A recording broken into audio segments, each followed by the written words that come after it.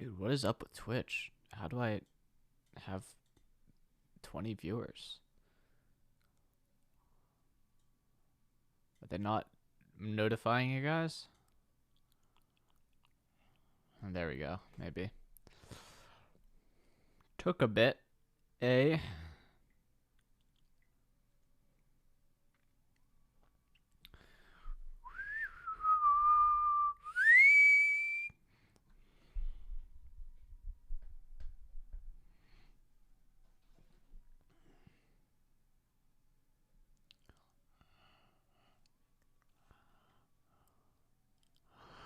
I see it was just delayed. Cool. Good job, Twitch.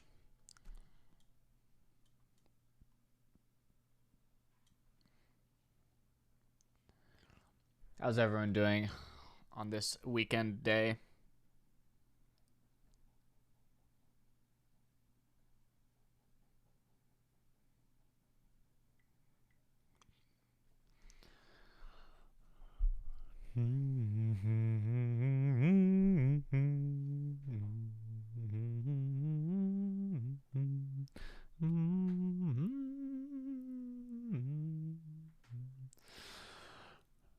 I'm doing pretty good, personally.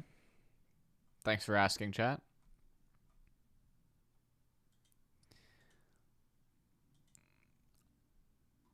Although, AWS is fucking cringe. They shut down the entire account.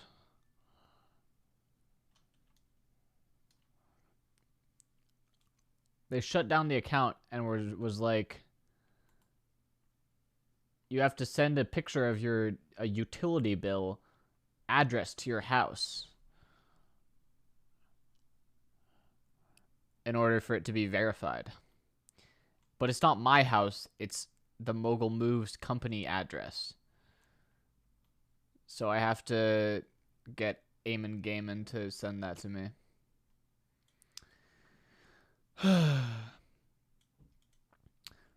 So that's why, in case you were wondering, that's why Mogul Mosaic was down. It was up for a bit, and then it got shut down by Amazon. So that's the story there. I am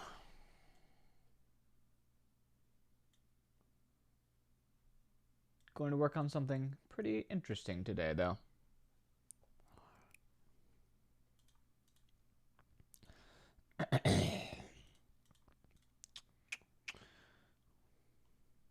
As you can see from the title.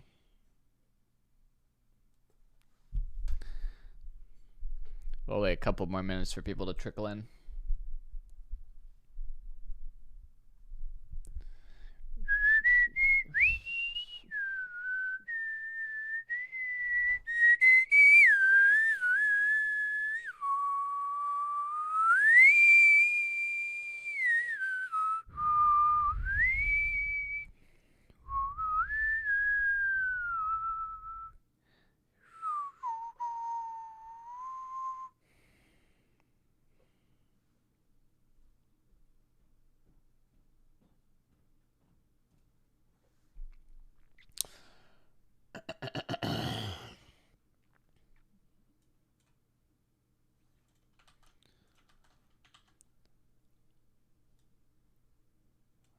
All right.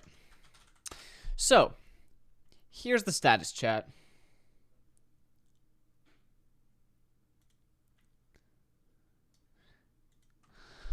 We've got a couple things coded up. We've got a front end. Right here. Doesn't look like much. That's because the server shut down because of Amazon being cringe. We've got a back end. Bit of code. Wrote that in Rust. Was pretty difficult. Now it's done. Where is it? And then we got this deploy thing for deploying it onto AWS, which worked until AWS shut me down. So we're going to wait until that gets resolved. JL Olive Streams, thank you for the Prime sub. So that's three things. We got the front end, the back end, and the deployment. And then root is just the root folder. But I want to make one more thing. And that thing is the title of the stream. I want to make a new folder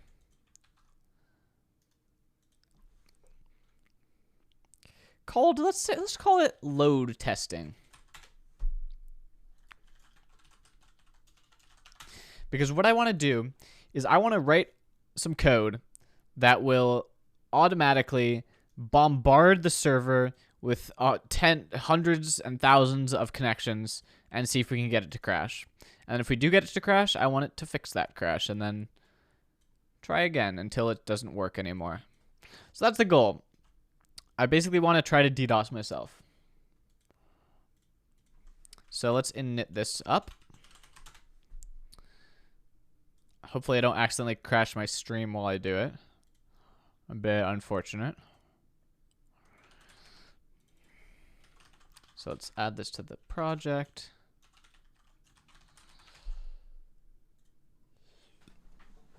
All right, new folder created. So how are we going to do this? Well, it's a WebSocket connection, so we need something that can spin up 1,000 WebSocket connections. We need to be able to specify the URL to spin them up and point them at. And then we need to temporarily modify the backend so that it can acknowledge these people as actual users, all of these fake users that I'm making to try to crash it. So let's start off with installing a WebSocket library. And I think I'll just use the WS library. I can't think of if there's anything better than this. Opt-in for performance. Oh, yeah. All right, so let's add WS and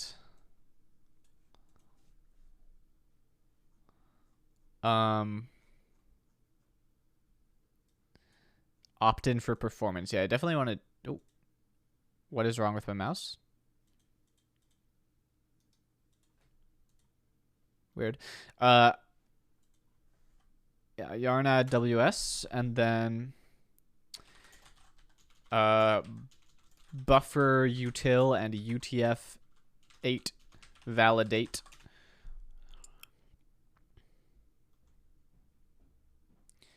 Okay. Oh, and this automatically installed for me. Nice. Thank you, Yarn. So now let's make a new folder, call it source. And a new file in here, call it index.ts. And we'll just console.log hello world. And now I am forgetting... Well, let's copy over our lint setup from deploy. Boom, boom, boom.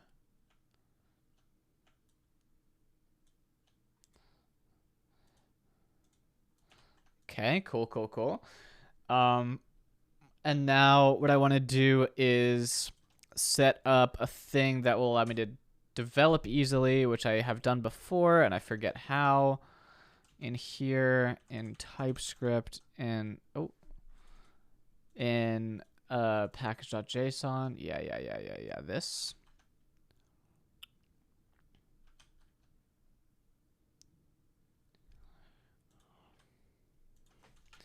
Make a scripts thingy, put the thingy in the thingy, add the thingy to the thingy. We now need a tsconfig.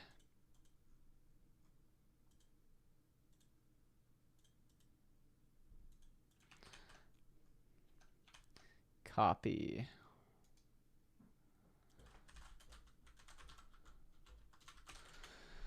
Paste.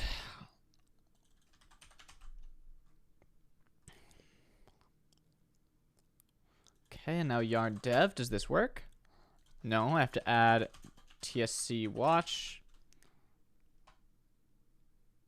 And then it works. Okay. I do need a git ignore.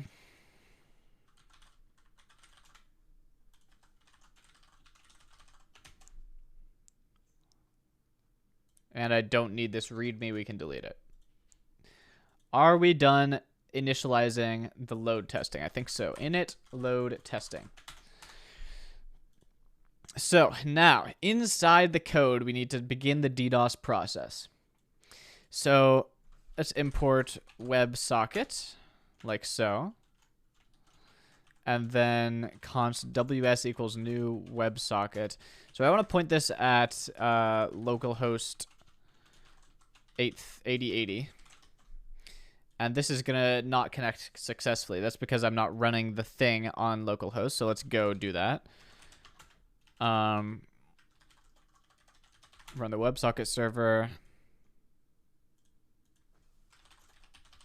Run the backend server as well. Oh, we got to do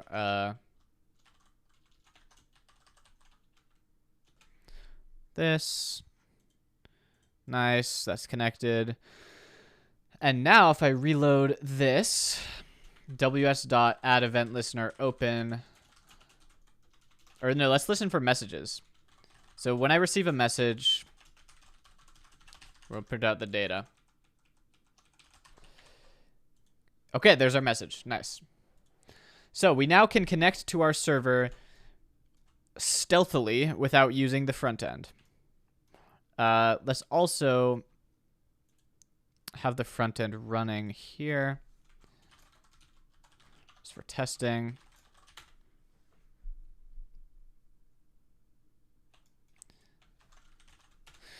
Just making sure everything is safe and sound.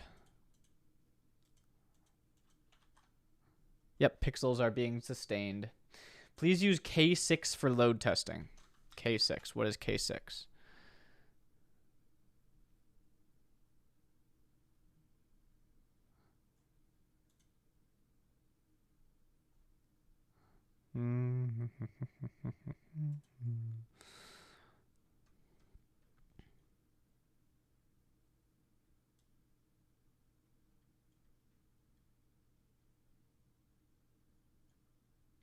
This looks very useful, huh?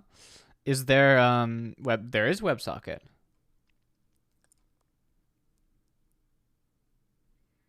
Yeah, seems legit. And it's open source, so how do I do it? What? I have to install it as a package? Can't I just K6 TypeScript? Is this a K6?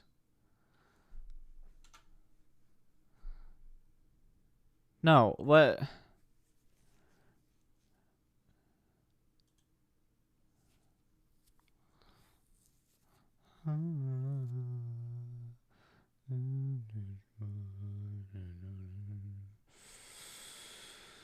This is just fucking Webpack and shit. That's cringe. Can I use ESBuild?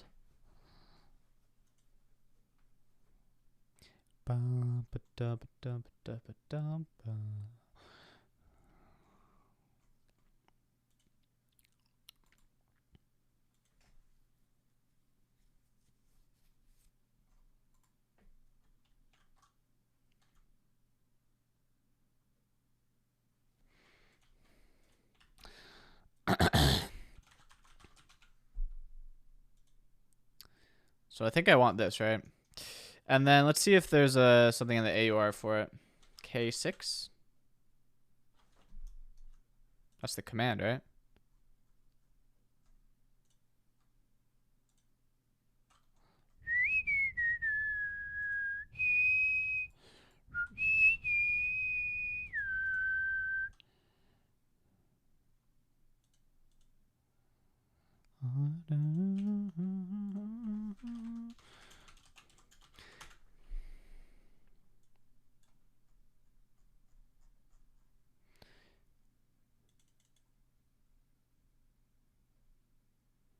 I don't see it here. That's weird.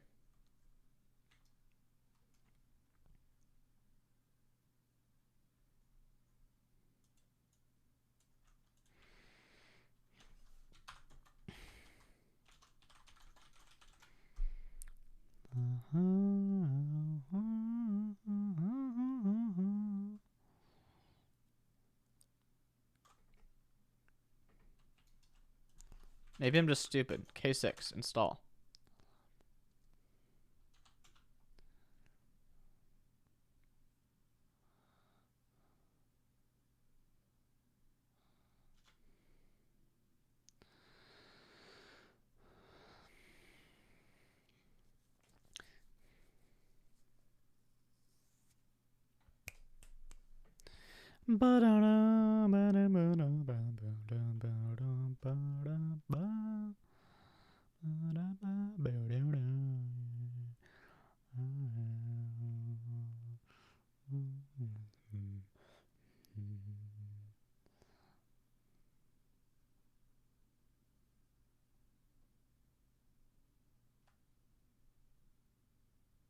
It's taking a while. It's a big binary.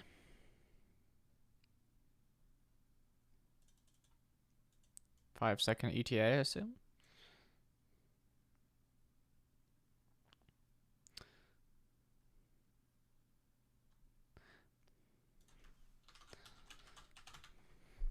All right, K6 installed. Okay, cool. So I now need to undo all the stuff I just did.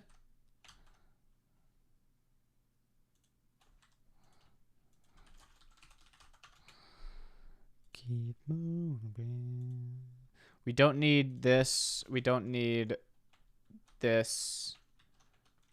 Or this or this or this or this or this. Or this.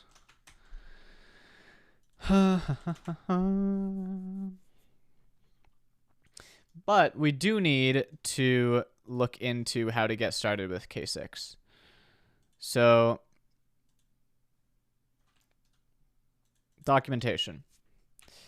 Installation. Did this. Running K6. So I have to import from K6. Let's go. Actually, let's just look at the WebSocket docs.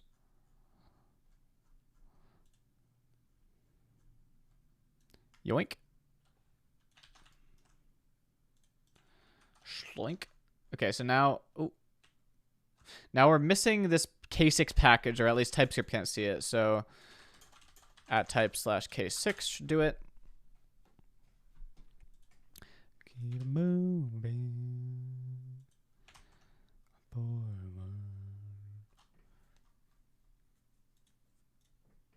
What's wrong with this?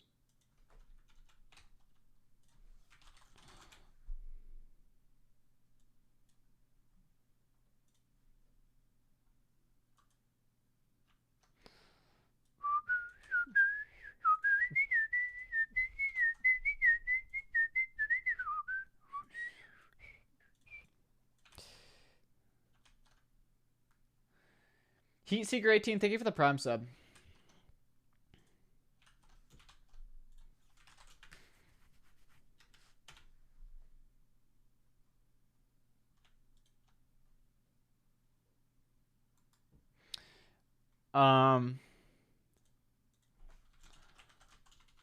And Voiders42, thank you for the another time Prime sub.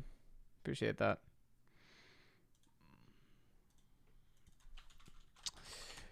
Okay, there we go. Lint me, daddy.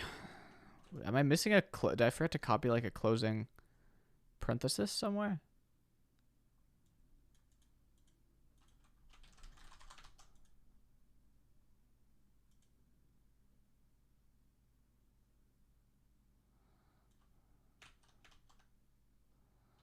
Something weird. Holy shit, so many primes. Bowden Rutherford, thank you for the prime as well. Yo, chat. So many primes happening. Now's your chance to check your own prime. It's possible that you have one. It's not a sure thing, but it's worth checking, in my opinion, because it's free money for me. Oh, this example in the docs is just wrong. I need to do this.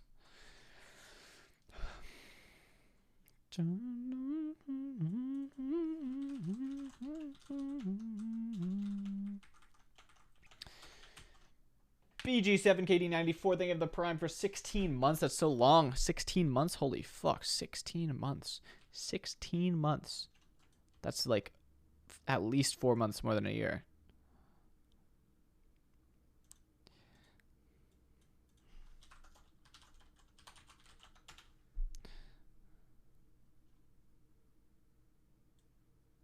Oh, I think this worked.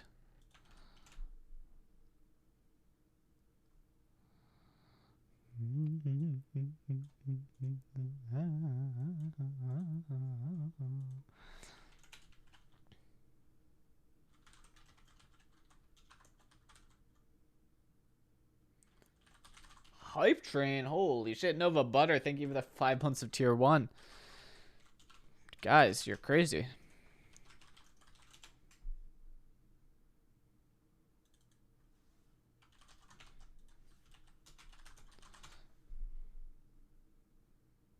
Oops.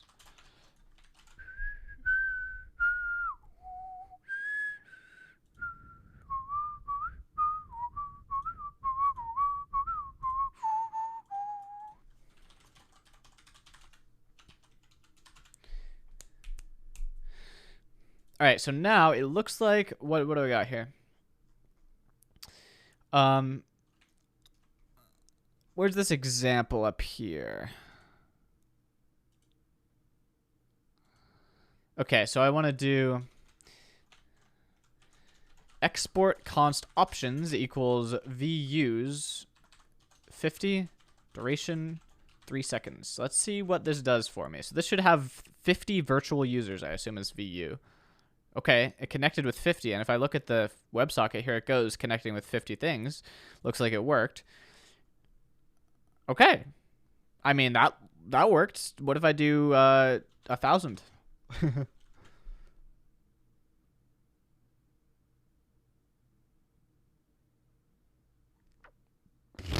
I mean, that worked too.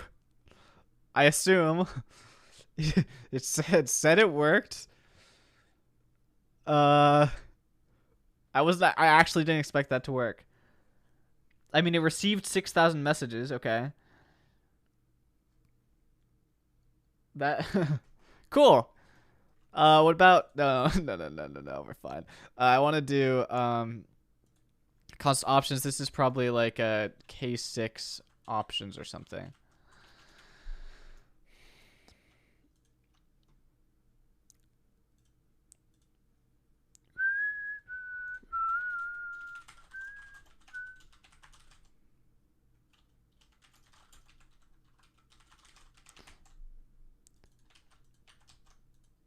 And now if I, yeah, okay.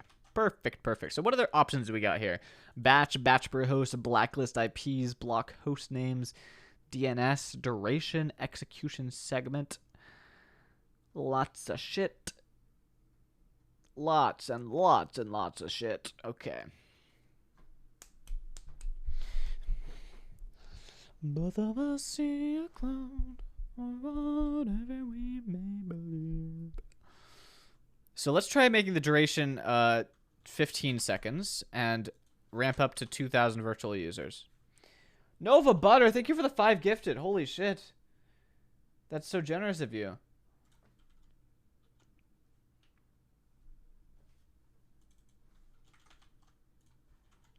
I really appreciate that. Oh, this is not working with TypeScript.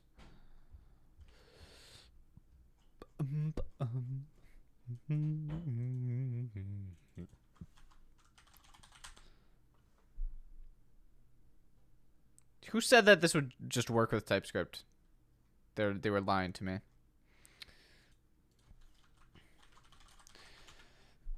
The hype train was bothering you. Well, luckily enough, I think only one more person would have to check if they have a Twitch Prime sub available to do it and have it work. Go through and then give me more money. So, if you would like to use your Prime sub, now is the time. Does it even matter to me?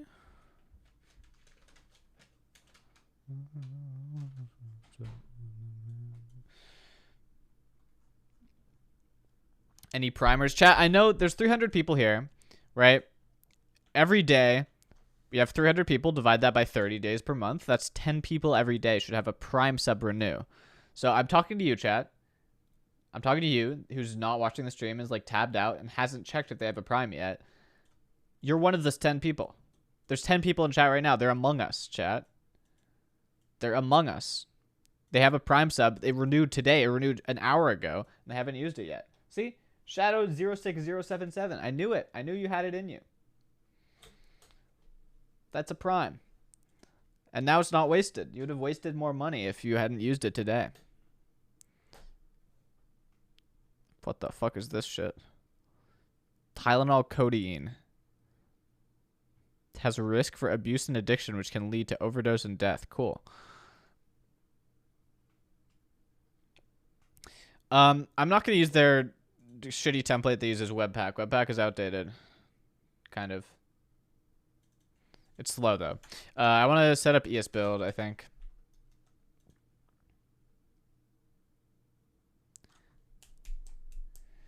It's Chowdhury. Thank you for the Prime for 2 months.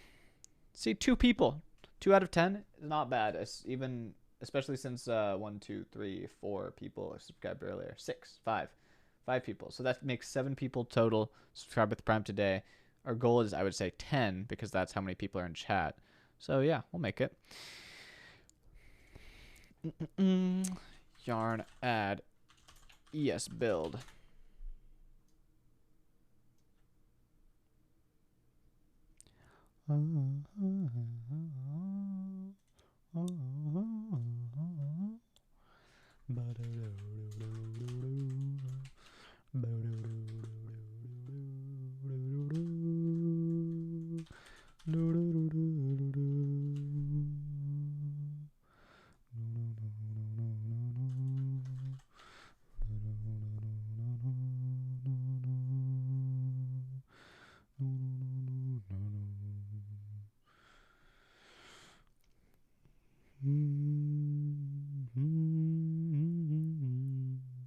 TypeScript. So this is suggesting that I do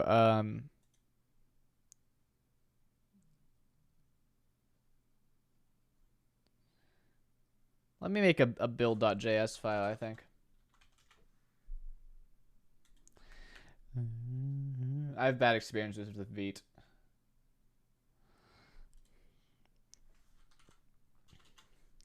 Because they only accept EJS modules, which I assume is, or which is good, but also not, like, it doesn't work a lot of the time, unless that's just Svelte being Svelte.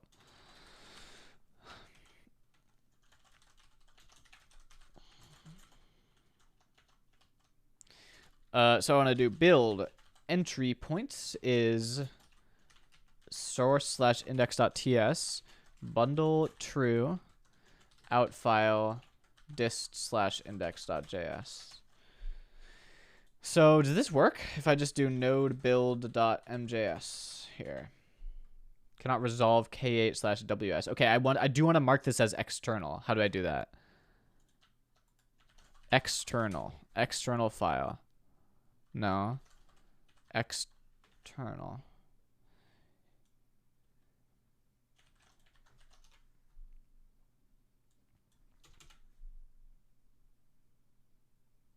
How do I do this? Yeah, I will add this comma.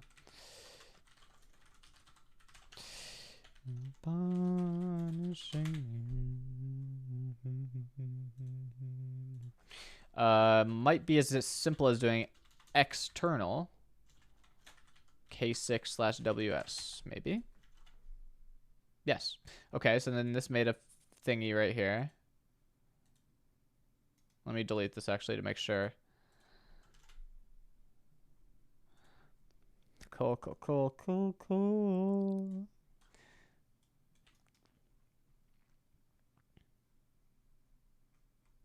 Okay, that looks like it built correctly. Now I can go back. Oh no, this is fine. Can I do something like K6, just K6 here? Will that work or not?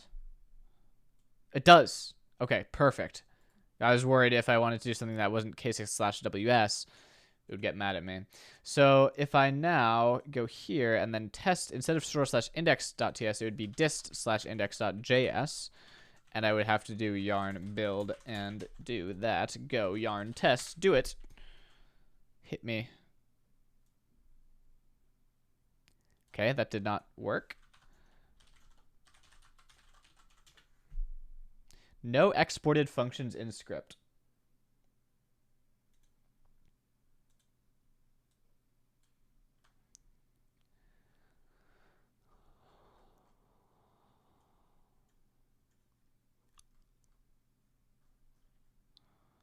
Maybe I want to say bundle false.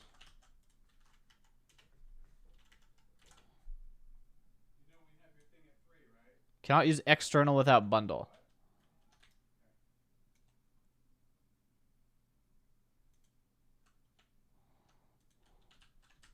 So, do I need external then?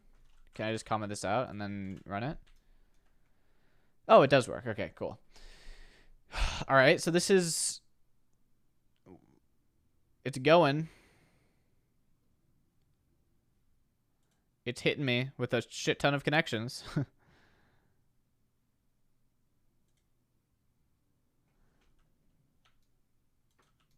I mean, I think it worked. I just can't super tell. Data received 92 megabytes.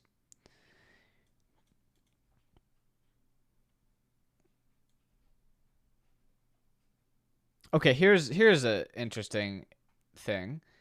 WebSocket connecting, average 13.22 milliseconds. So now what if I run it with 100 users? 13.22 milliseconds. Keep that in mind, and then run it again. 13.22 milliseconds.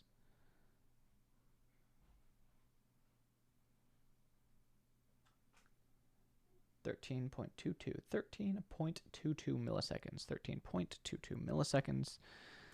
13.22 milliseconds. Ooh, that's a whole lot lower. That's 582 microseconds, which is half of a millisecond. So hitting it with 2,000 users, 2,000 connections at once, slowed it down by 26 times.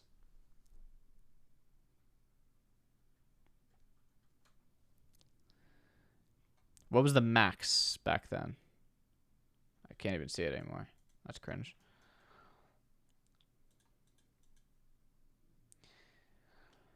It is still okay, and I guess I can't complain too much.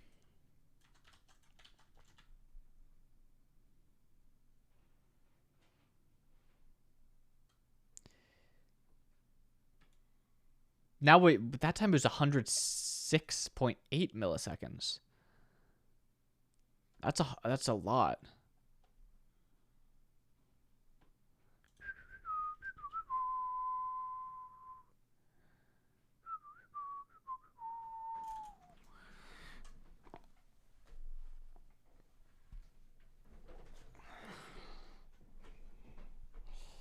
Bum bum bum bum bum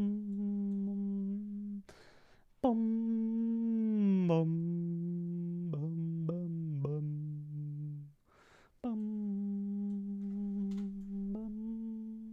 bum bum bum bum. All right, here's the thing, chat. I don't just want to connect to this and then ping. I will also want to send some messages across.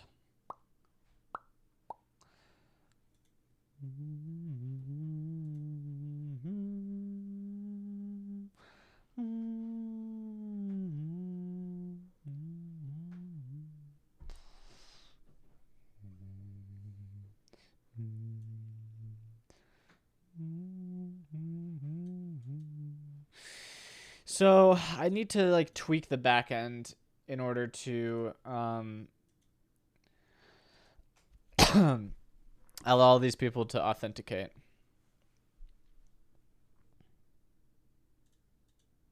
I guess I could just copy this. If I just set this to true. Well, yeah, if I just set this to true.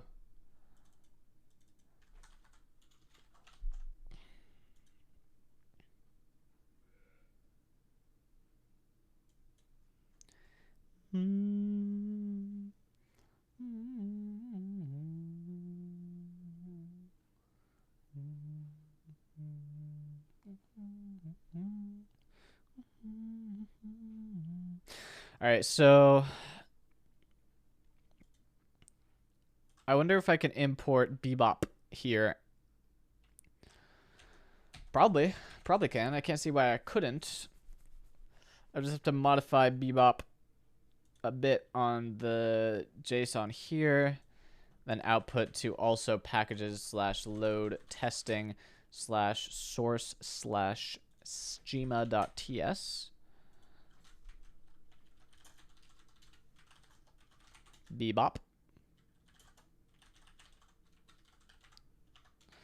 Okay, here's our schema.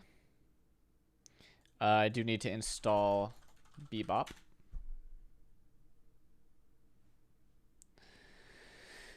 Okay, and now I need to figure out, well, I need to do, okay, wait, hold up.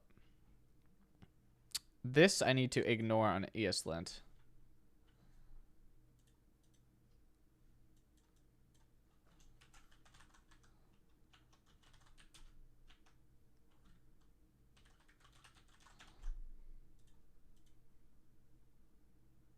And I guess not just on Prettier, but on actually ESLint. Ignore patterns, source slash schema, because this is auto-generated and it's not necessarily going to be perfectly formatted. And then on my index, I want to do import, I think it's place from schema. And then I do like, let's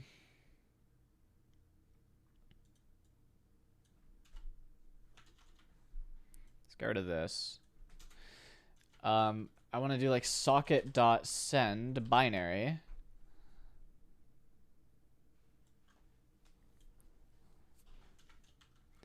Place.pixel.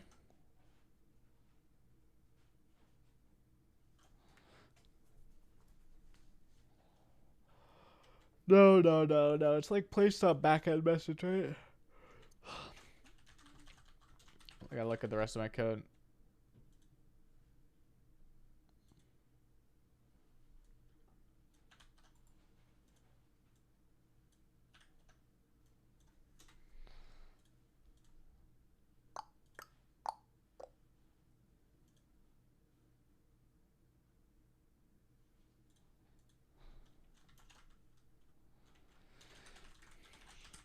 So we'll just put a random pixel down.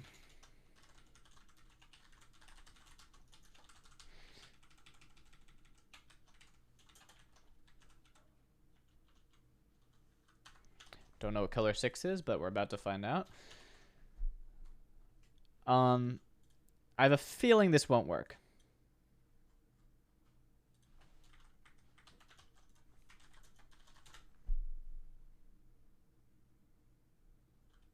Yeah, I need to bundle this, actually.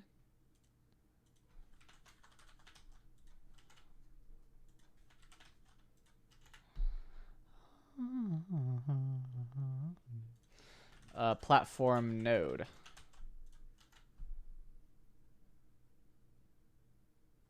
Unexpected token. On line 193? What?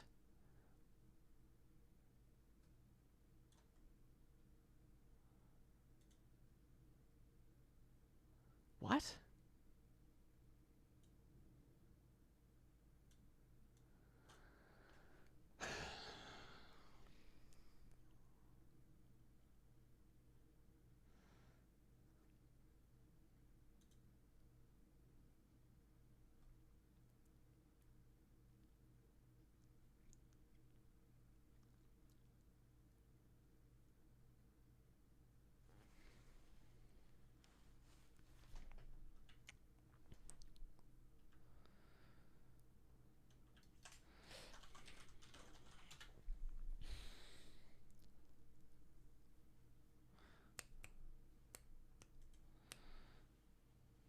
Do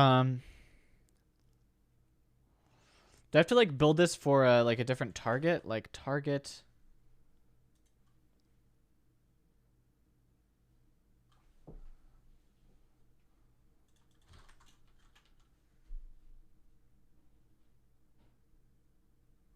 Node or ES5.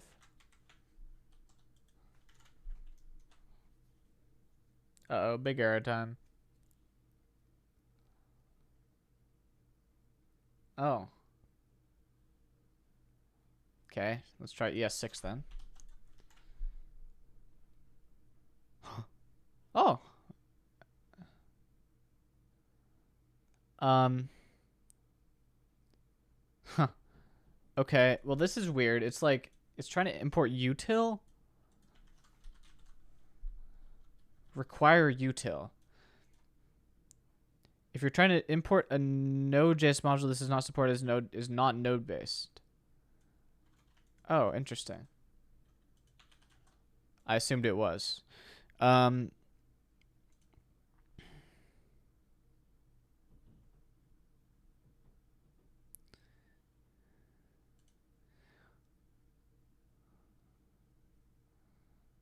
okay, well then I'll just change this to not be target node and just platform whatever.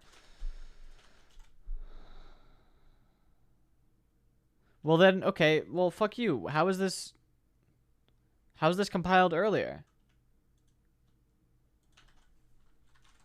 This is requiring util if type of require is not undefined, if type of text decoder is undefined.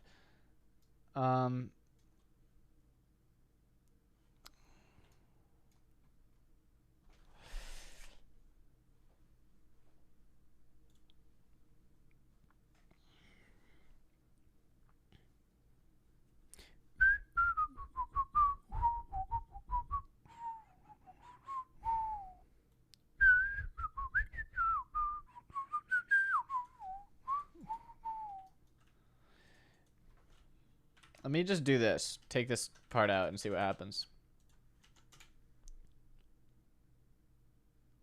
Text decoder is not defined. So I need to polyfill text decoder.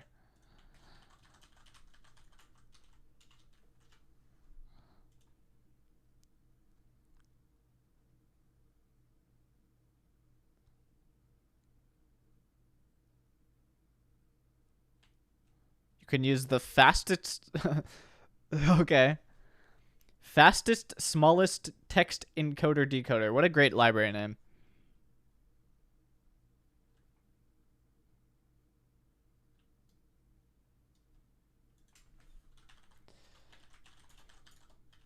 Fastest smallest text encoder decoder.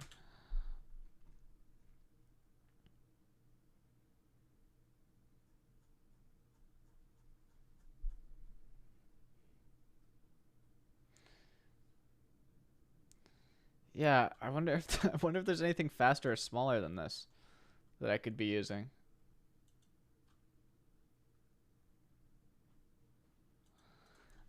So I can now import text decoder from fastest smallest text encoder decoder.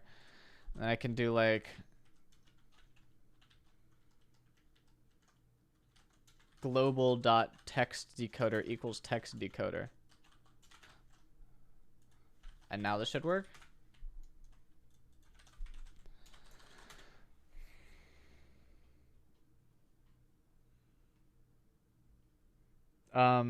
Let me say external, add util to the external.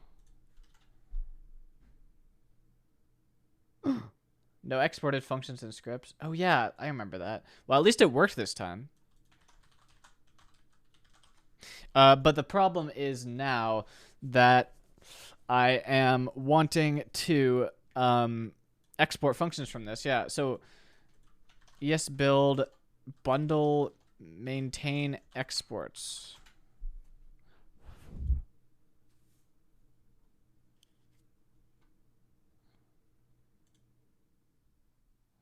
So maybe format ESM. Fingers crossed.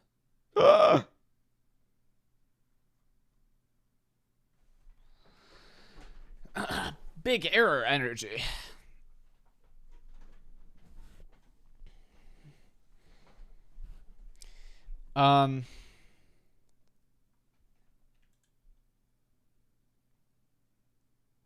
Expected array buffer as argument received object.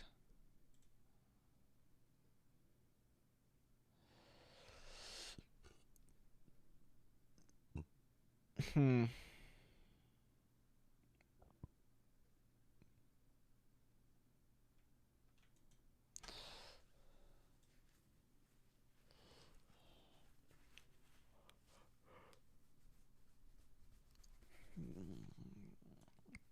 At line, wait.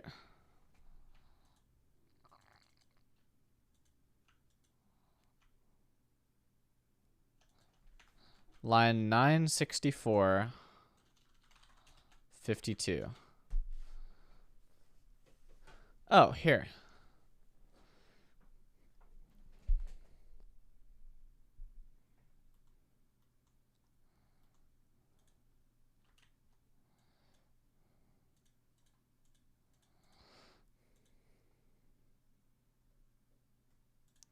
I wonder if I can do this. Or if this is the thing that's causing the error.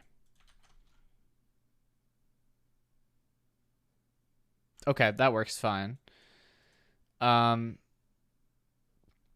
So socket.send binary, that doesn't work. Socket.send maybe? But I feel like that just works for strings. Yeah, no, this isn't gonna work.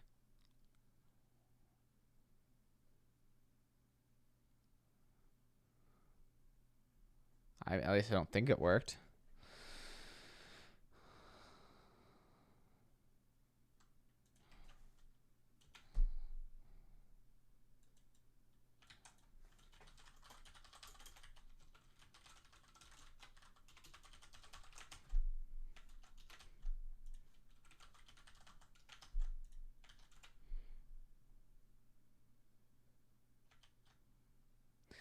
Expected array buffer as argument. Received object.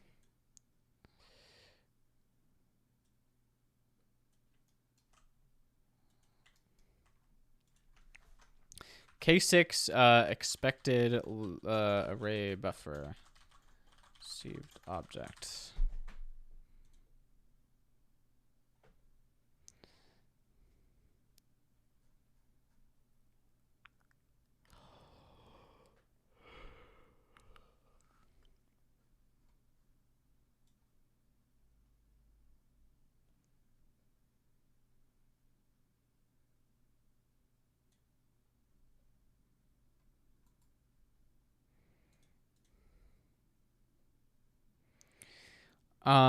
WebSockets, send binary.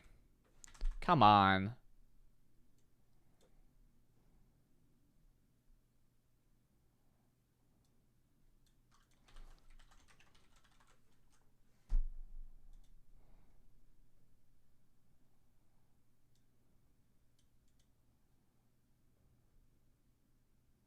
This is just doing random. I don't know. Open. That's called something external. Oh fuck.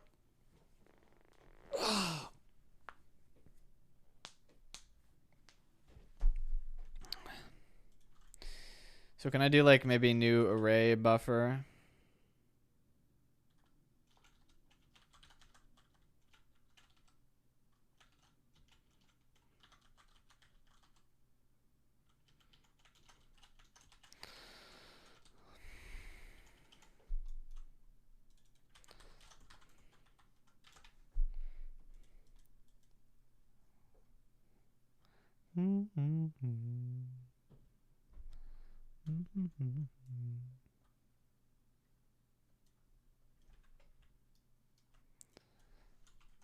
Encoded dot buffer per schlaps.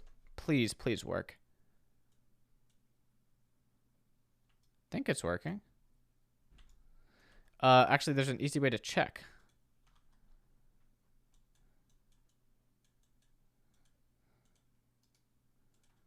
Ooh, do we have the bug? Wait, we might have the bug. Let me see if I'm connected here.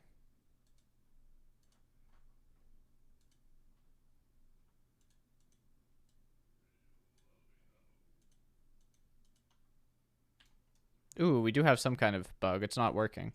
Let me restart this.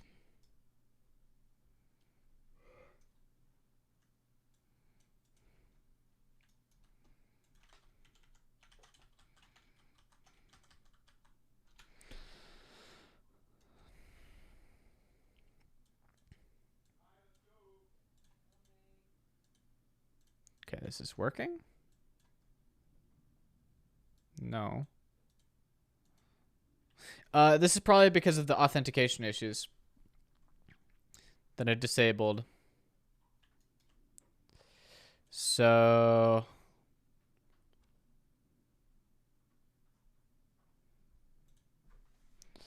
user ID equals some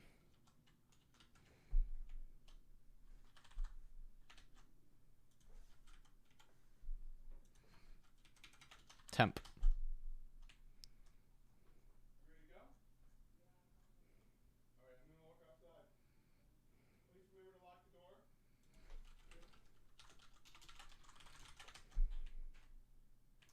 Okay, cool.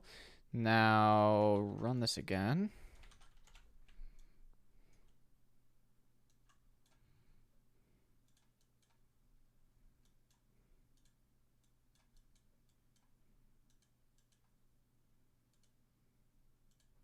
And the pixels are persisted. Okay, so now I'm going to have this open here. I'm going to go here. I'm going to run this.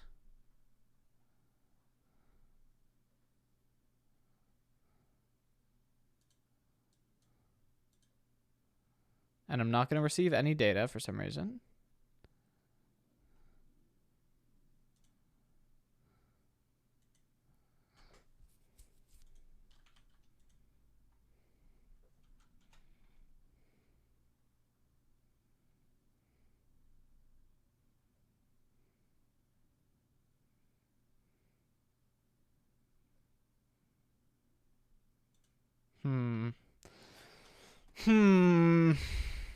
Did it? So it's accepting the connection. Am I wrong?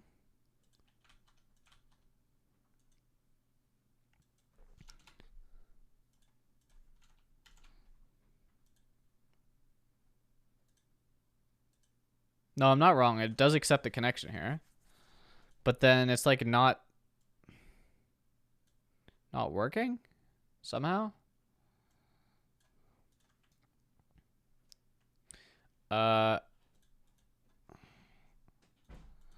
Log. What is the logs tab? Is there a GUI I'm missing?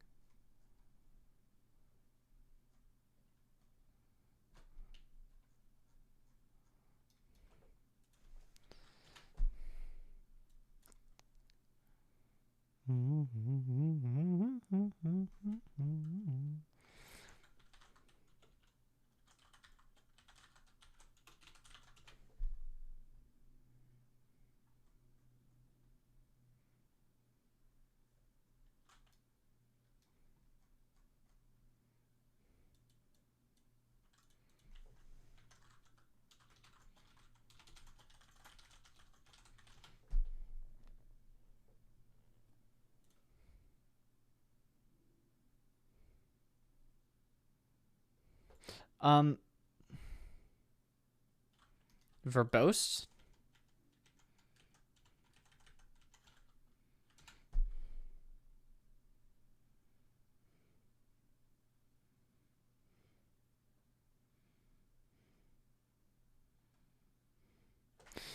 No, still don't see it.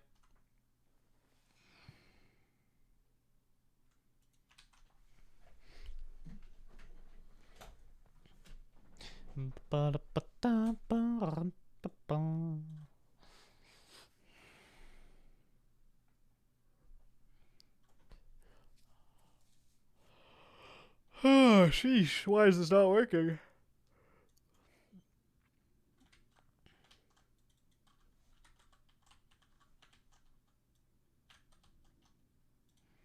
What about this?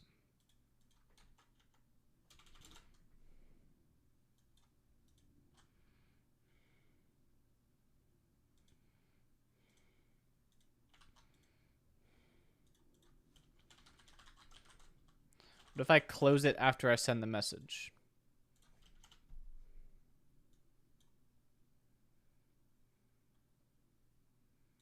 Connection refused. That's because I'm dumb.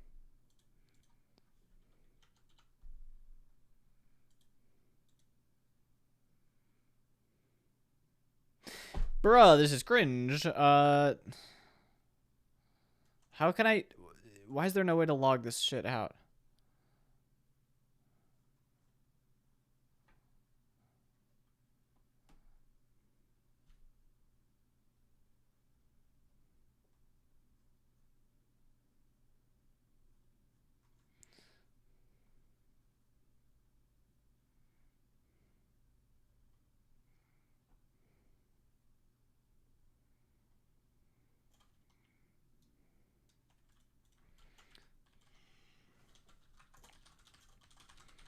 So this, I can't just run it on the cloud just like this, right? It's gonna fucking, yeah, I have to log in.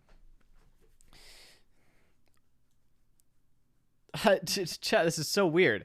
Why was this not working before? Why was this working before if it's not gonna work now?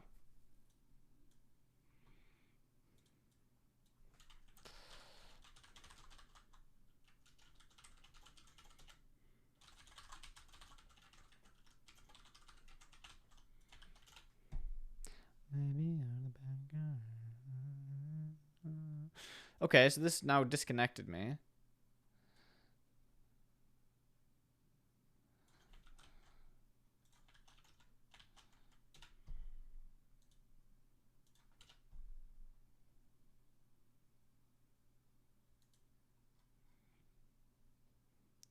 Sent 402 bytes. Console.debug, you think?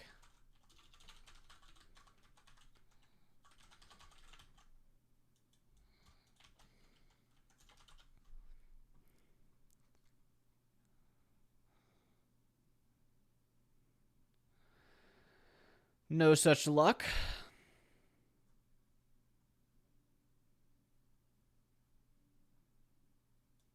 I mean, what if I like throw encoded like that?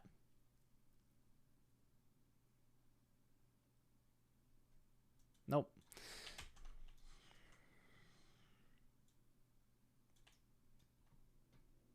Oh, I receive a message, all right. I get a message as soon as I'm connected. See? And I had it in here earlier and it didn't work.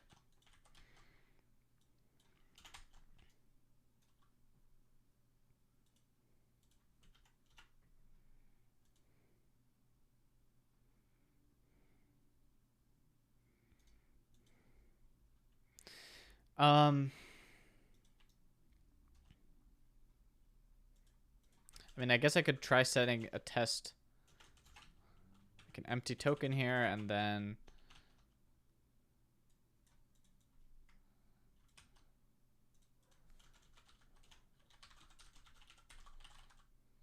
oh, I see. I probably have to have this happen.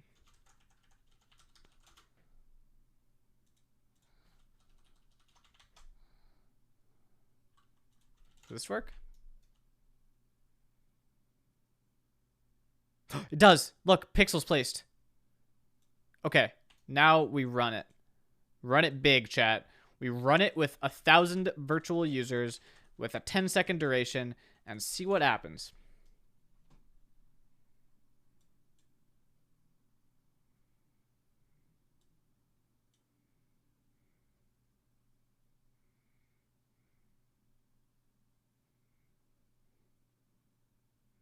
I mean, some pixels are getting placed. Oh, it's way behind. We've found a bug. We've successfully DDoSed it.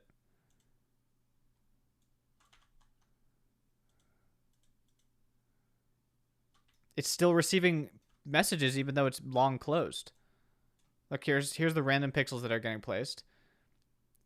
The test is done. It shouldn't still be receiving messages.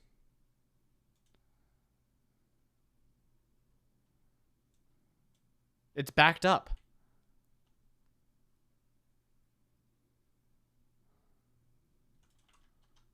Okay, that's good to know. This is actually crazy. I didn't expect this to happen so fast, but yeah, we found the issue. Or we can recreate the issue. So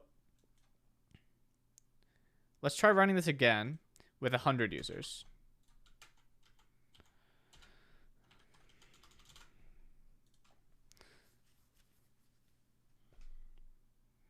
Now it's working. Now it's sending 199, 100 pixels. That's what we should be seeing.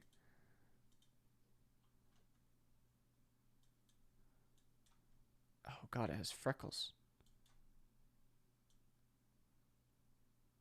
The entire canvas is freckled with orange. Crazy. Okay. So 100 users worked fine. Let's try running 100 users again. See what happens.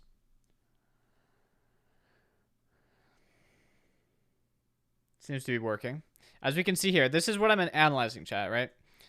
Look at these binary message. It says right here on the right side. It says binary message and then 510 bytes, 1 kilobyte. 510 bytes means that 500 pixels are placed, and 1 kilobyte means that 1,000 pixels were placed. Or no, it's less than that. But this means that a lot of pixels were placed. But before, this was like 10, 20 bytes, which means that there were only 1 or 2 pixels per message. But I was having 1,000 people simultaneously spam it with pixels, so there should have been 1,000 pixels per message. So if I now run this with 1,000 again, please tell me we have the issue immediately. 15 bytes, 35 bytes, 25 bytes. Yes. Yes. We see the issue's 100% recreatable. That is really, really, really, really good news, chat. That's reliable replication of the issue. See each of these, if we look at this in the hex viewer, looks like there's 1, 2, maybe 3 pixels out of the 1,000 pixels that were placed at once. Nice. Okay. Oh, this is great. I was not expecting to find this issue. Ah.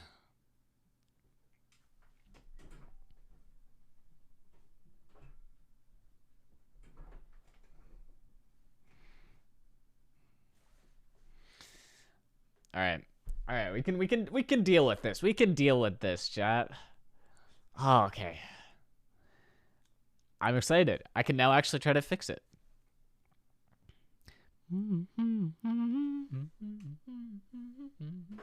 Thousands at once sounds like a shit ton. It does until you realize that Ludwig's chat has 10,000 people in it. Thanks for the 2,000 bits. That's $20, right? Poggers. So this chat, this is horizontally scalable, which means basically that it can run on a bunch of computers at once and be faster. But even so, each of those computers should be able to handle 1,000 people. They should be able to handle 10,000 people. So that with 10 computers, we could have 100,000 people. So it is an issue that this is happening. Let's do some more testing. Let's see how far we can push it before it has this issue.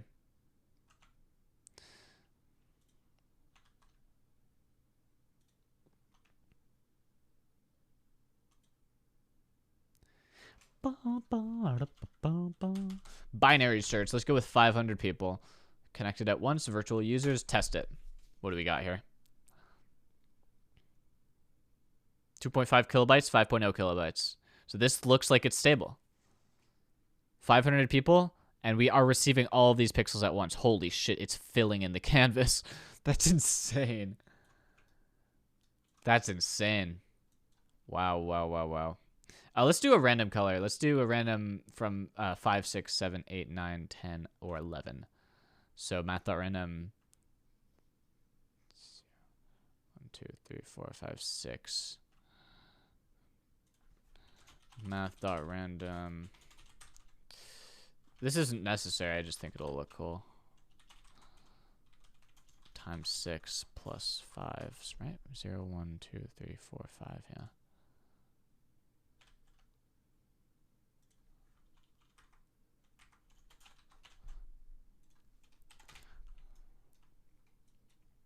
And then we watch the magic. Oh, it's down. This is with 500 people, and it's down again. Okay. So 500 isn't necessarily everything. Or 500 people isn't necessarily reliable. Let's try 500 people again.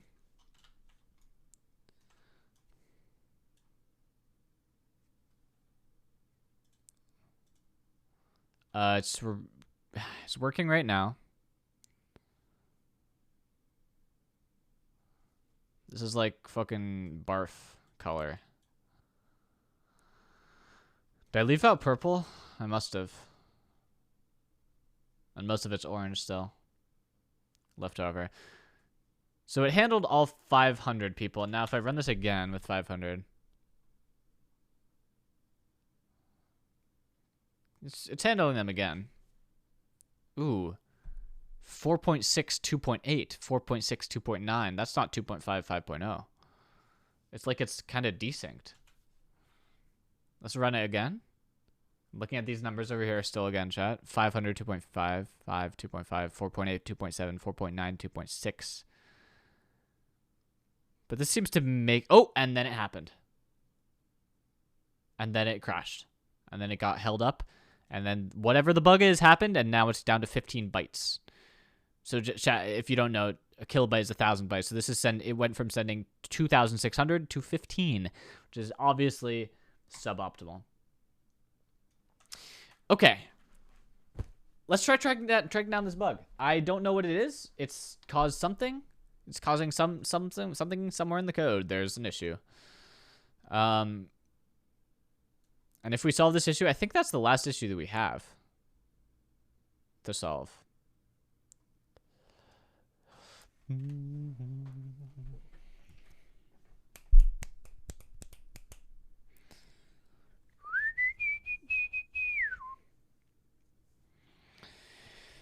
Let me think. Let me think.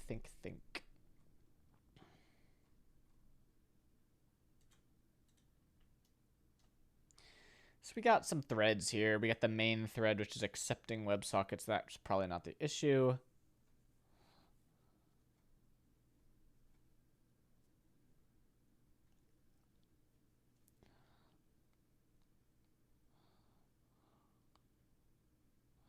See how long it'll take to fill the whole canvas with 500 users? Well, there's 1,000,000 pixels.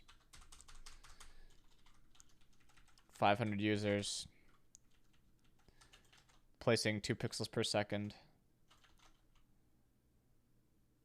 So we have 1,000 pixels per second.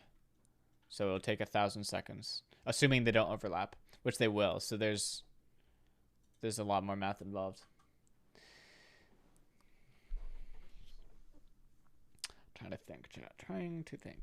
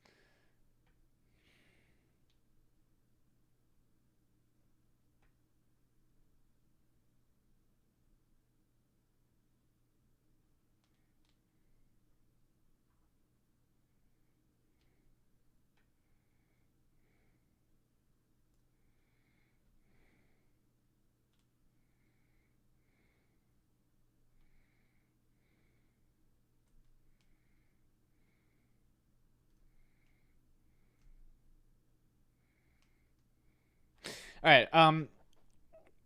So the threads that we have going on, chat, we have this infinite loop here, which is accepting WebSocket connections.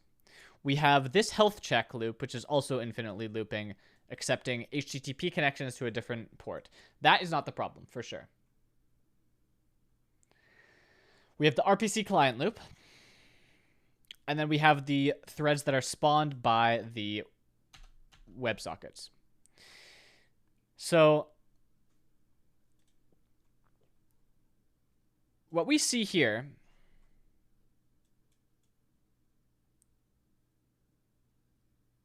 well, let's see what we do see. Let me rerun this. And let's run it with 500 again. So we should see a bunch of connections, setting 500 pixels, setting 1,000 pixels.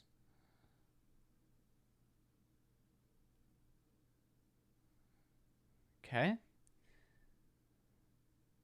Okay, so it sent a bunch of pixels. Let's run it again, because eventually it'll fail, I think.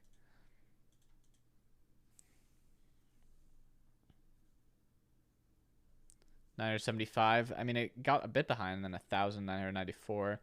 92, 96, 99, 5,426. Okay, hasn't failed yet. One more time. 500, 999, 999, 500, 500. Still up, still holding strong.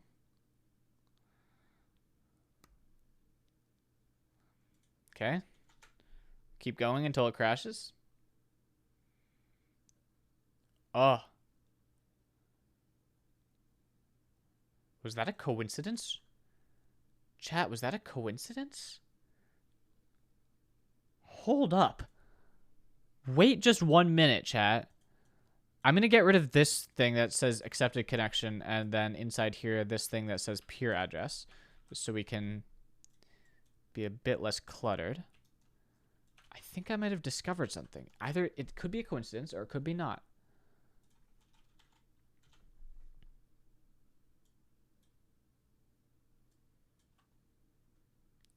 Okay, we're going to run this test again.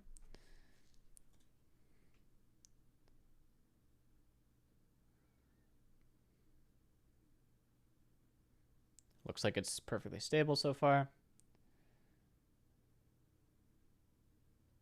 Chat, I'm going to copy paste this message. Can someone sum this up?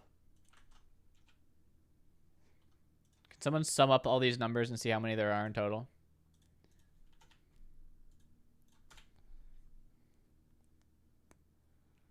Should be easy enough with a bit of code.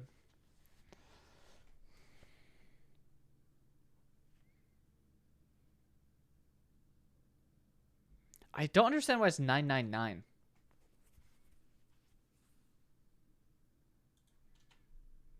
And not 1,000. It doesn't make a lot of sense.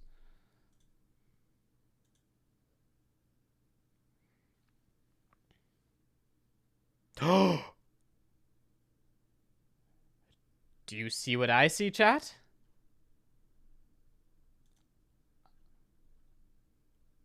$14,954. So that looks like it should be 15,000 and it's missing some. I see something here. I saw this last time too. Do you see it?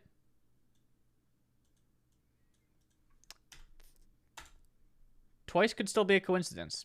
Let's try this one more time.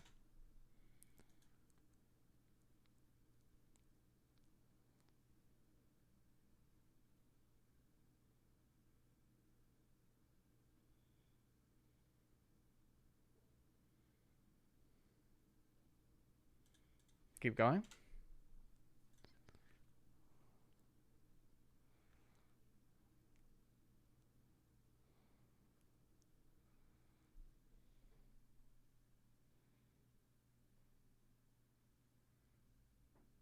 Keep going.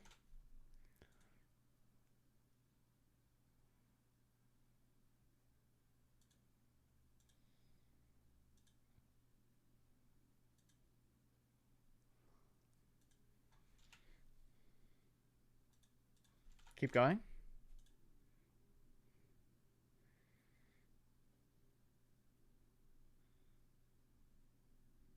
I see it. I see the issue. That's 3 times in a row. It's sending all the pixels perfectly fine. And then we have a little innocent resyncing canvas. So let me tell you what's happening here, chat. This canvas is maintained in the backend. Notice how even though I keep on shutting off the WebSocket server and then restarting it, the canvas is maintained. All these pixels are maintained. That's because it's stored in this process over here on the left. See it? This is this. See how this one's saying sending pixels and this is saying got canvas 1 pixel, right? This is this thing in the middle is sending messages to this thing on the left. This thing on the left can have 100 of these things in the middles sending it pixels at once. It consolidates them all into one delta and then it sends that all back. So this is the back end on the left and this is the WebSocket in the middle. That's what my terms are for that. So the backend stores the full canvas in memory. And so the WebSocket needs to know what that canvas is as well, because when someone connects, it needs to send them an initial snapshot of what the canvas looks like. So then watch this. I start it up and it says resyncing canvas, right? Because it has to get it has to ask the backend, okay, what does the full canvas look like at this point in time? So it gets that, it resyncs it. And then I was like, okay, sure, that's all well and good. What if something random goes wrong? I should play it safe, and every 60 seconds, I'm just going to ask it to resync the canvas again. So every 60 seconds, it's just going to ask the backend, okay, send me the canvas again, just in case something happened and I'm desynced. But for the last 3 times in a row, it's going perfectly well. It resyncs the canvas, and then it crashes. So I don't necessarily want to remove this feature that resyncs the canvas, but it is almost 100% certain that that is what is causing this pixel issue. So let's look at that. Let's look at that code. RPC client right here. All right, let's read through this real quick, chat. This part we don't need to care about. This is what we need to care about. So this is connecting to the backend. It's getting the full canvas, right? So that's why it initially says resyncing canvas, is because it's calling this get full canvas with retry. Also, oh, this is retrying. Yeah, so get full canvas with retry. It's making a vector of pixels, and this pixels is basically a batch of pixels that it gathers up and then sends off to the backend. Yeah, so chat, I hope you guys are understanding this, because I feel like I'm explaining this pretty well. The WebSocket, which is what we're looking at now and is the thing in the middle, it's sending these batches of pixels, sending 500 pixels, sending 999 pixels. That's what this thing right here is. It's a vector, which is basically a fancy word for a list of pixels. So it's gathering these up, it's sending them off, and then it's clearing the thing so it can gather up another batch of them every 500 milliseconds, which is why you see 599, 599 every 500 milliseconds, which is half a second.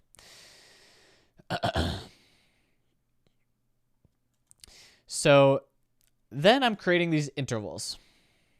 Create synced interval, and then a interval of 60 seconds. So this right here, look at this, chat. You should be able to understand, even if you don't know how to code, you should be able to understand this. This is making a duration from milliseconds, millis, 500. This is what I was just talking about. Every 500 milliseconds, it does this thing. And then resync interval, which I also just talked about, resyncing the canvas, is a duration from seconds, 60. So every 60 seconds, it's running this interval. And this is the thing that's causing the problem. So then we have this loop, which is basically this loop is basically saying, of these 3 things, whichever comes first, run it, and then go back, and then whichever of these happens next, run it over and over again. Neither. I wrote my own Firebase code. So we have these three things are basically the possible asynchronous actions that could happen. You don't necessarily need to understand this bit, but either we're pushing a pixel to the list of pixels. Remember, this list of pixels is what's sent off every 500 milliseconds, every half second. So either it's receiving a pixel from one of the people who just placed a pixel. That's the first one here. This is receiving. Let me actually write this down. Receiving a pixel from a connected client. So either that just happened, or it's been 500 milliseconds, so it needs to do this code, which is what sends it off to the backend. Or it's been 60 seconds, so it needs to resync the canvas. Okay.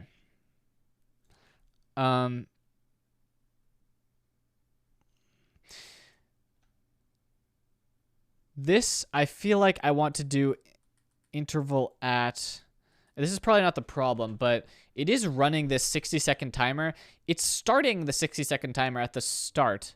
I want it to start the 60-second timer after 60 seconds has passed, because when this all starts, it just got the canvas, so it doesn't need to run this immediately.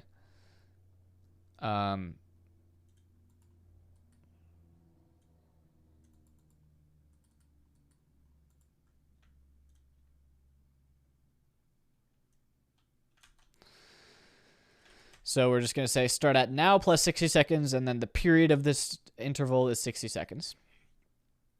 So is this bit of code the code that's causing the issue? Because we could try just temporarily taking it out. And let's see what happens now.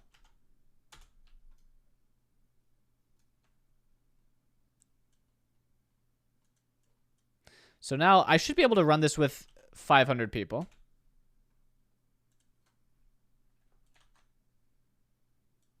Looks like it's running pretty well. Sending 500 and 1,000 pixels at a time. Okay, let's run it with 1,000 people now.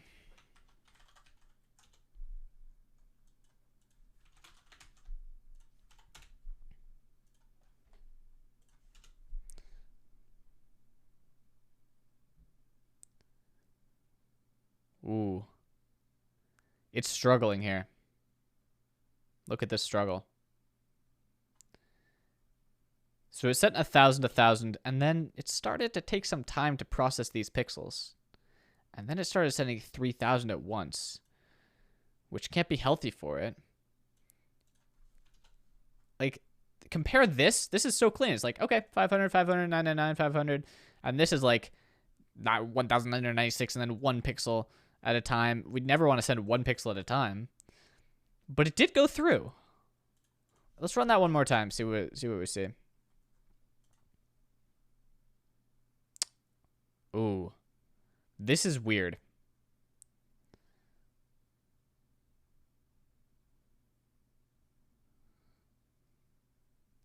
Okay.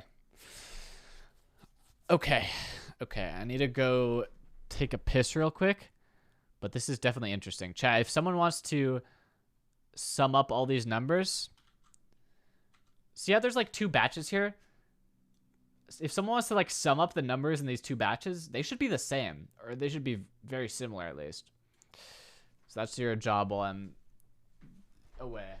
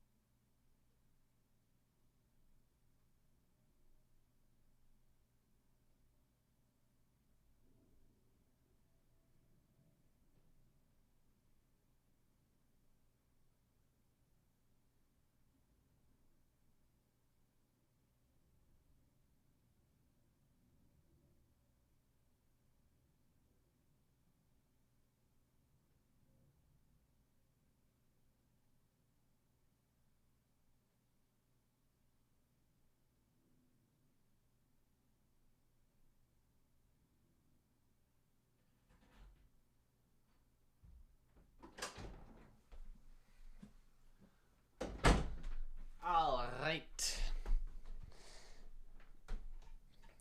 Oh, they're different from by that much.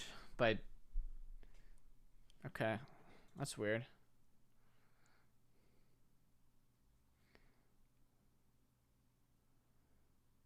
Huh.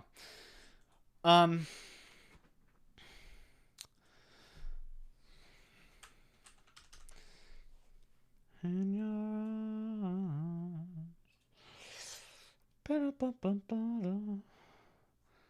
So it looks like, chat, we have two problems here. One problem is the code for collecting these pixels is not optimized enough. And so when there's 1,000 people all sending pixels at once, it runs into this issue where it kind of gets clogged up and kind of weird. And problem 2 is the resyncing canvas issue crashes it. So let's try this with 2,000. 2,000. Let's see what happens.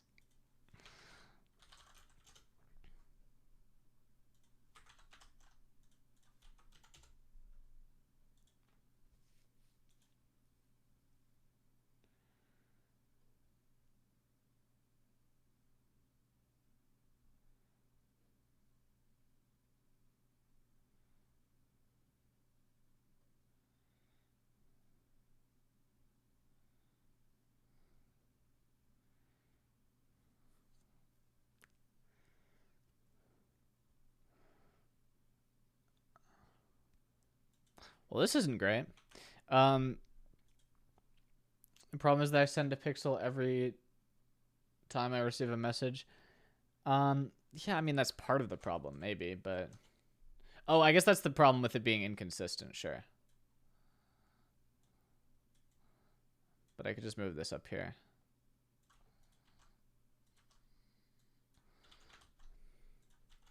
Let's test it with 1,000 people again now and see if that makes it consistent.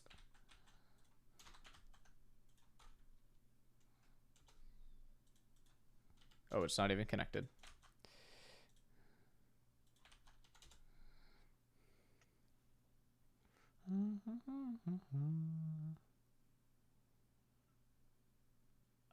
No, they are not very good.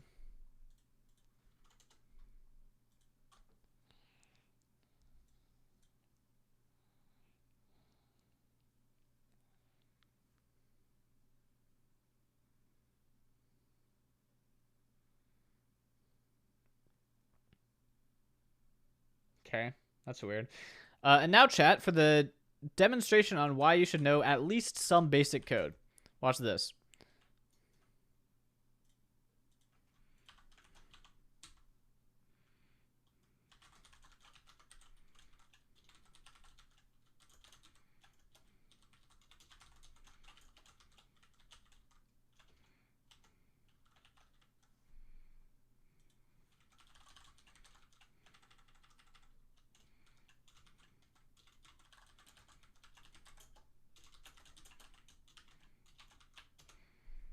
Look, I just calculated this contains exactly 10,000 pixels in it.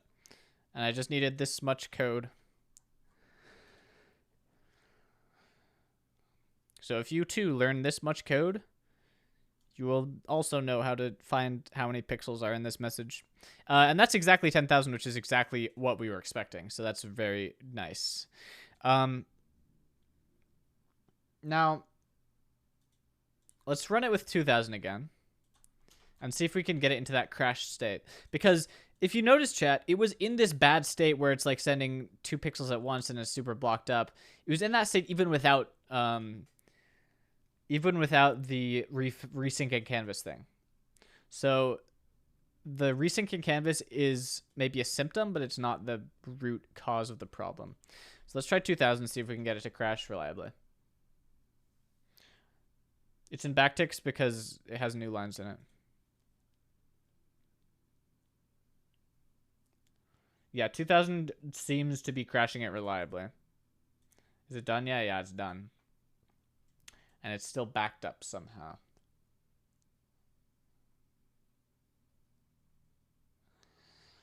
Huh.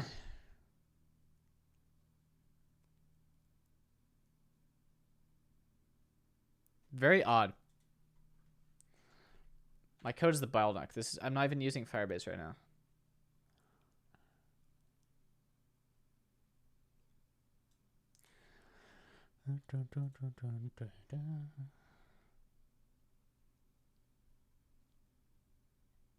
Cancel safety. This message is cancellation saved. This doesn't say it's cancellation safe. Flume.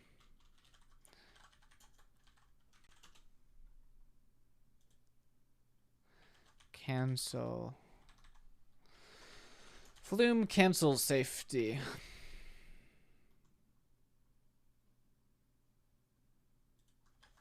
Rust.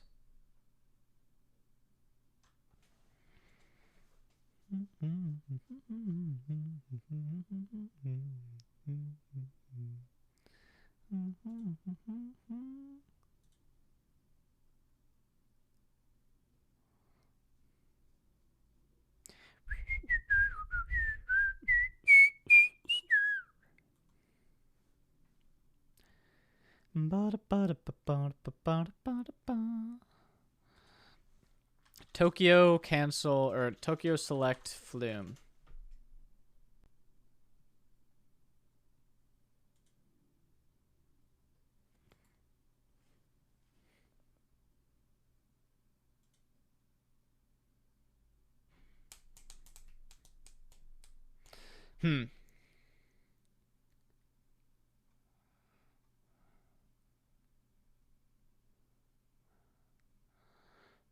So, this might be the problem.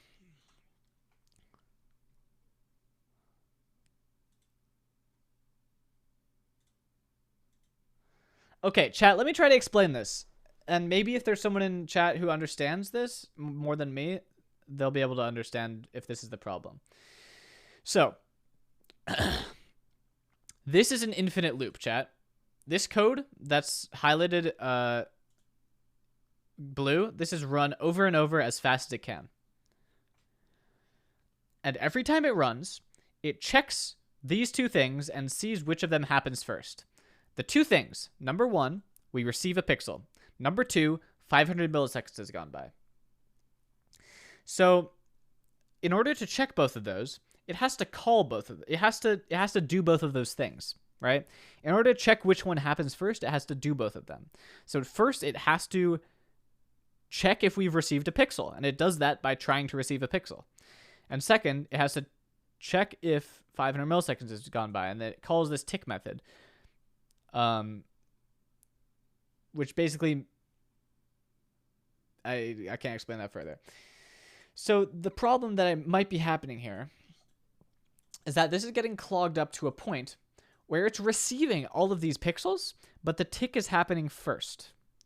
So what's happening is it's trying to receive all these pixels to check if it's received them, but what it ends up doing instead is actually just receiving them and then throwing them away because tick happens first. So it's like, okay, let me just check if this pixel's ready. Oh, well, tick happened, so I'll do tick. But I also already checked if I received one, so I can't undo that. So now that pixel is gone forever. That might be what's happening here. Jim needs caffeine. Thank you for the tier 1. But I don't know if that is the problem.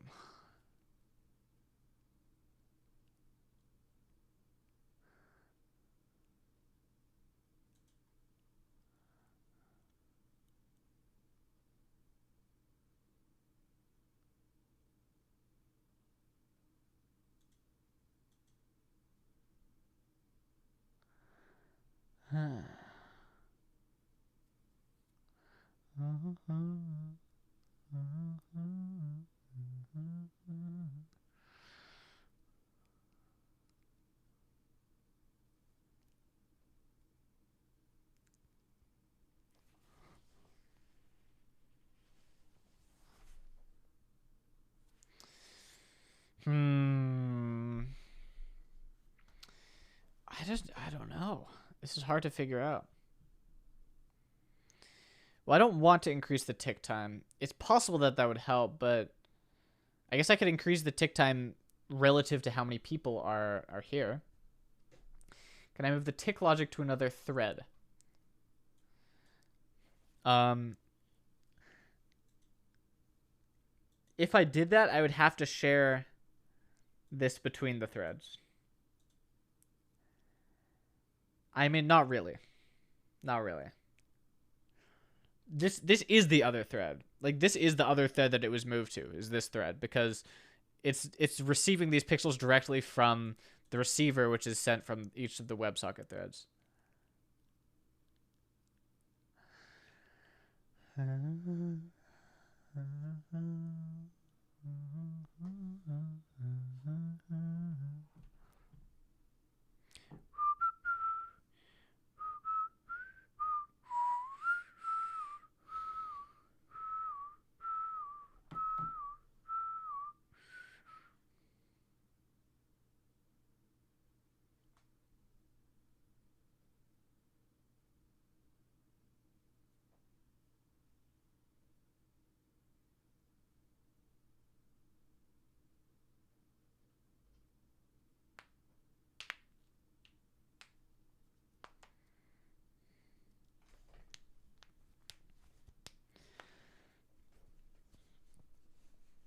How's it tell when 500 milliseconds passes? Beats me. Uses this interval. Some internal logic.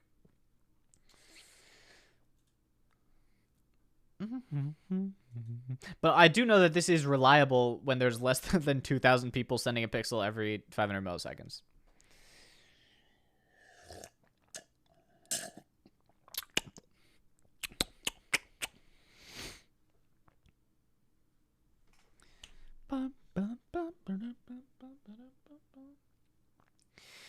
Yeah, I wonder if there's something I can debug here, but I'm already debugging this, printing this out.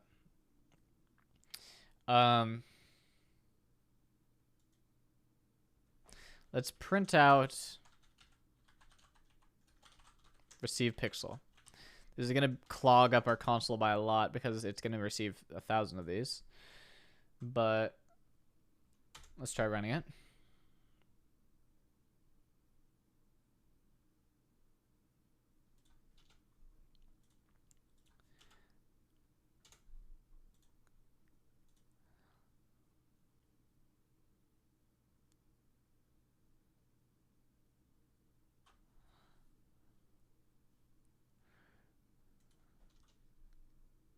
This is interesting.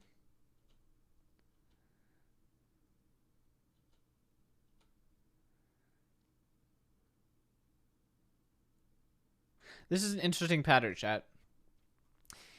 I want you to observe where these when I want you guys to observe when the receive pixel is printed out and when the sending of the pixels is printed out. I'm going to run this one more time. I want you guys to observe that relative, like when they're printed out relative to each other. I'm printing the length of pixels. That's literally what this is. It says sending 4 pixels. That's what it is.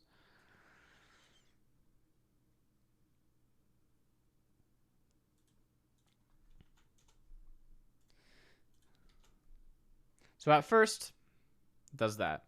But I'm not talking about that. I'm talking about now. Look at it.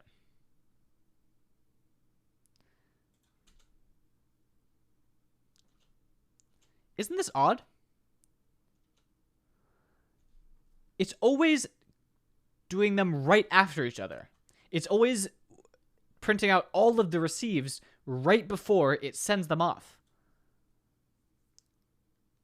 This is weird, isn't it? Like, shouldn't it be like receiving a couple pixels and then it sends them all off? Receiving a couple pixels and then it sends them off. But it's like it's printing them all at the same time. It's like, this is a chunk. Why would this be a chunk? Like, these should be completely separate.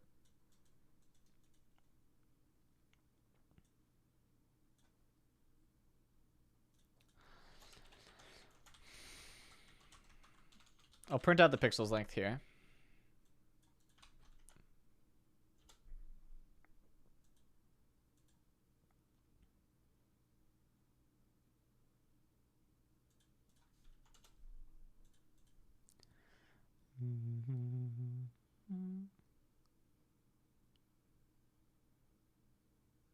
See it? Do you guys see it?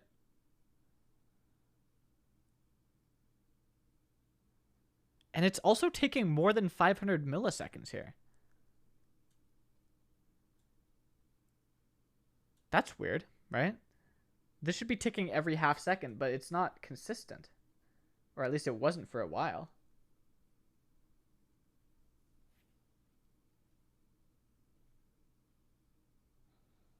That might have to do with the output buffer. Is println not flush?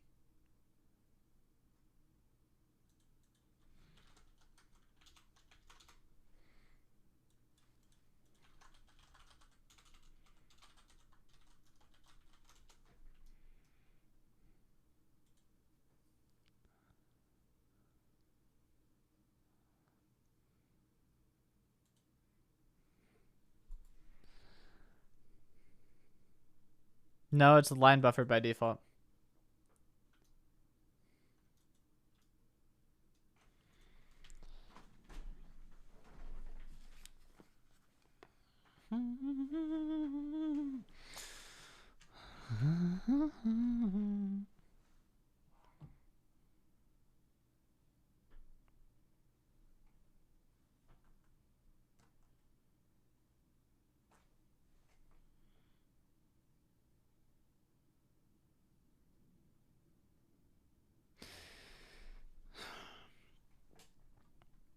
See, it's waiting so long between these things. I don't understand. Is something else in the program lagging? I wonder if there's some kind of error in the channel, like here.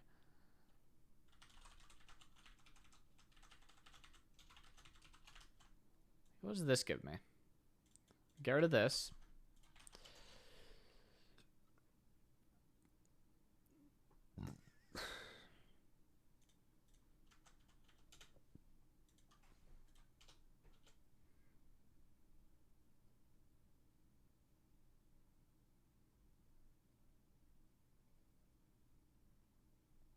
No, nothing here.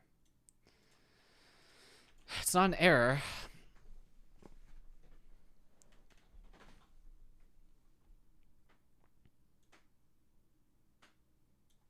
Bingo? What do you mean bingo?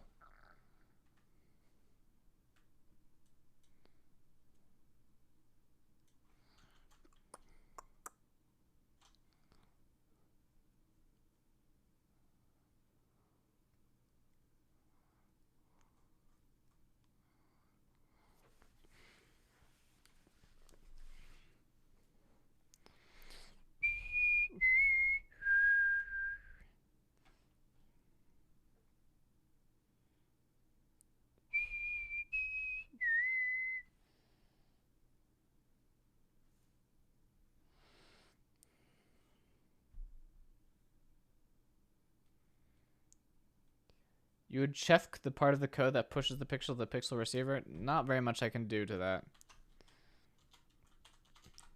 That would be the pixel sender, I believe.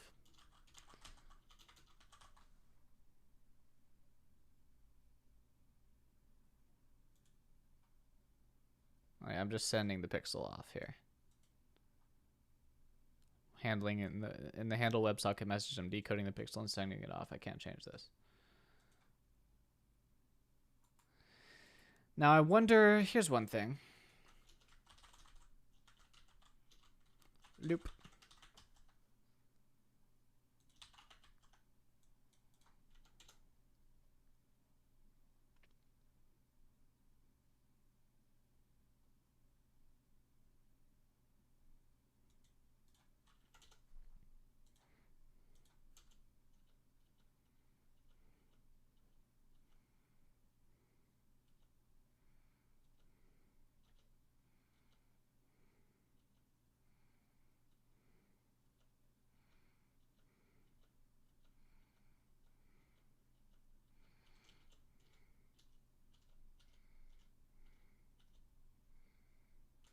Doesn't tell me anything.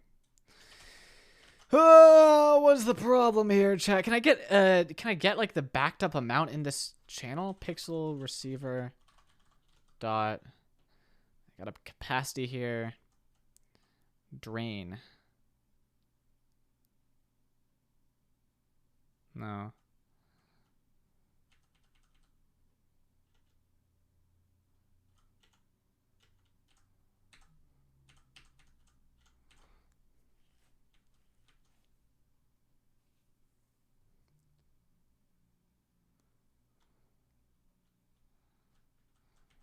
I can confirm that is absolutely not the issue.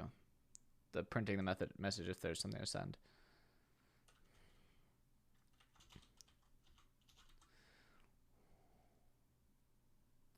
Is full. Well, this is no.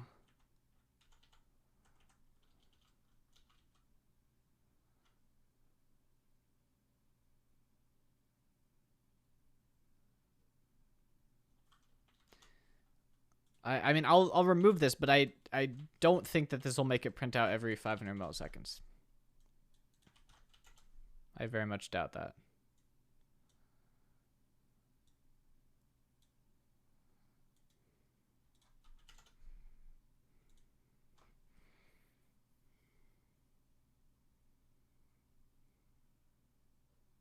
See? It's still lagging.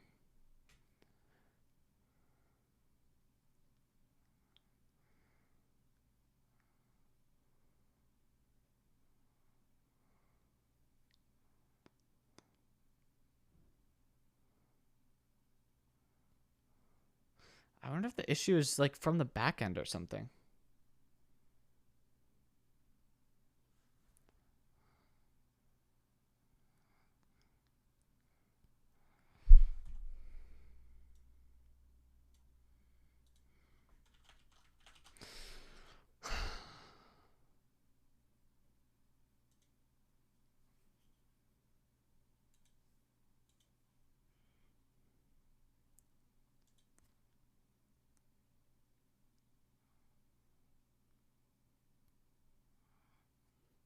Hmm.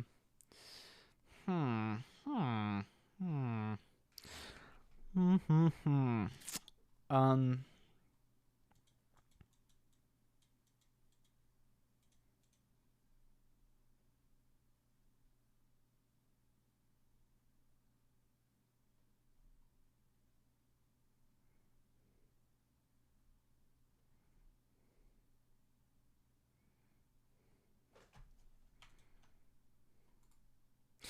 The problem here is, chat, there's only so much I can do.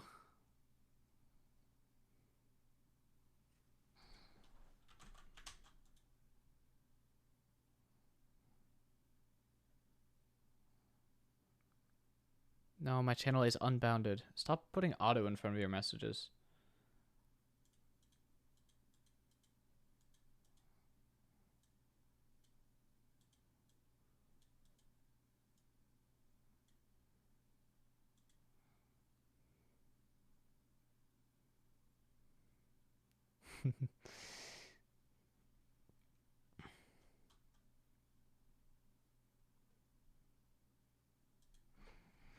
I mean, I wrote this code a while ago, so there's a possibility that I've learned something since I did.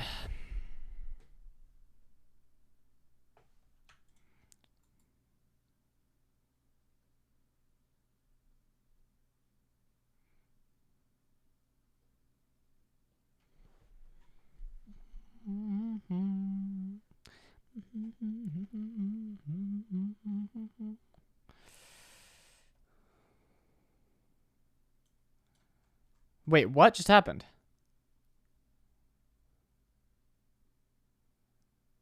Wait, hold the phone, chat. Look what just happened. It sent 17,000 pixels at once.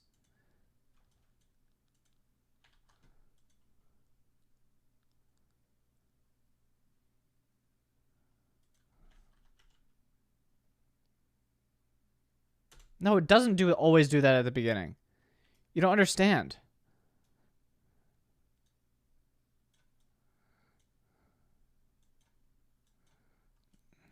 Now, why is this not loading a canvas in?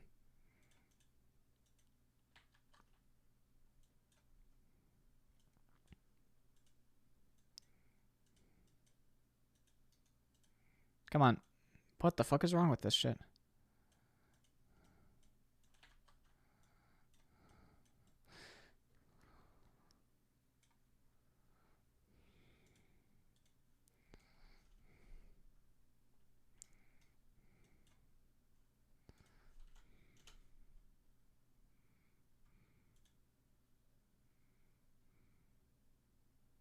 Okay, you can see it sending a bunch of pixels at once. How is it suddenly handling 2,000 people? Why did that work?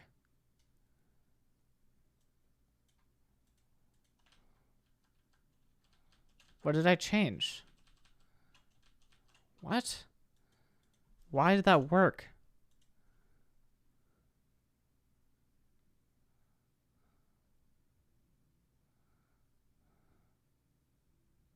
Why? This is bullshit. Why is it working now? Did I change something on the back end? No.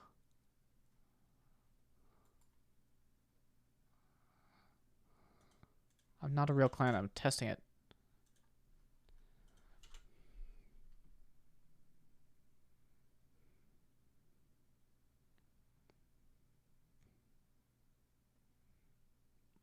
I am so very confused.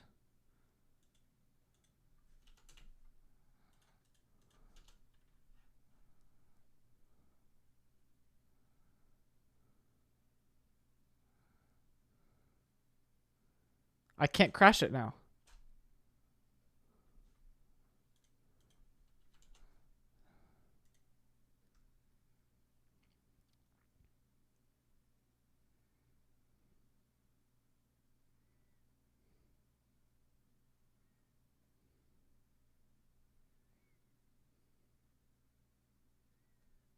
I literally can't crash it. Okay, time for the big guns. That's right. 10,000.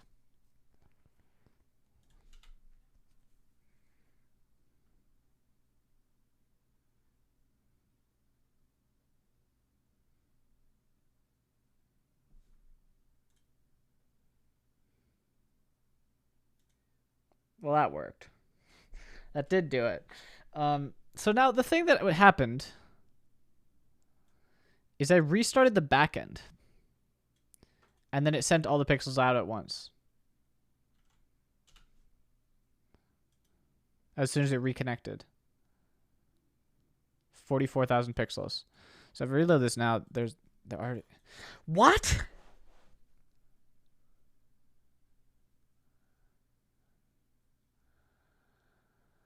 Huh?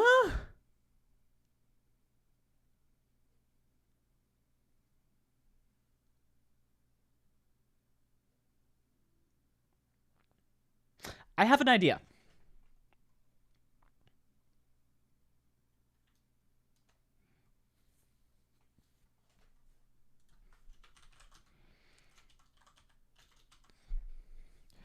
What are the other things I have on there? Drain. Takes all messages and produces an iterator over them.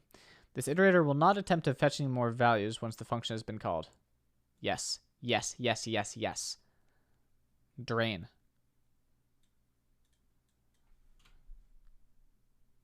Get rid of this.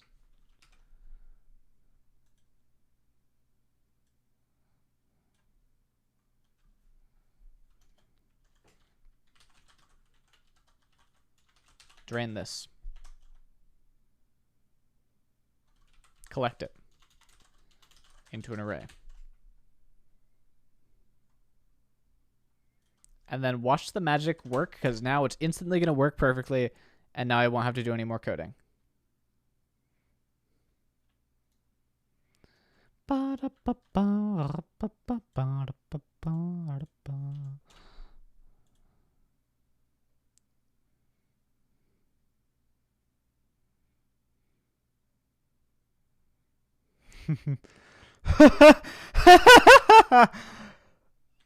Wait.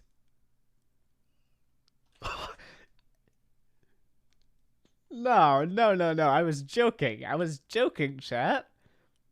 I was joking.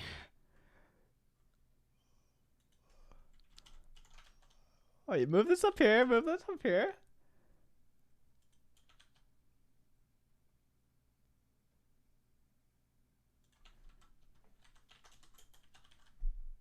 Hold 1 second.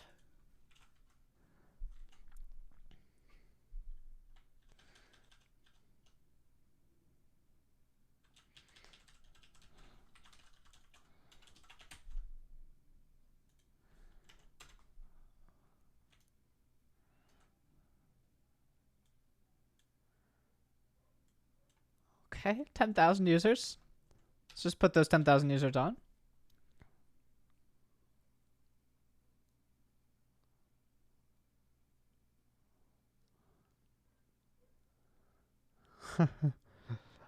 Ah. Holy shit. Holy shit. And it's still perfectly stable. Like, I'm just placing pixels now normally. I'll make a little orange square.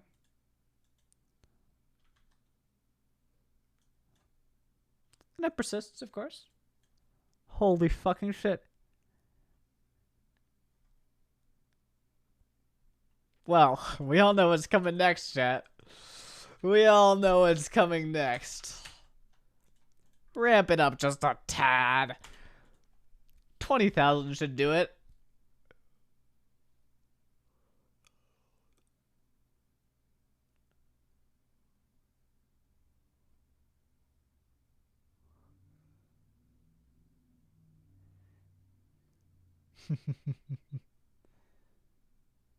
Oh, you can see it. You can see it go.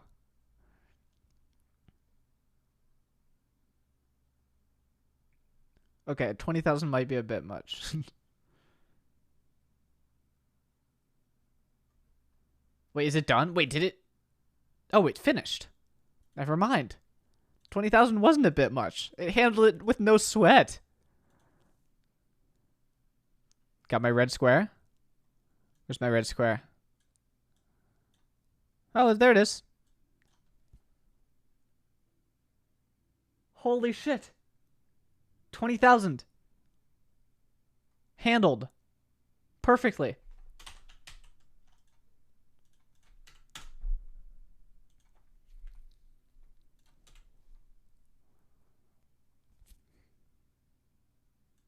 You know what we have to do.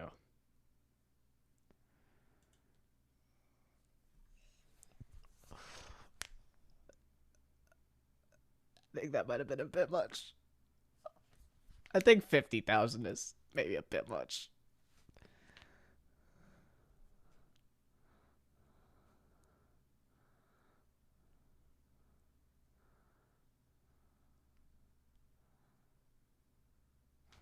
Did it lose pixels?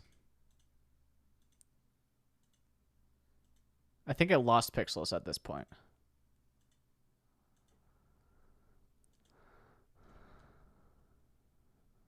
Yeah, I think it just loses a couple pixels if it's hit by 50,000 users at once, which it will never be.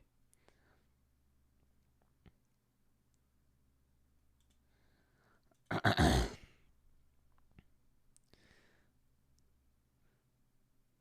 amount of sent pixels was also lower than it should have been for 20K. You think? Let's go back down to 10K. You know, only 10,000 concurrent users. Let's run this for 30 seconds. Fresh start on everything, even the back end.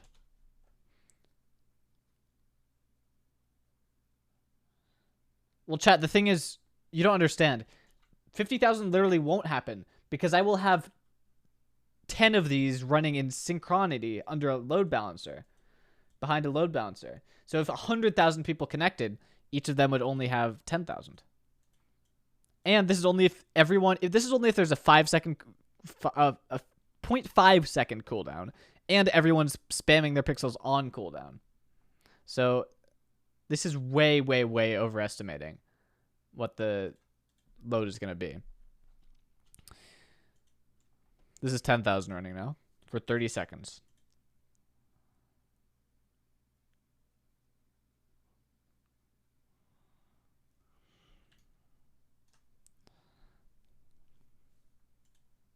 We're chilling. Big chilling.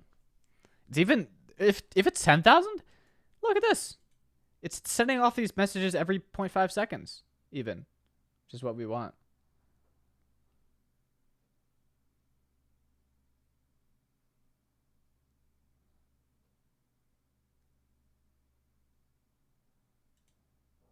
Okay. WebSocket messages sent is 360,000. And how many pixels did we send off? Oh, it doesn't look like we sent that many.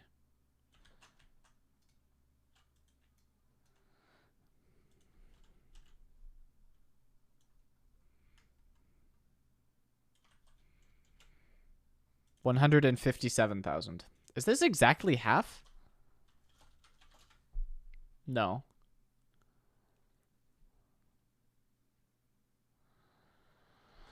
Huh.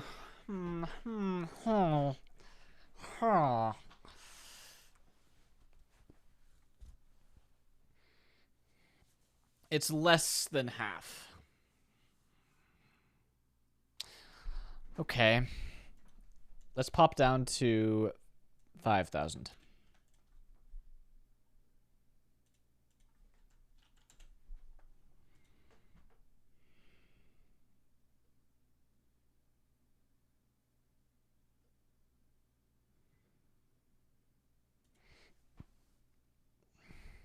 Ba, ba, ba, ba, ba, ba, ba, ba.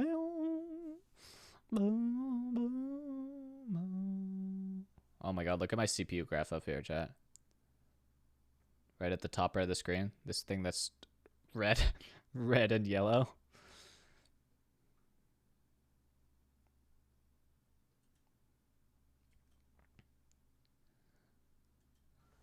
Okay, messages sent. 246,000. That's actually not that many less. And messages received over here.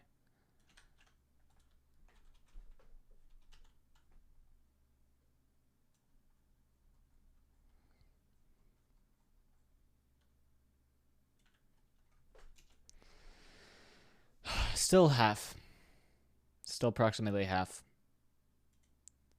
Wait a second. Wait, I'm sending 2 messages per thing.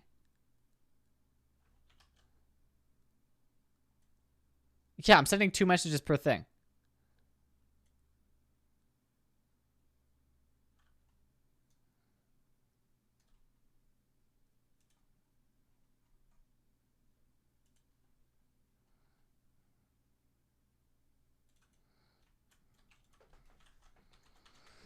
So it's only missing 20,000 as opposed to 100,000. That's still a lot.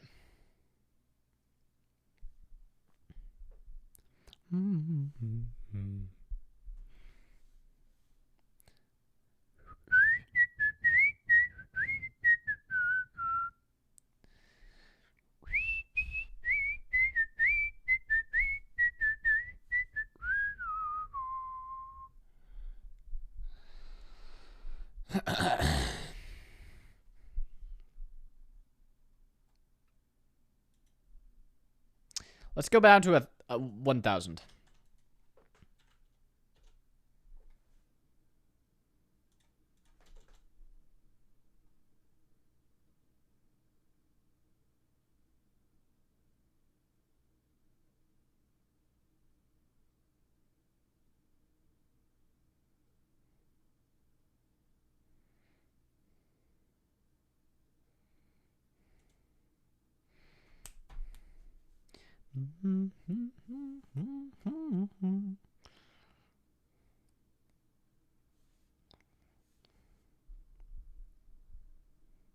Messages sent 60,000.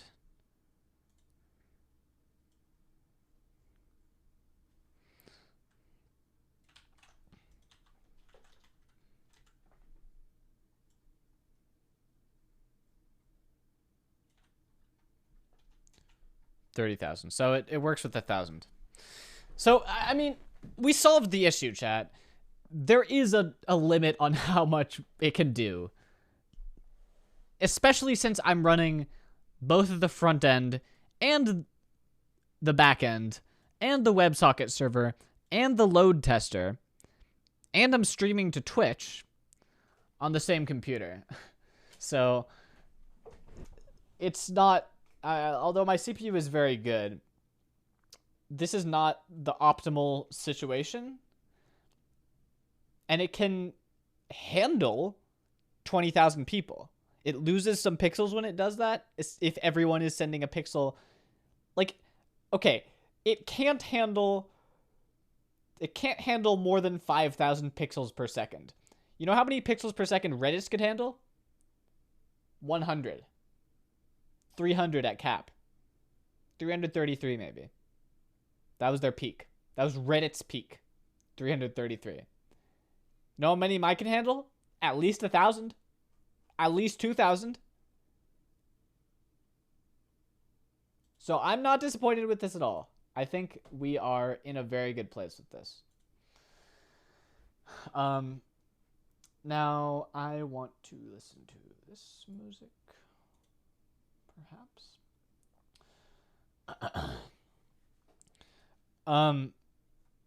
Yeah, we're pretty set, chat. We're pretty fucking set.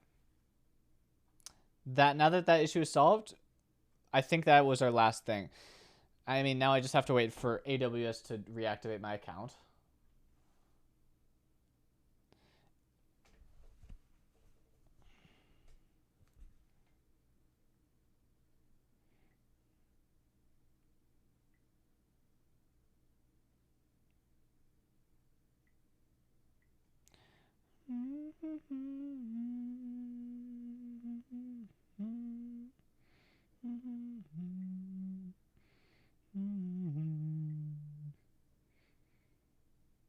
Any new messages from Amazon cringe services?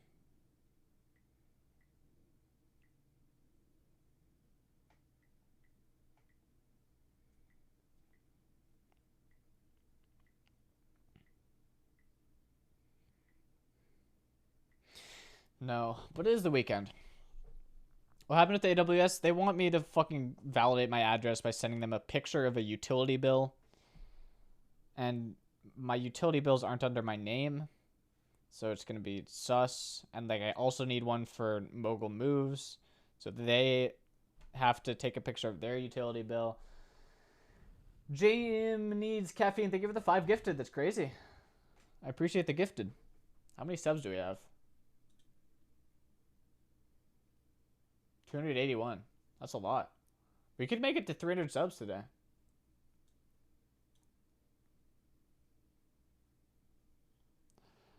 Say just don't get it. Why can't I get something?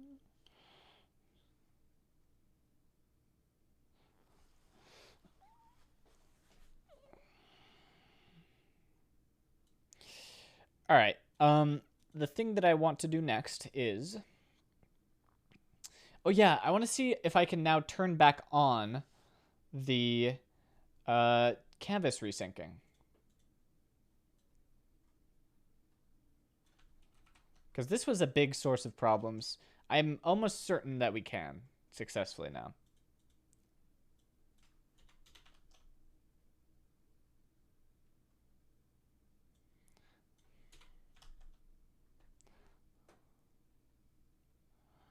Am I out of breath? Are my hands like shaking again?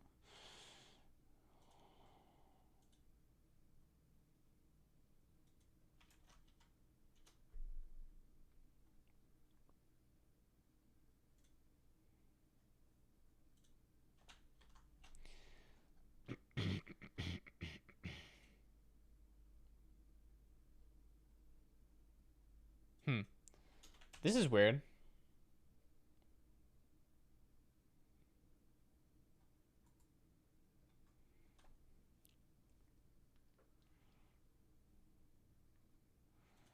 It's not sending me anything on the canvas. The canvas is blank. Why is that?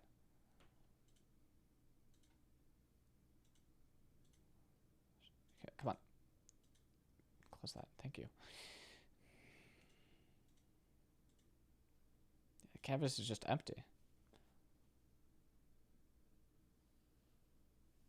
Will this not be the last time?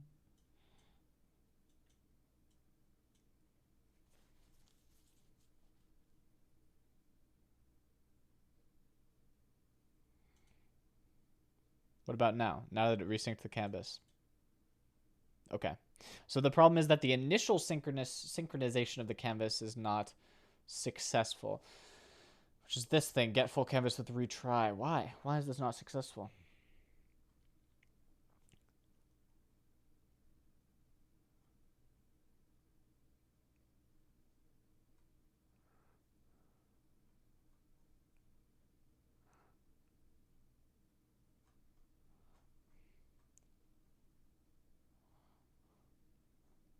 Oh, because I didn't do this. Adam Farmer, thank you for the Prime sub.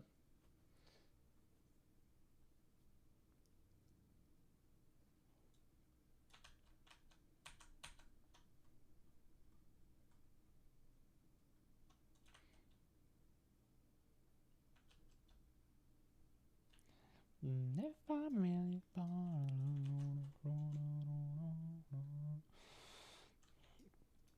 So let's make sure that this now, if I refresh, gives me the initial canvas. Okay, so that works perfectly now. Now I'm just gonna run a 1 minute task, 60-second duration, 1,000 people. Run this test and see if it falters when I'm resyncing the canvas.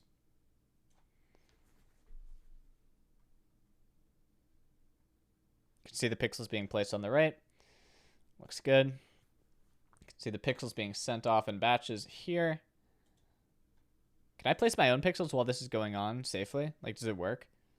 I gotta place a pixel. Place pixel. Yep. So there is no noticeable delay in placing pixels.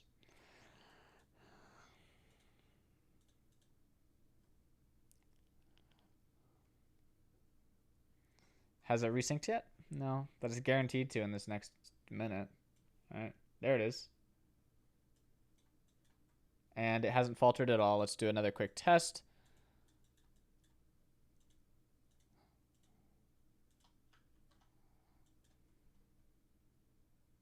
Missed 1 pixel from me. But that might be because I was on cooldown or something. Ah, it was a bit delayed. It was delayed by like half a second at most. But that shouldn't be an issue. Okay, so that is no longer an issue. The resyncing of the canvas does not cause it to fucking crash and fail. It can handle 20,000 people at once, although it does miss a couple thousand, does miss a couple 10,000 pixels out of hundreds of thousands. I don't know why that is still, but that's not a realistic scenario that's going to come up. I guess it is something that we could look into later.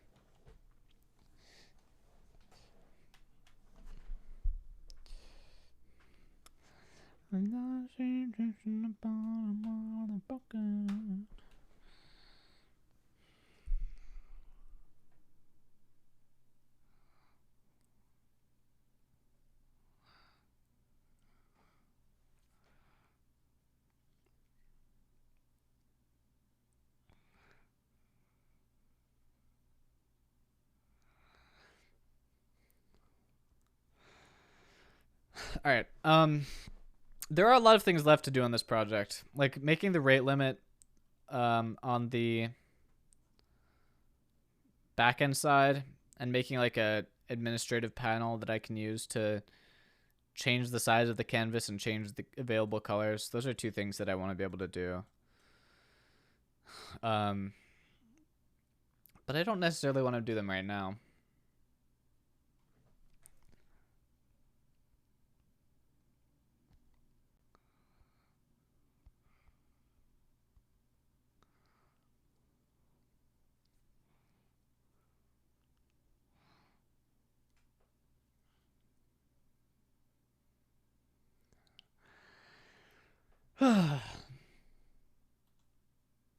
Sick.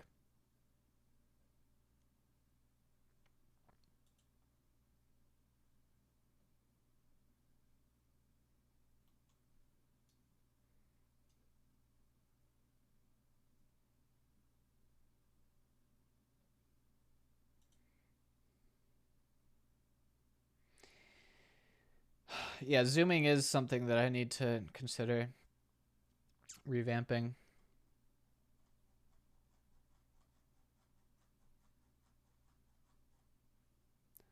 Make me feel.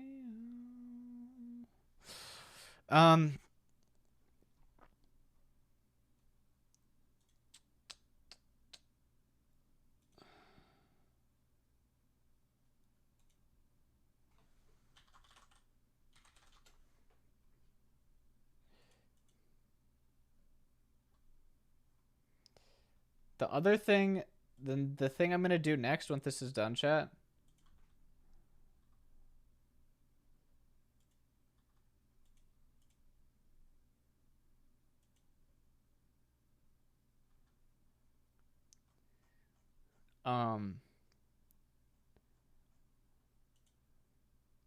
Is the Mizkif thing.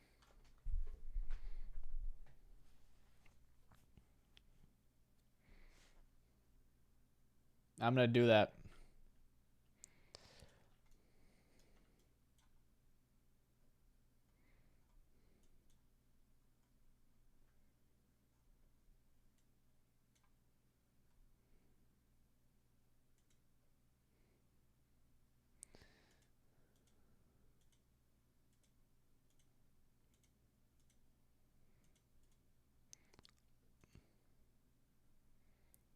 No, I don't want to link.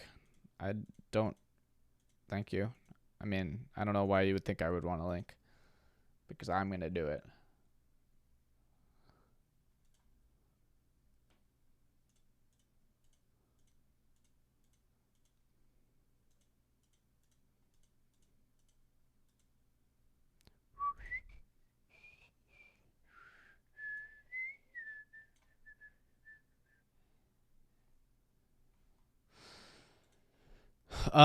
If you haven't heard what the Mizkif thing is, Mizkif is going to give $20,000 to the person / team that creates a version of Tinder for Twitch chat. And I'm working with Mizkif's moderator to build a team to do that. Oh, it looks cool.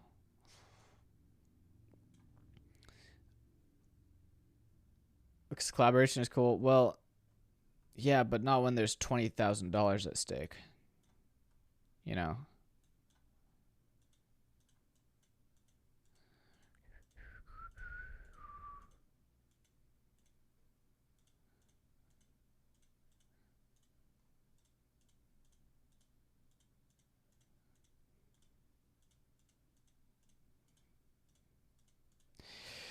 All right. I don't know what else I'm gonna do today though, chat, because I solved the problem I wanted to solve, which is the thing that we successfully DDoSed away.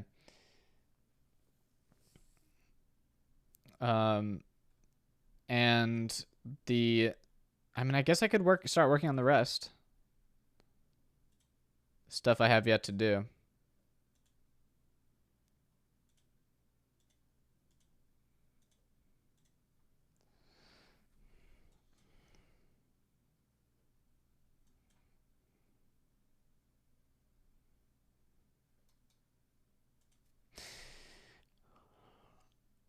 What else do we have to do? I guess I could start work on the administrative panel. The admin panel, say. What would that look like?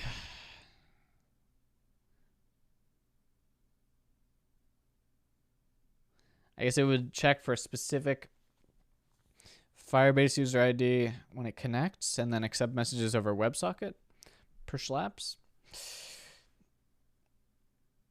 No, that's not what I was hiring for. Although I might look at some of the resumes to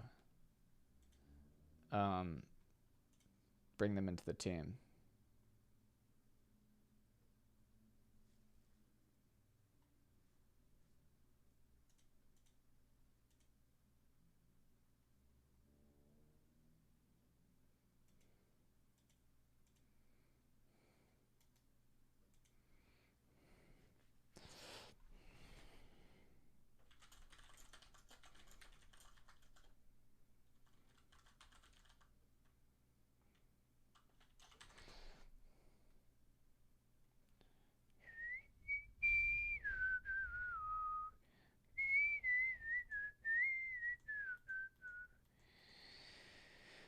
Let me commit this solve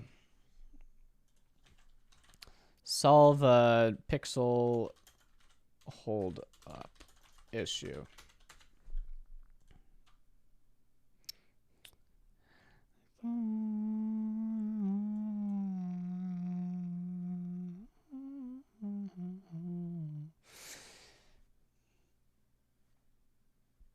They would get a cut of the 20K, I would say. And I wouldn't hire them as an employee. Because I don't need to hire developers. I'm just saying I would use that as a source for them if I need more.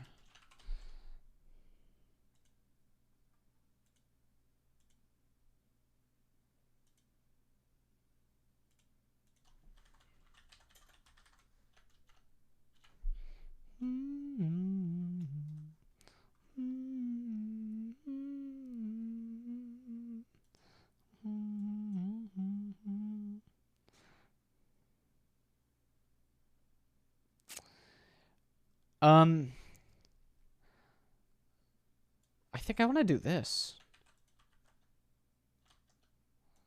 I don't want to even try to parse messages from people who aren't authenticated at this point. Because they should always be authenticated.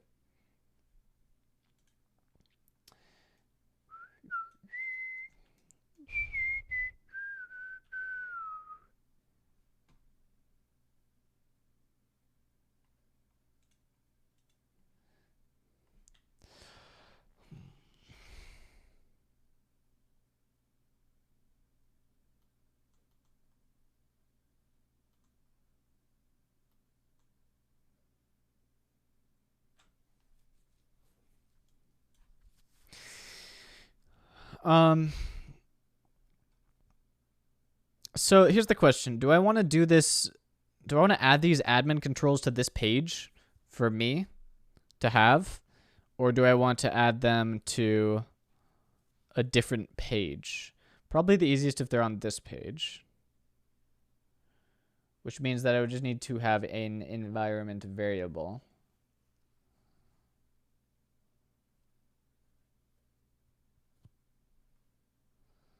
Oh, we need to modify our WebSocket protocol a bit.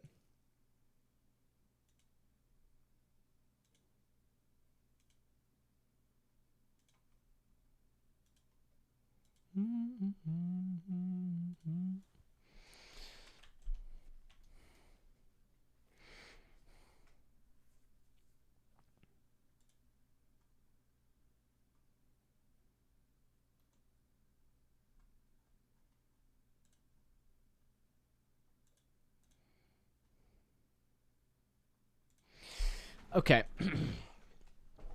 So for sending messages off to the backend, I have this message interface structure thingy. And I want to, there's two types of messages so far, which is authenticating and sending pixels. But there is going to be more. There's going to be, what are the administrative actions I can take here? I could resize the canvas.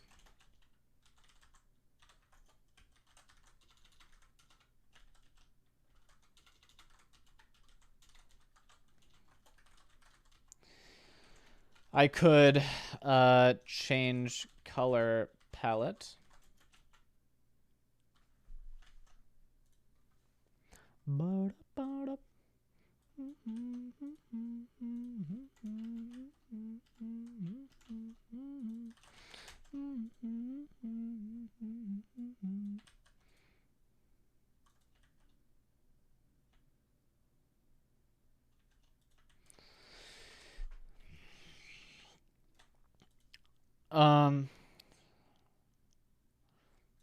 Let's take a look at my constants. Width, height, colors.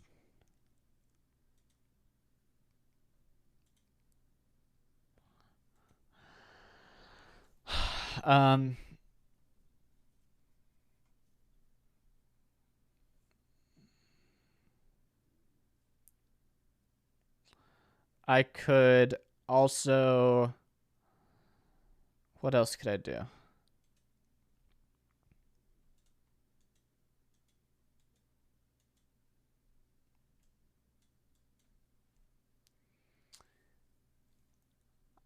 Yeah.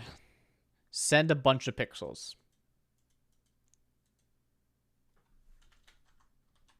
Problem with that is that I have to come up with a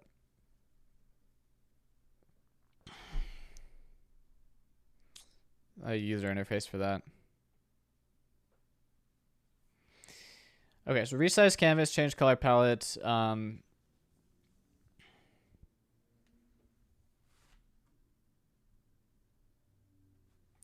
Set pixels.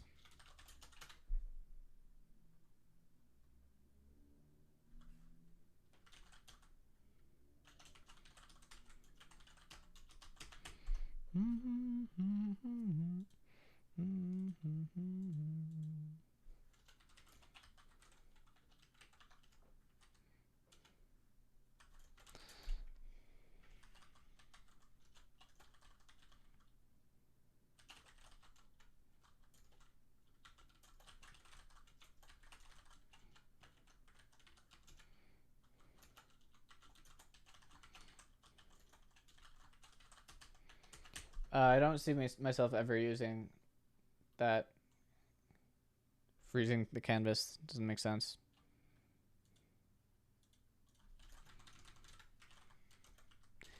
Bebop.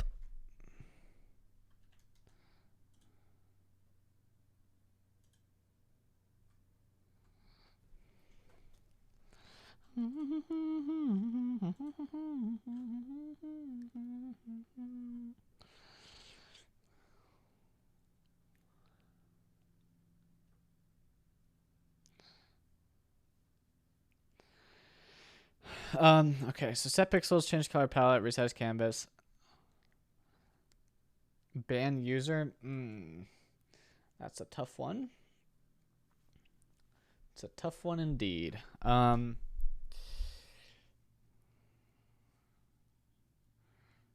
Banning users.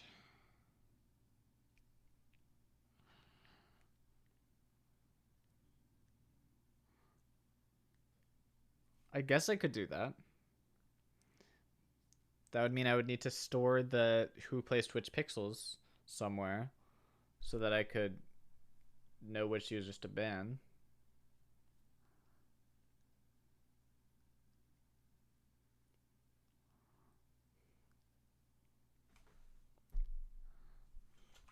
We'll add it though.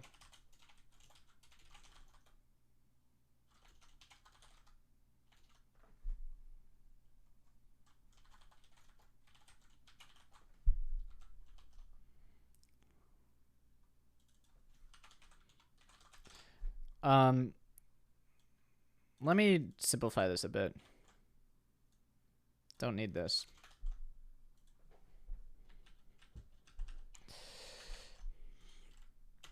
Bebop. All right. So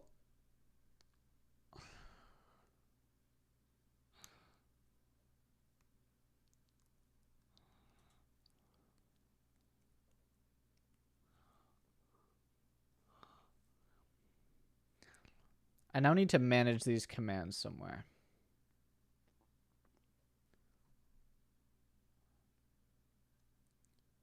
Well, I need to, okay. I need to send these commands from somewhere, and then I need to receive them from somewhere. So the place that I'm going to send them from, let's do that first.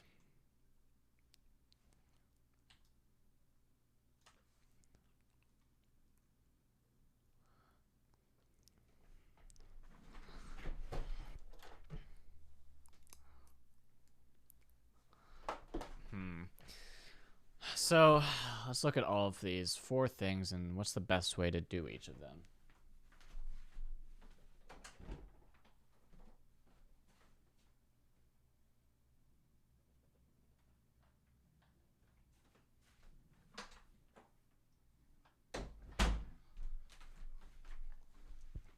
I guess I could have a dialog box for changing the color palette and resizing the canvas.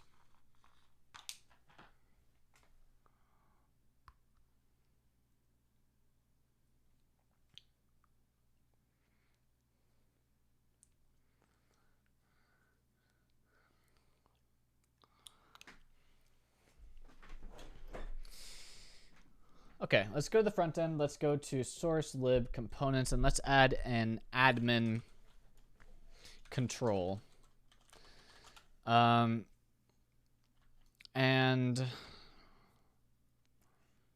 let's just add it to the page for now. Oh yeah, placement cooldown. That's a good one, actually.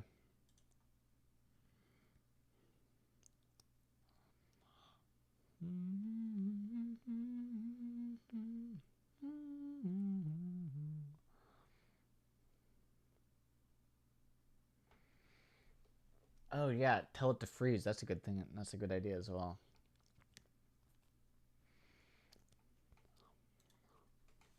So enable pixels or enable canvas, and then what's the other one? Oh yeah, change cooldown. Now how much?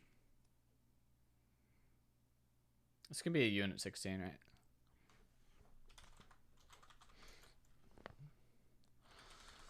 Change placement cooldown. Oh yeah, sending a message to users, that's a good one as well. Set modded.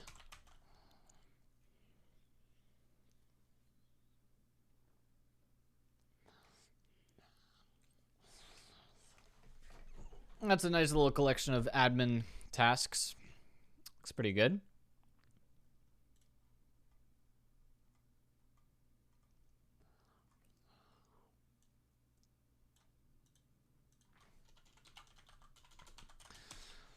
All right, so this is going to be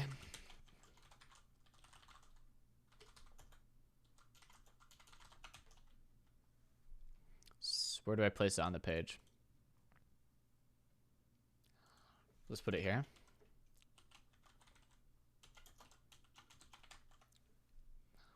Okay, that put it across the top. All right. Why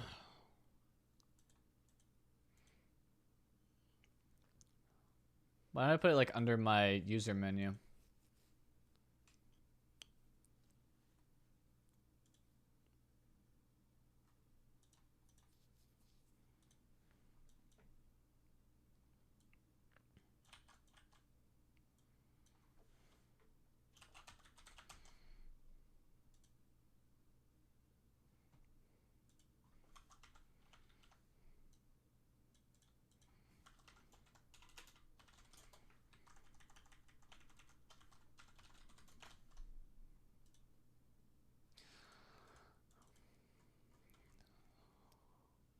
I guess I would put it inside here then.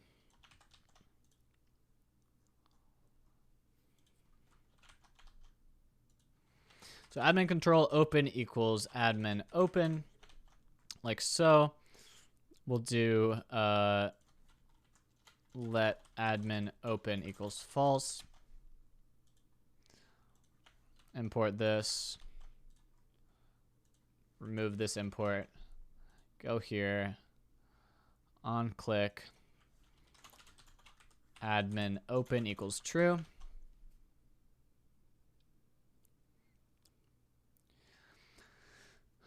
Add this, bind or export let open. There's a boolean.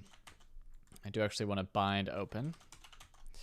And then inside here, this should be fixed.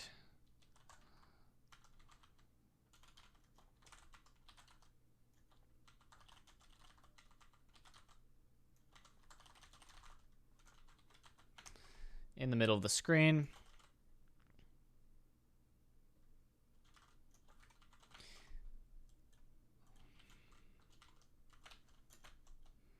All right, there we go. There's our admin box, admin dialog, rounded XL, and maybe just large.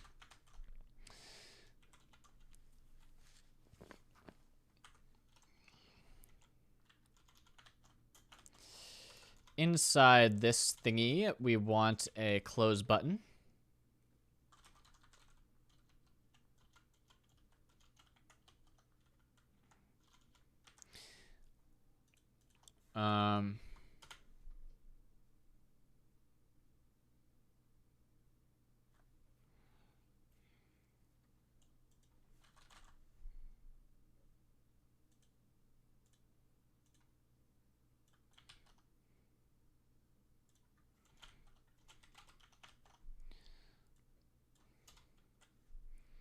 Bit of yoinkage.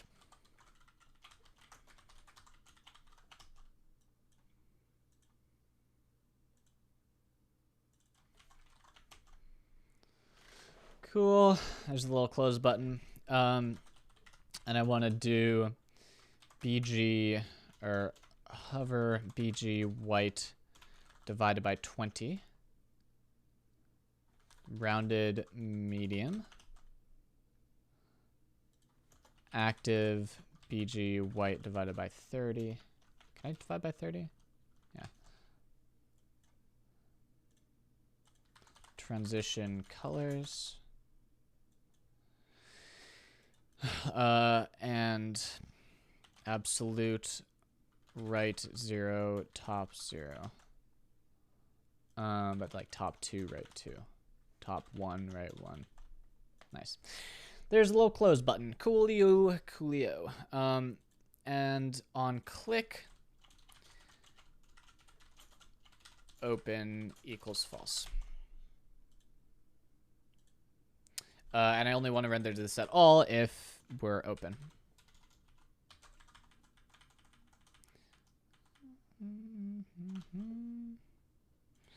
So now, admin, boom, close that. I do now need to do one more thing in the user box, and that would be, we'll just change this to on admin open.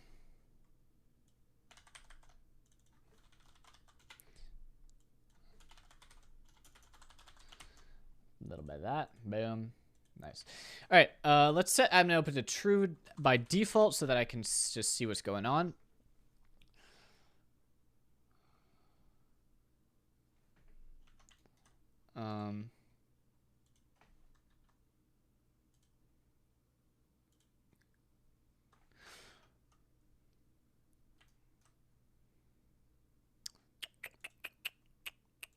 What if I do like divide by 80?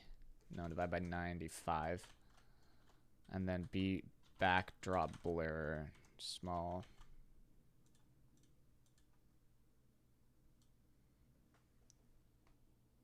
I can't even see that.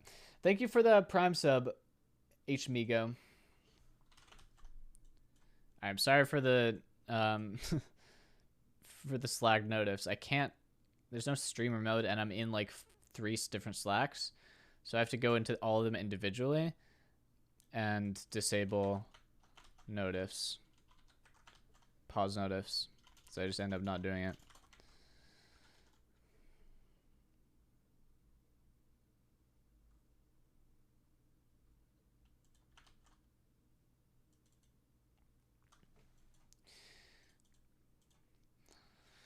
I want this button to be a bit bigger. Not that big. I like that big. Okay. And now I need to start adding stuff to this. So number 1.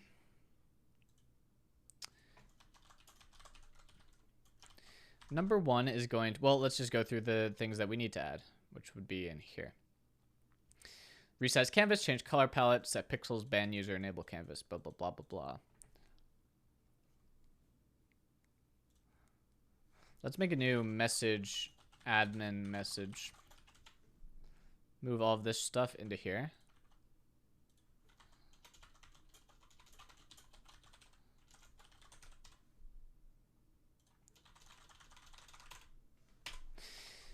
Like so. Bebop. Okay, so now there are 7 different actions I can take as an admin.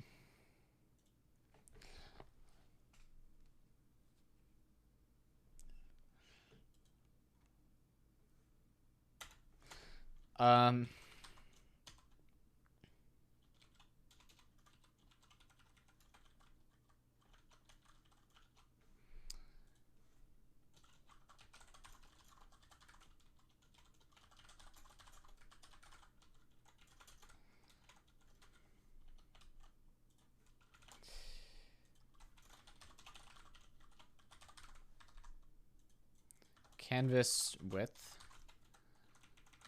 canvas height,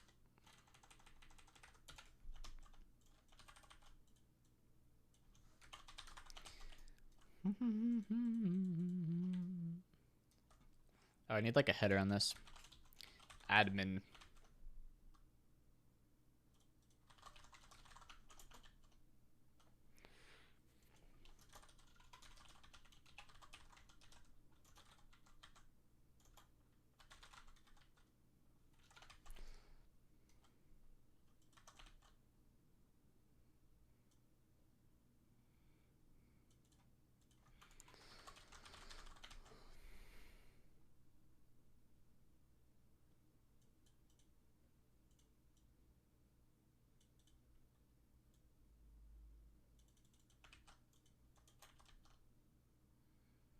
Do a bit of this, actually. Let's move this button to, like, kind of line up with this. Not like that, like this, maybe. Yeah. And we remove the artificial height.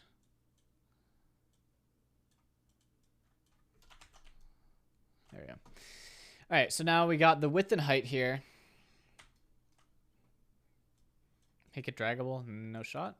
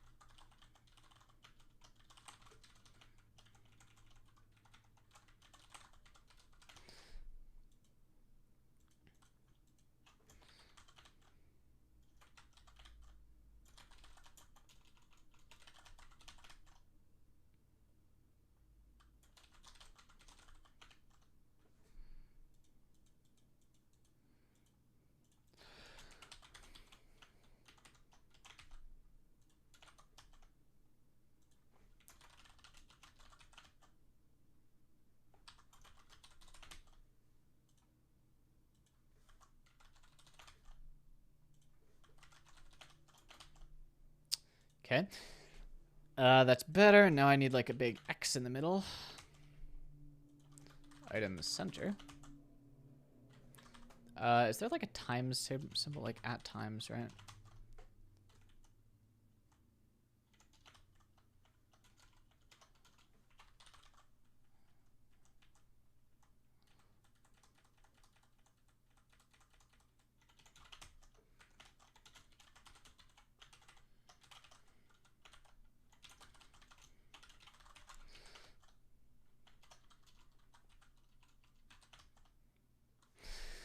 So that's the width times the height, if you can't tell.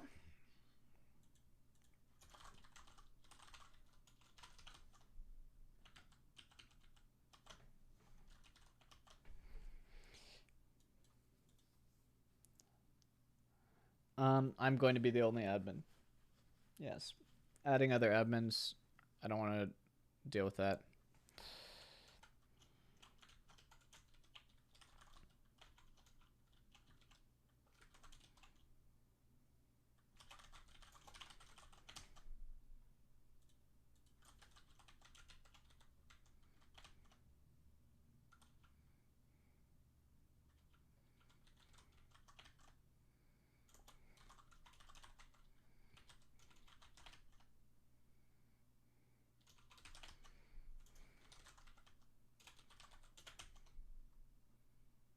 Hmm.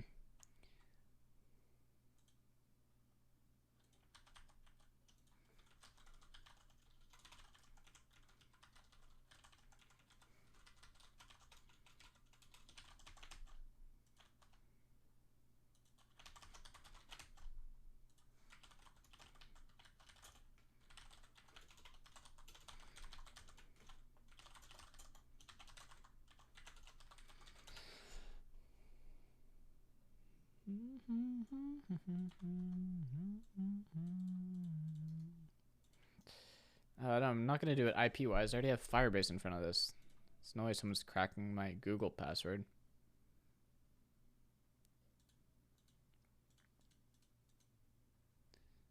And two-factor. And they don't know which account I'm going to make into an admin.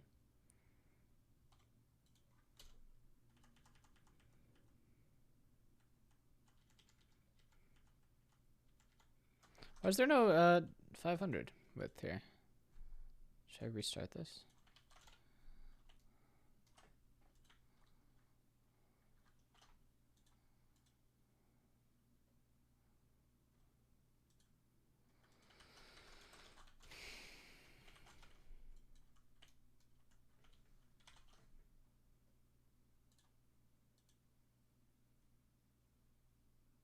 Oh, my default font.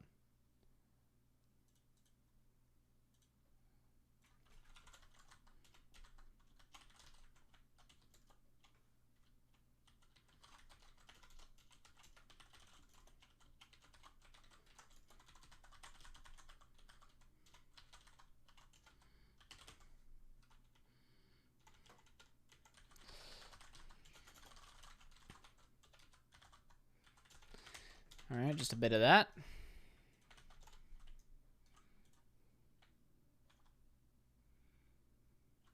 There we go. That's better.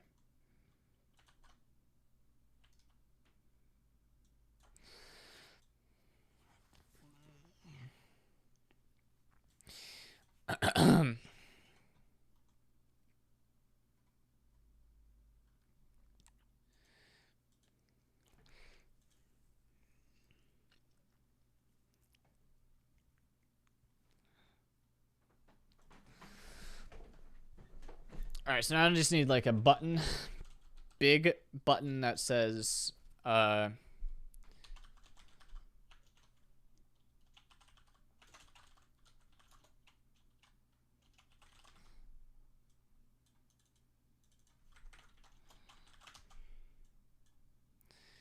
big button with a background, should be like red.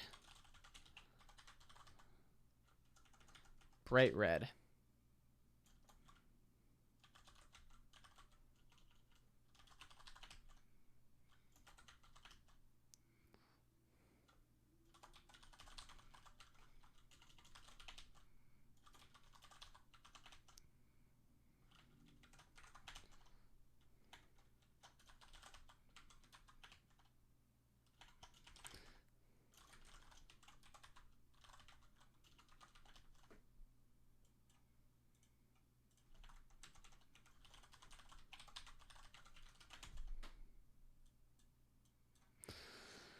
Okay.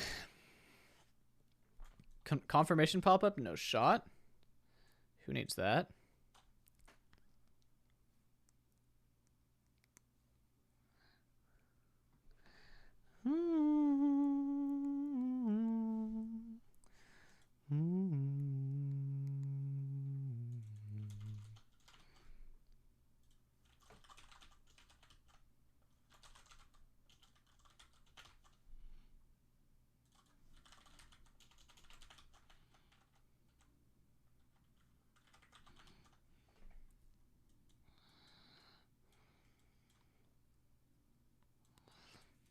If I'm honest.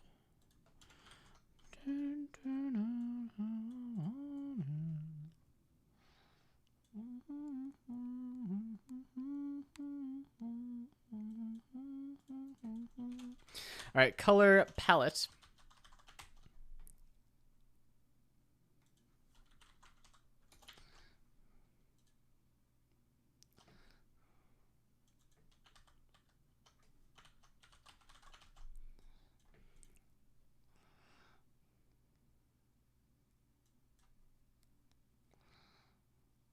Okay. So for color palette, I need a list of things. Is there like a built-in? Well, okay, there's got to be a library, right? Svelte color picker. All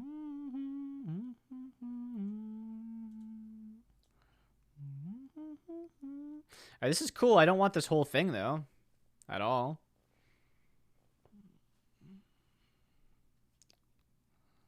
I just want like this bit.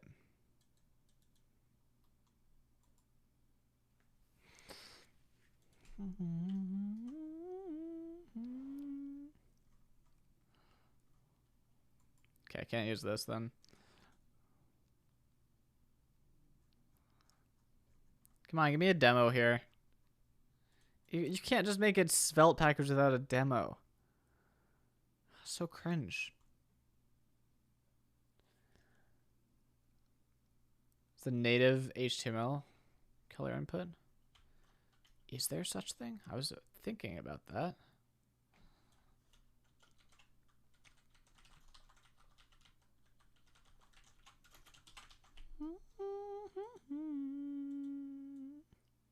You know what? I will use this for sure.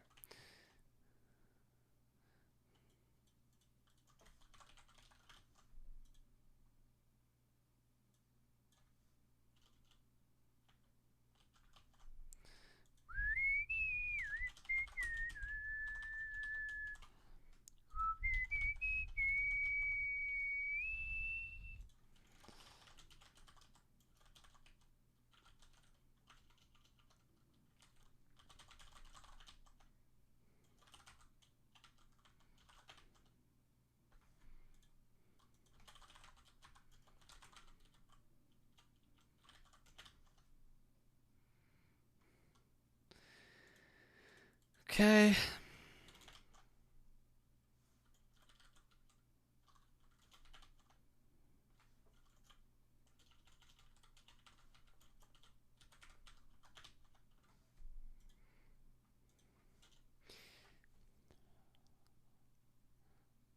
No, we successfully DDoSed ourselves earlier. We moved on to the admin panel.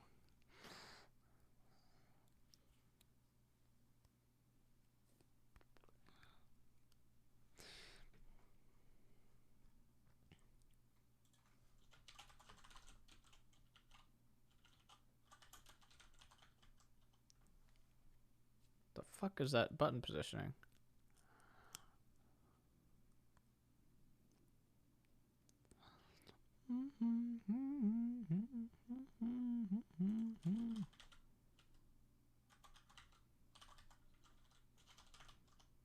Oh, I see. Um,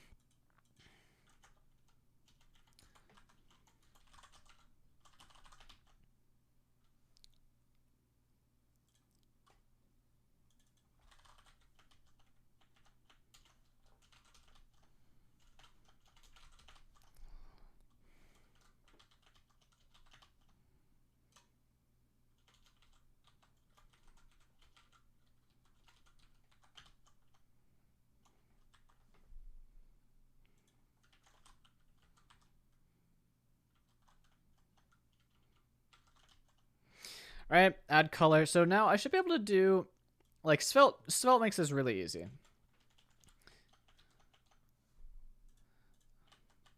Should be able to do this.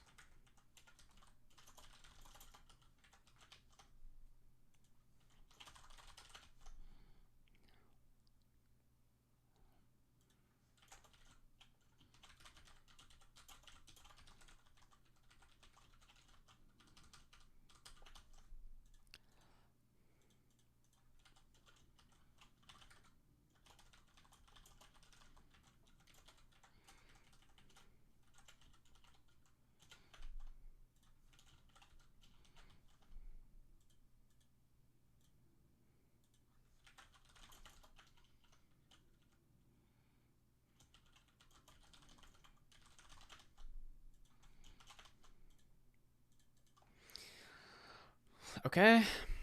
So I can add colors like that, and then I can do bind value equals colors. Or equals just color, I think, actually. And then we'll console.log colors.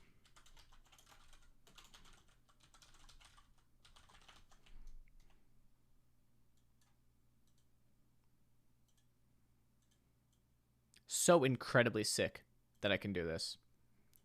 It's so fucking cool, Svelte, that you can do stuff like this. Do you see how little code that took to make something that automatically updates this array every time I change anything? I can add colors so easily.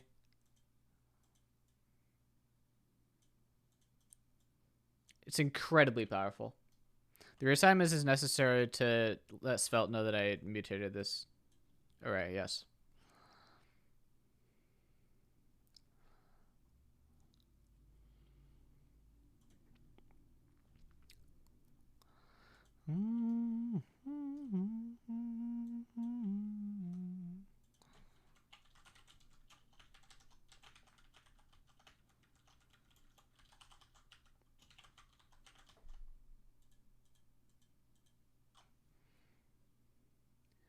Yeah, or I could do that. I could do either of the things that I did more body. I don't want to do that one because that duplicates the whole array.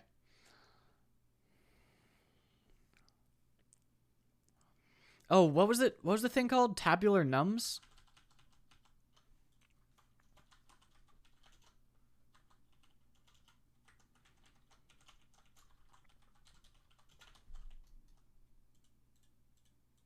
Yeah, very cool.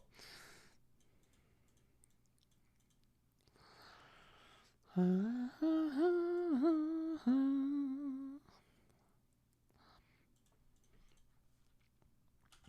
right, and then I'll add a little button.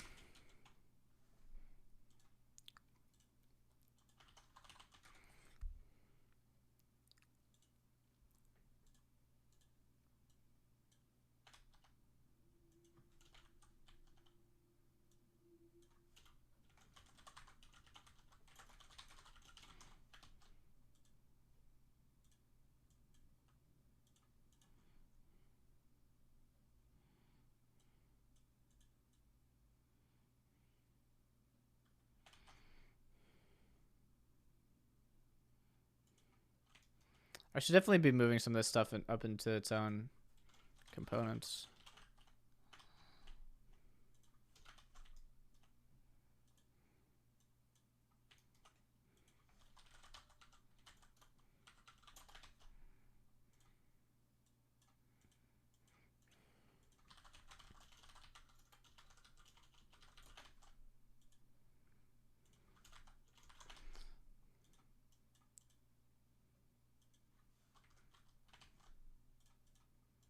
Okay, cool little delete button, all done and dusted. And then this button on click.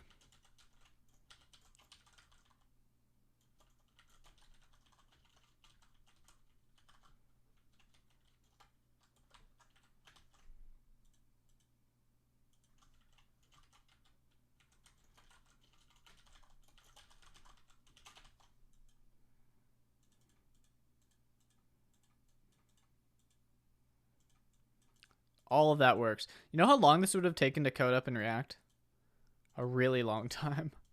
A really, really long time.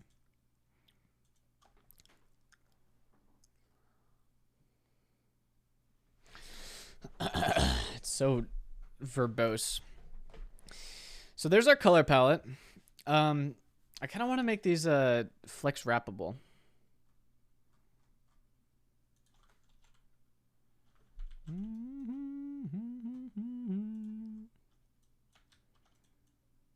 Then I also do have this.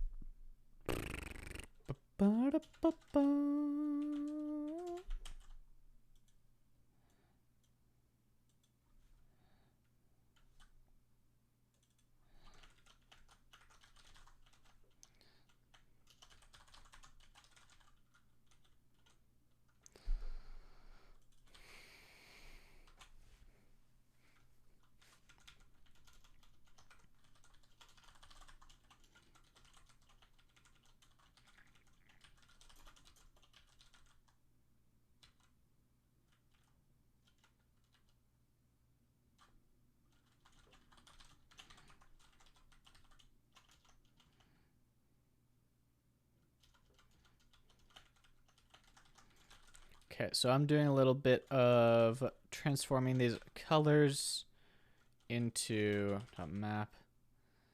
V goes to v.toString 16.pad start 2 with a 0 dot join.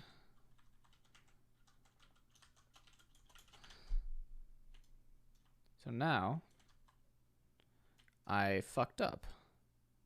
Oops. There we go. So now we have our pre-made color palette.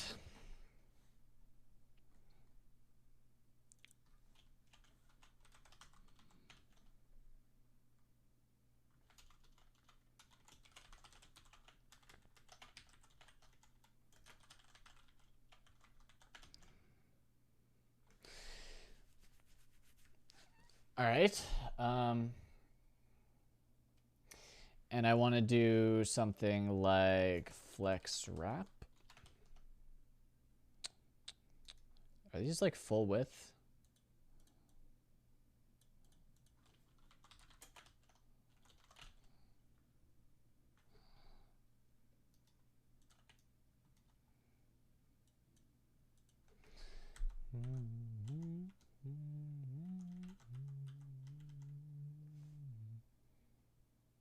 Why does this overflow by so much?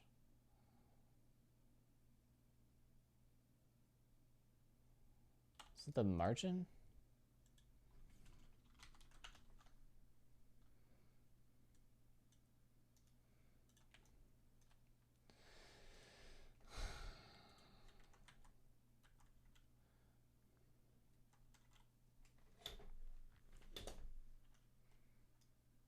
Oh, I think I need to set this to... There we go.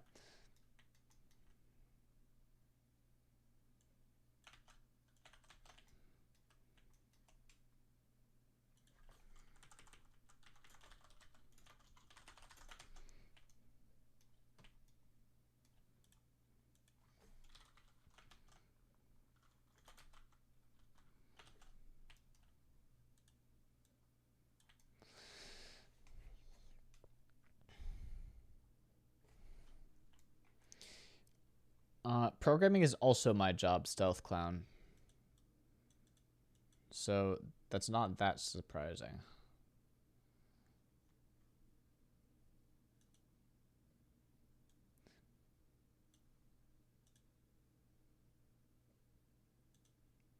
So if I set these to 1/2, it doesn't wrap. Annoying.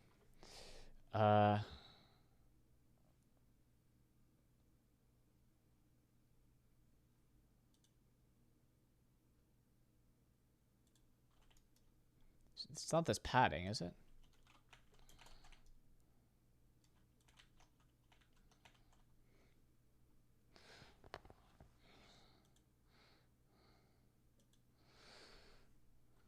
Flex grow?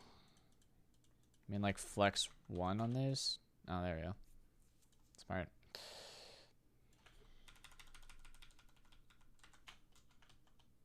Cool. Cool. All right, so there's a color palette. Add color if I want to. Does not work. Why would that be? Is that because it's getting updated?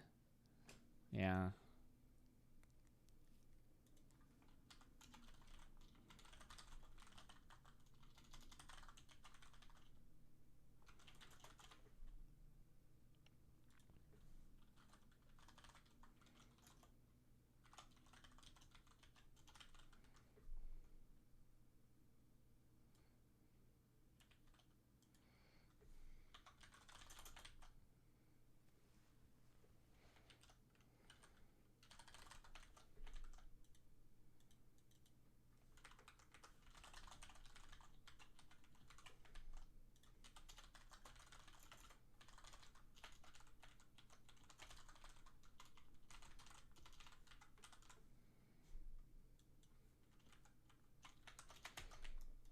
Okay.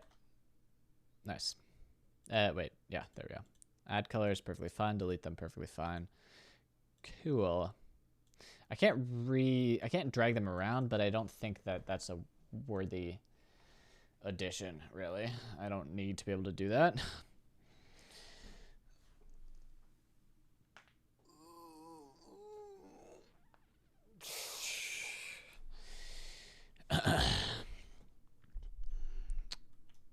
Okay. I need to move this stuff into its own component stuffs. Okay, so admin. We will make a resize canvas.svelte. A change update colors.svelte.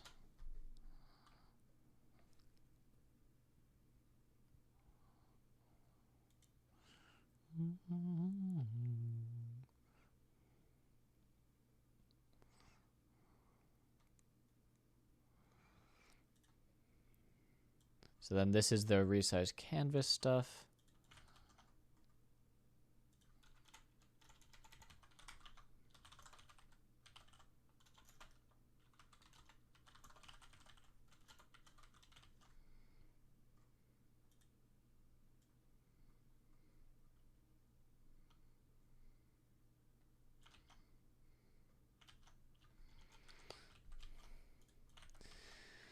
There's the update color stuff. This can go gone. This also goes into here.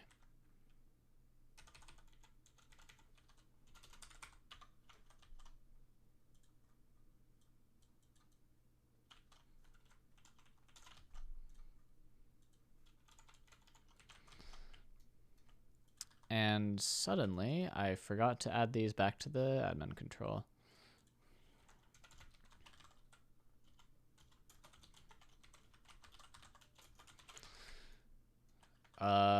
These don't go there. These go here.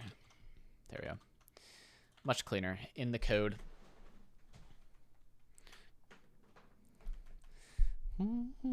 I know it's called change color palette. I'm gonna rename it.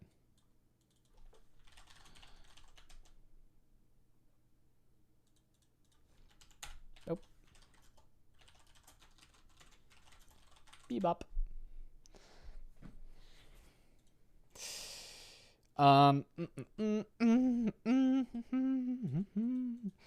So that's 2 out of 7 complete.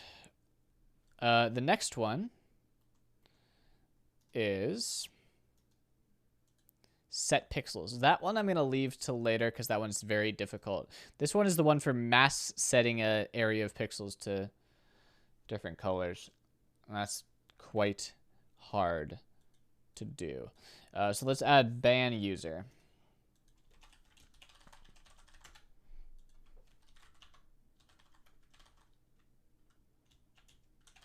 Thank you for the Prime sub, Kevimation. I appreciate it.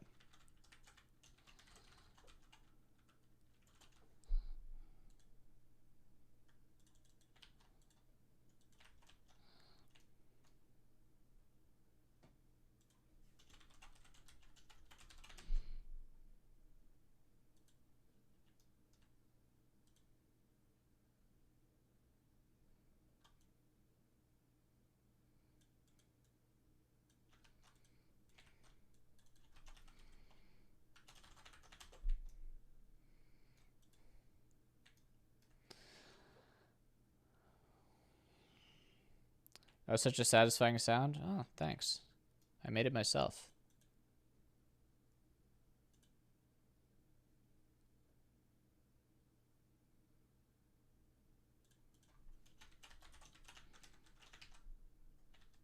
No.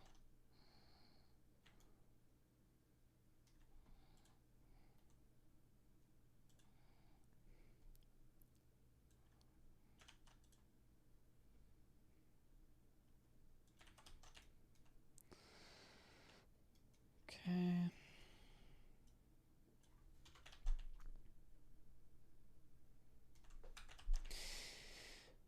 So I have to paste a user ID here and then a big button again.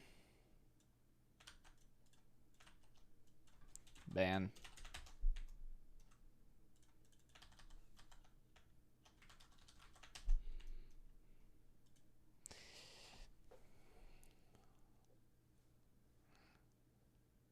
Remember all the sounds I made for the Among Us mod? Oh my god. The morphling sound. Oh. Remember how I was like dropping I think I dropped like a fork into a cup, an empty glass? That's how we made the sample sound. Then the morph was like me going like, or something.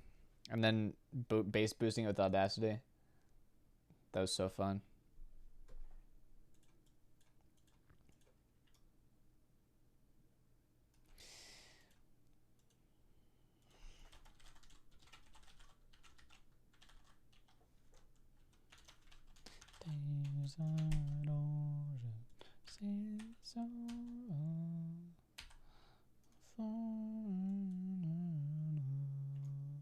All right, so that's ban user. What's next? Next is enable canvas.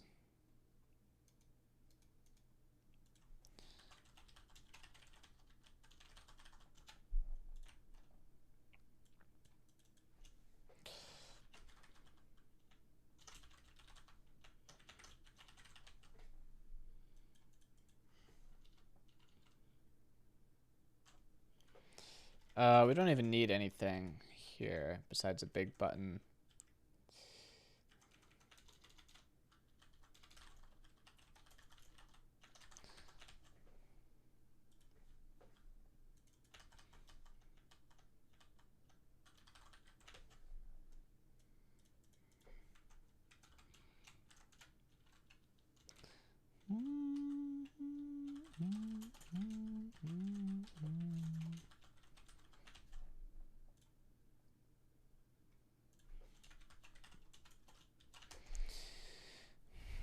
So now we have a big button that says disable, and then if I click it, that's a very scary button to just be clickable.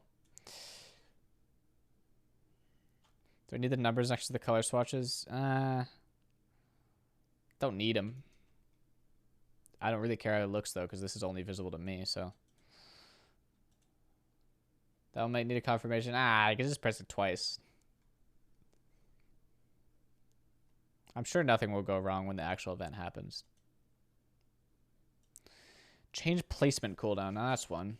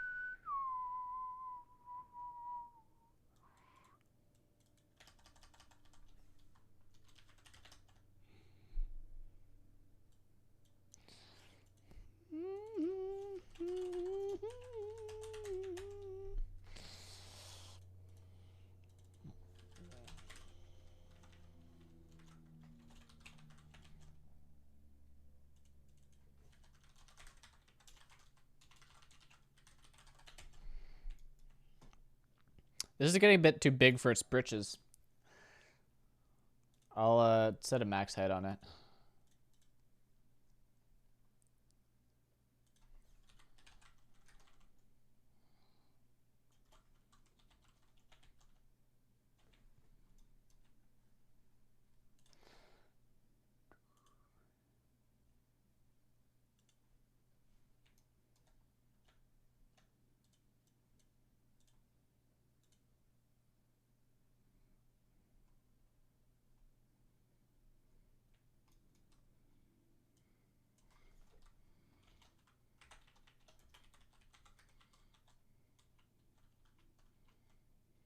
Hmm.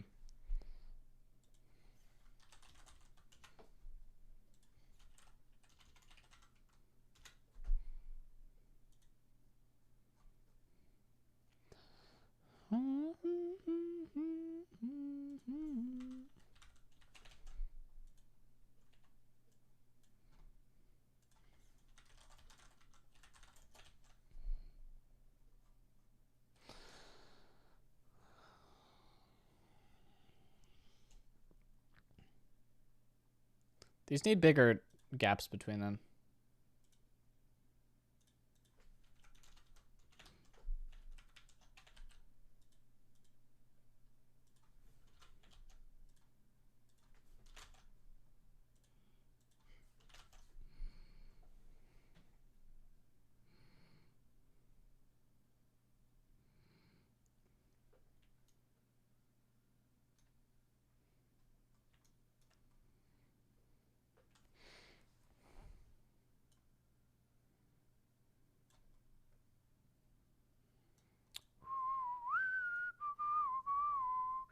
All right, change placement cooldown, and then one more to set the message of the day.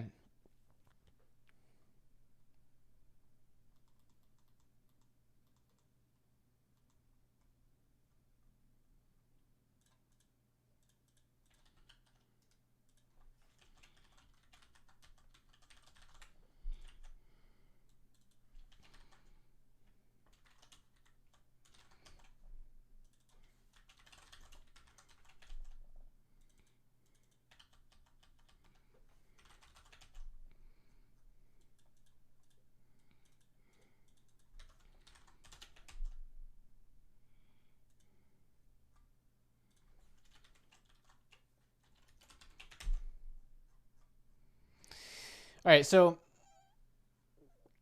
from most to least important, perhaps. Nah, I'll just leave it like this. Please change the text for the second button. Oh, whoopsies.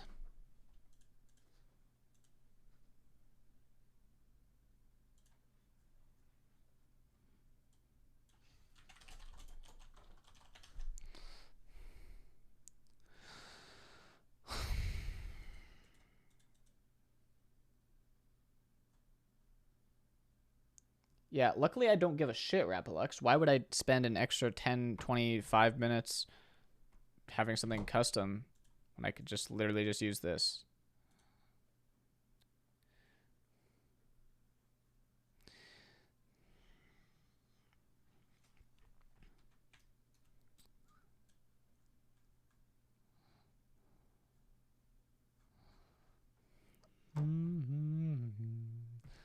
This does just use hex codes. I can do hex codes and I can have a free preview of what the hex code looks like, all in one. Like, what is? You're crazy for not liking this. You know how much easier hex codes would be? Watch. This is how much easier hex codes would be.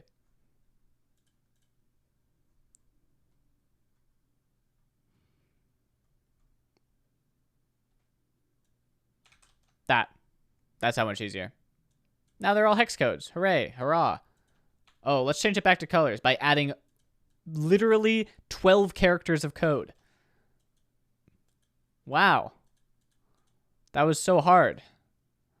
I really am glad that I am using hex codes because that would be so awful.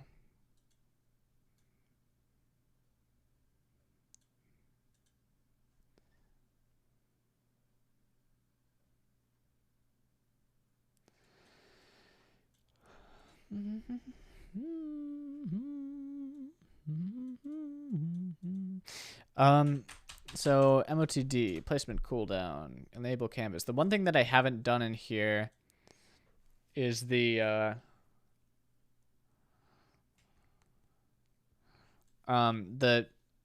censoring stuff.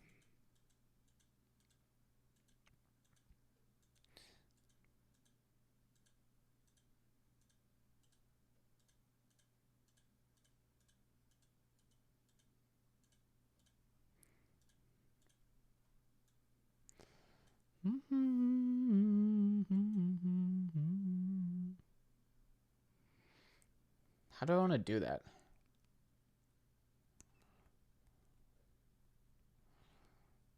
$20,000 Wilbo on one instance, and it's horizontally scalable. And we're going to scale it up to a point where each only has to handle 1,000.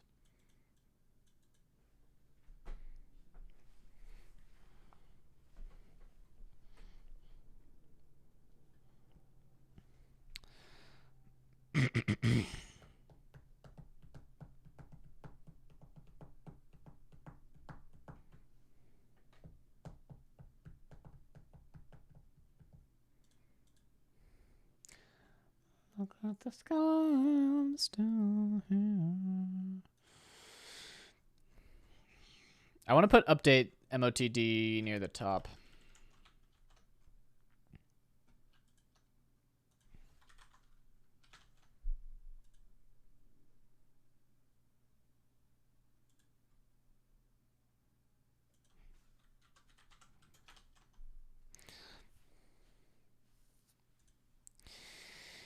And now I'm going to make people mad that the colors aren't in rainbow order anymore. Get fucked.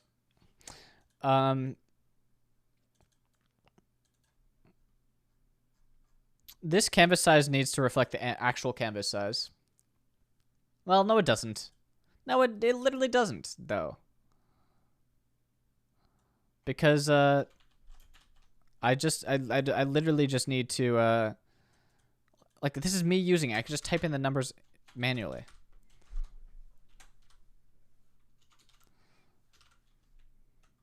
Although, is there a way?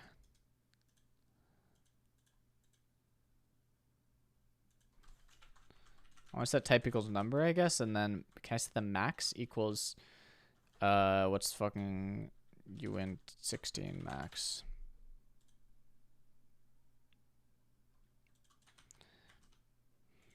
We'll set it to 65,000.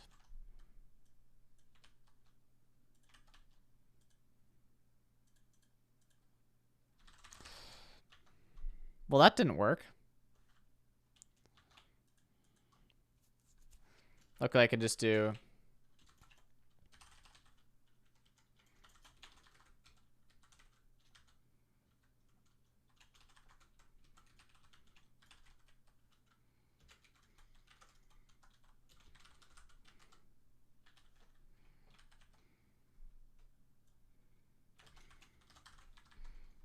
this.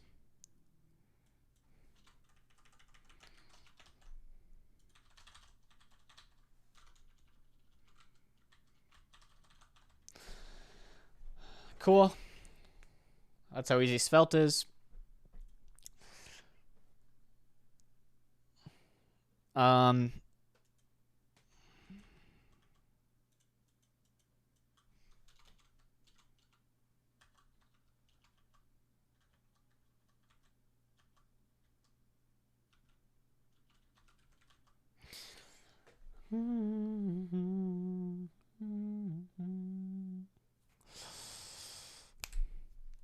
All right.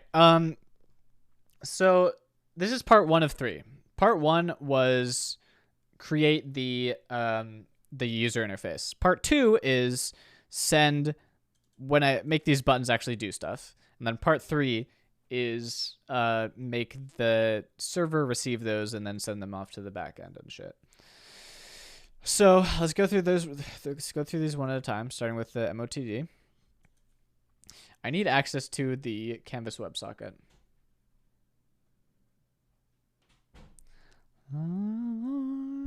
Next day.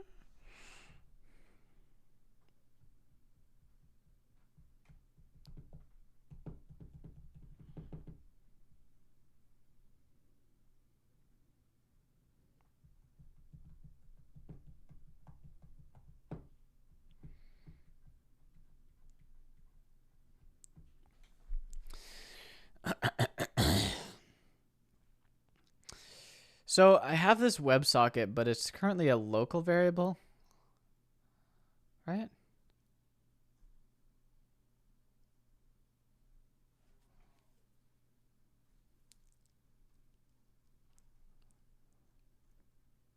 Where's WebSocket defined? Oh, it's here. Yeah, it's currently a local variable. It's currently a local variable.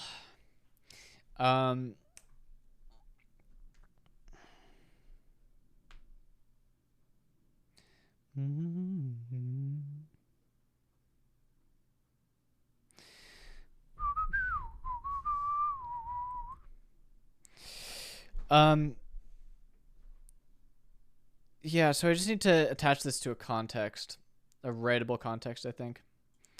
Add admin GUI.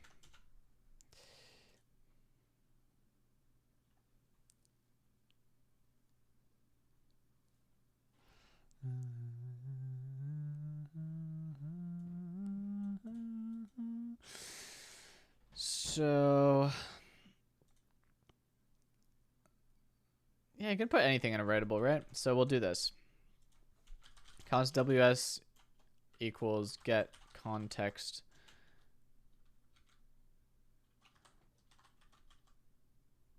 No, actually, let's just do this. We don't need we shouldn't have to modify the rest of our code, so.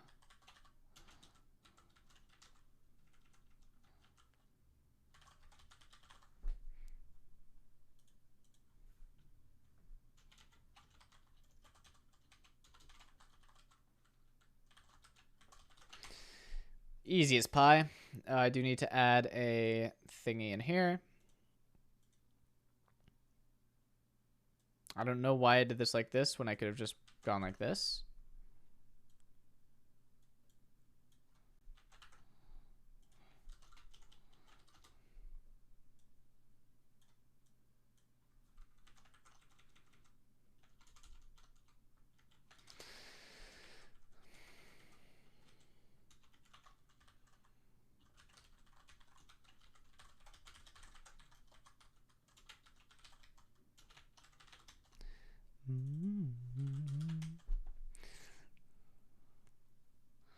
Okay, so now from each of these things, I should be able to do this.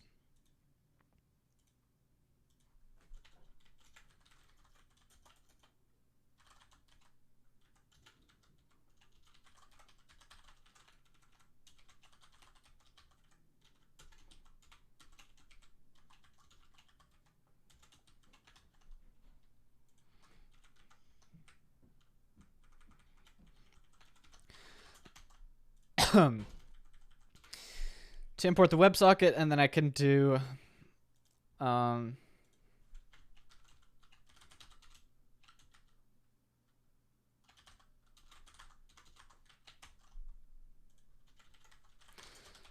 submit function, which does what? Well, we need to formulate our message first of all. I mean, it's just this, right?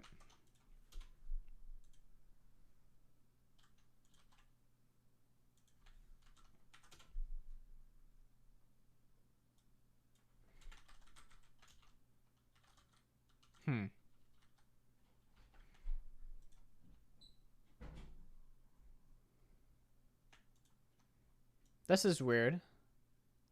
Was this not updated when I bebopped?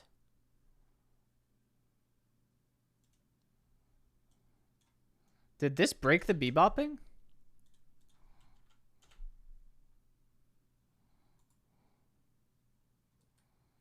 Can bebop not have multiple things that output to TypeScript? That's cringe.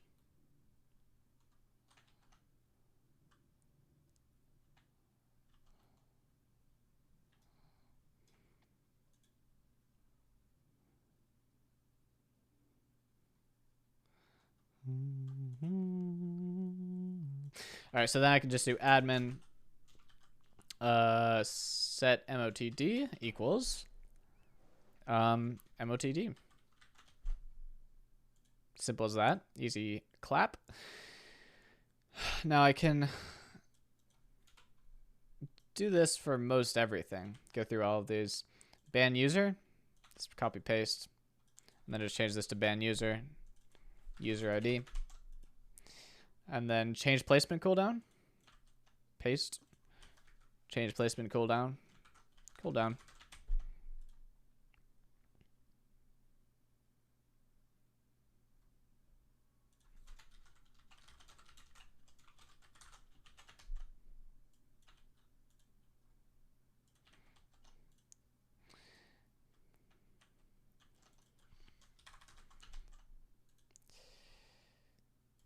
Same thing for toggling the canvas.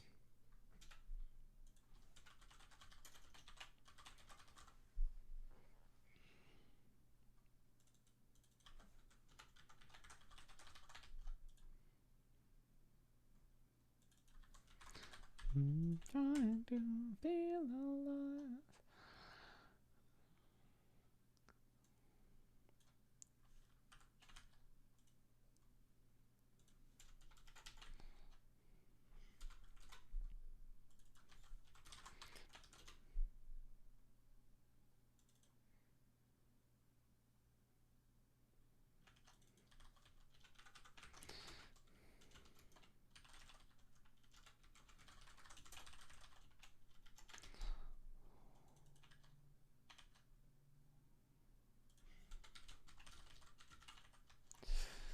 Okay, and last one, update colors.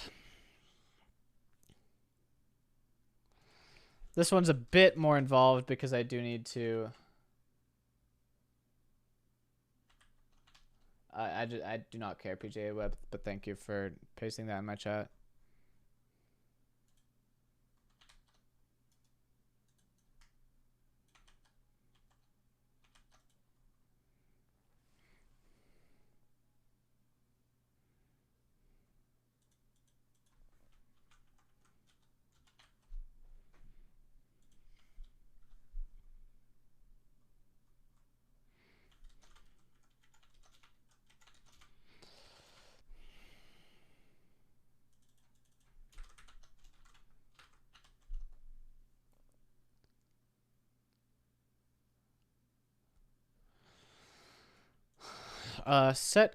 Not set pixels, colors, update colors.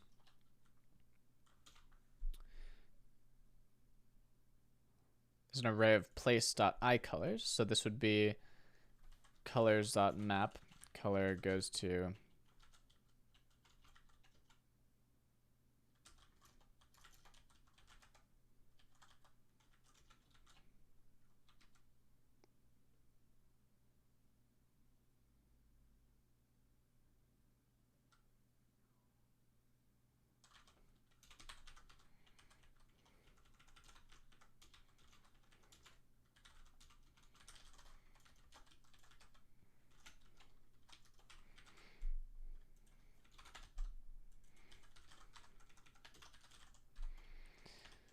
Okay.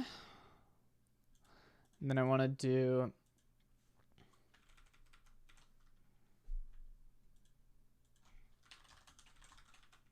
this.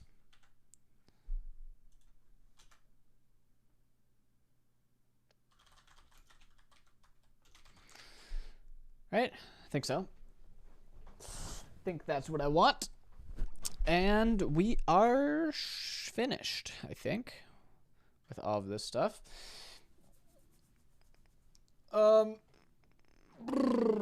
Now.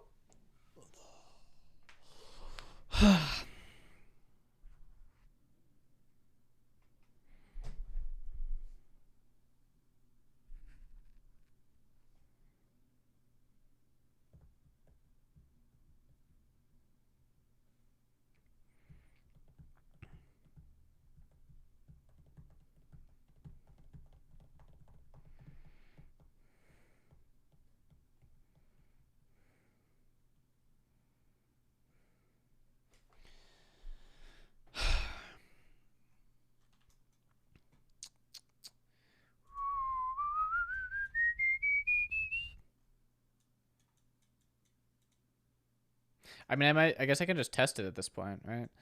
So if I go here, here's our connection. If I say test 1, 2, 3, it does send a message up, and you can see test 1, 2, 3 is encoded inside there. If I set the canvas size to 1,000 or to 2,000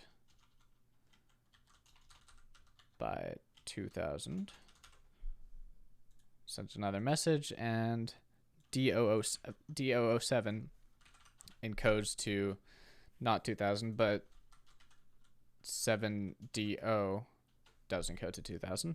Wrong ND in this. So that works. Update colors. There's the FFFFFF. There's the green, gray, another gray, another gray, the black. Yeah, you can see all the colors in here. Here's, like, if I take out these 6 characters and I put them into a color picker. Red. Nice.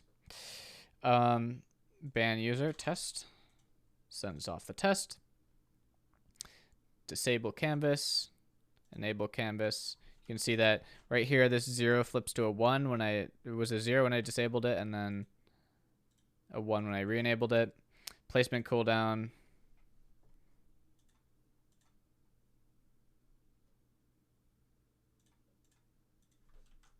Yep. All working. Not worth the effort, Dan P5. All right, so that is sending messages off to the backend, but the backend doesn't know what to do with these messages. And it needs to do quite a bit. I have to have a handler for each different kind, and I have to make sure that the user is an administrator. So let's get started with that. In the backend, let me actually finish front or send admin commands from front end. That's all done. Oh, I do want to actually just real quick add a couple more things. So the admin panel, it should not be open by default.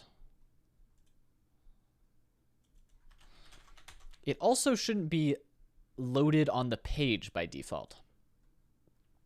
What I mean by that is Svelte dynamic import component.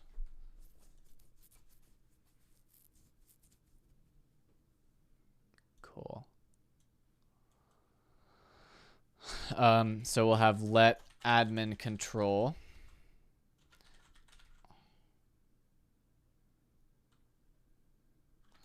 And I want to, well, Svelte component this equals admin control.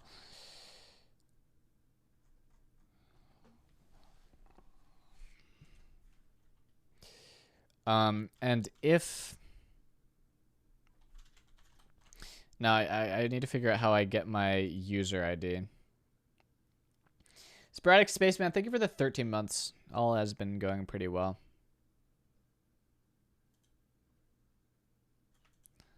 Auth token. Oh, just import auth token. I guess I could import user. Yeah, I should import user.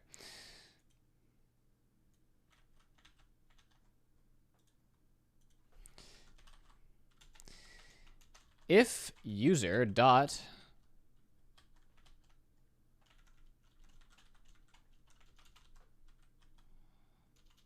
.uid equals import.meta.env.vt user vt admin id.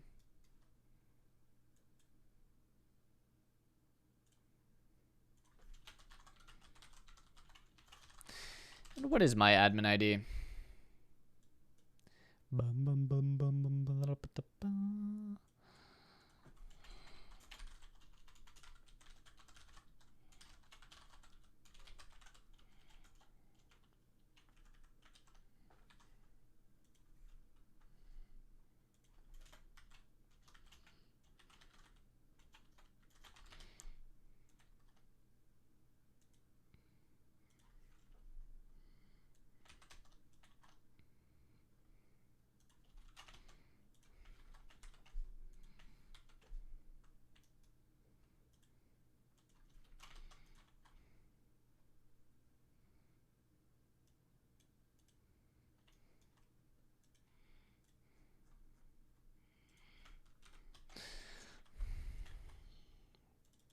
There it is.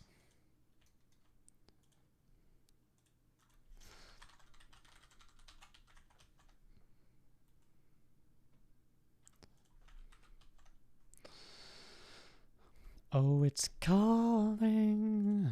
I just can't stop. I'm sorry.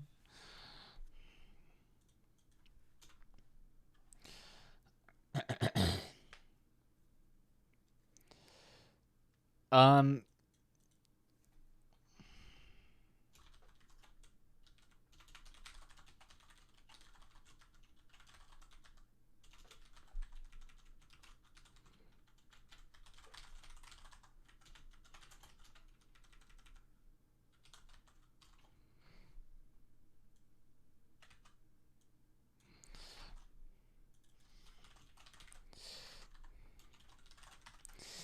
if not is admin return. And then we do admin control equals await import.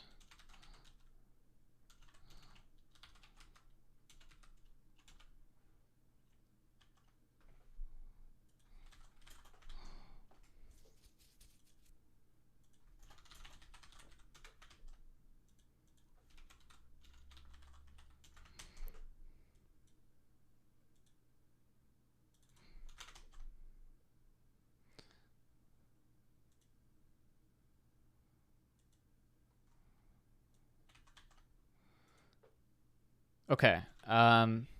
Infer type. Oh, cool. That is type of admin control svelte component is missing the following properties from type admin control svelte component.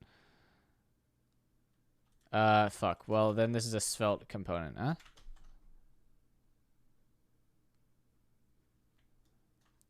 huh? Svelte dynamic import component TypeScript.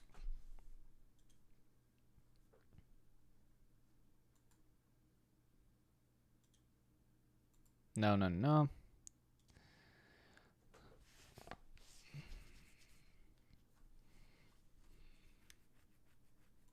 Nope.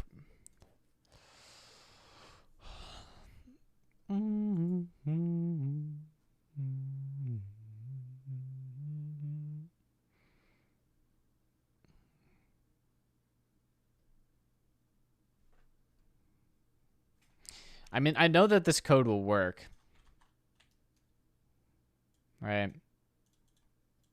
Yeah, see, it works. And I can switch it to say, like, if I change my user ID, then when I try to open the admin panel, nothing happens, right? But... oh.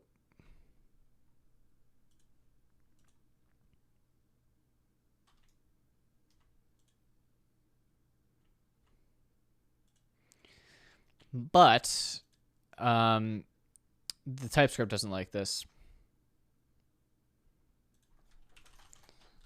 So we'll just force it.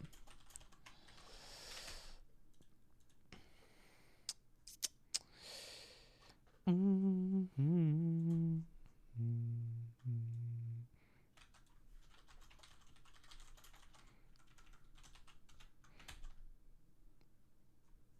then we only want to have this admin button if is admin.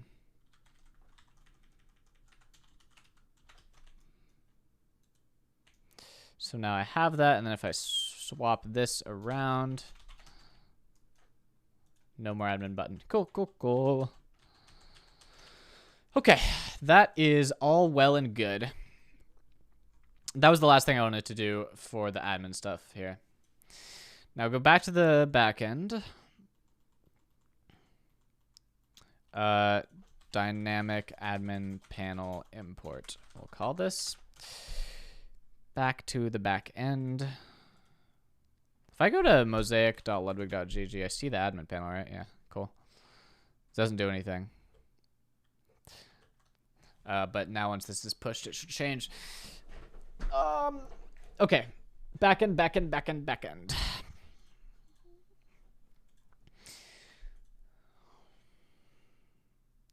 My end file doesn't have anything secret in it. Why did I git ignore it? That's public.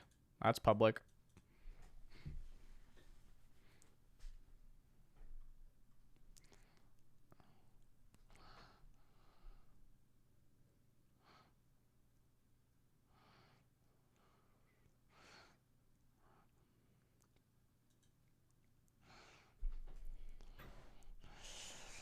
All right, where are we? WebSocket handle WS message. So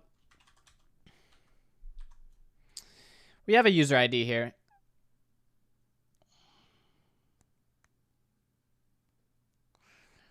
So here's where we handle Pixel. And right after we do that,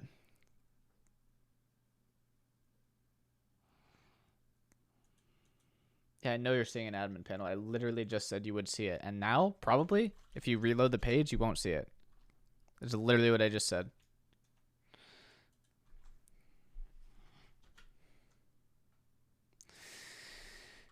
So, if let some pixel equals message.pixel. No, I said I'm pushing it. It takes like half a minute to build and release and deploy itself. Okay, so if we have a pixel, we do this shit. If let some admin equals message.admin,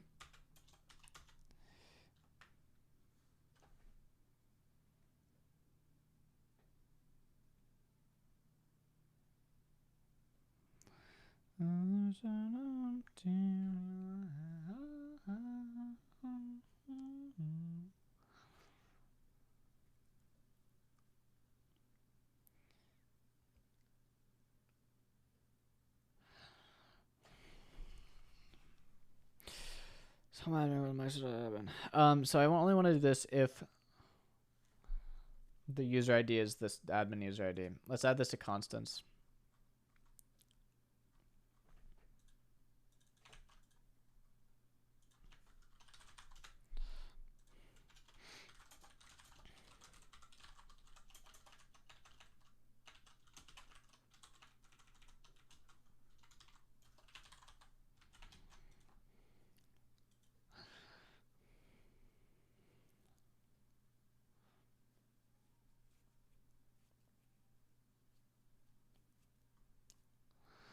Oh, there must be something wrong with me. So if this message has an admin message and user ID, let's actually have this in else if.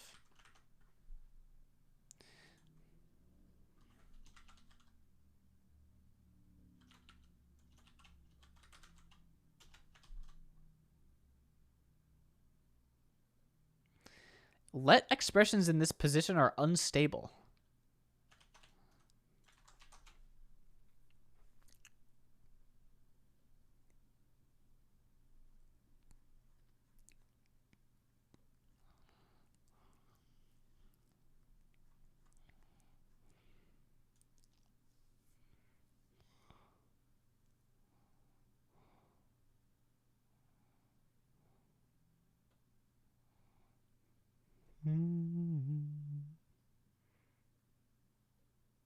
This was open in 2018.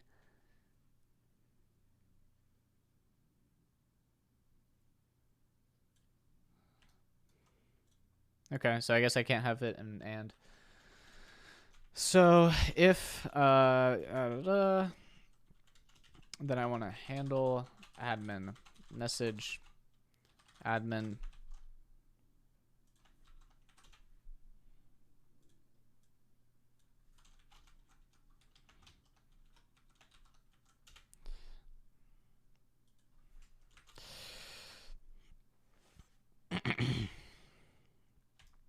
So we got some shit to do here, don't we?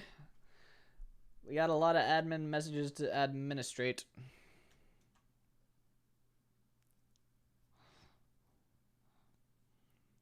Now, this is a struct, right? It's got a bunch of options inside it. Yeah. I wonder if I should be doing... No, we'll just do ifs for each of them. Okay, let's start at the top. Set MOTD.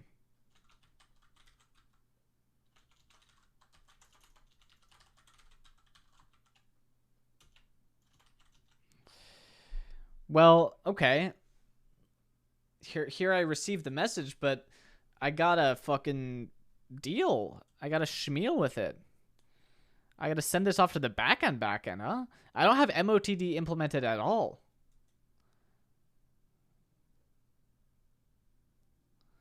And the messages to the front end. The only messages I can send are a full canvas, which also happens to have colors in it. And I can send this full canvas whenever I want.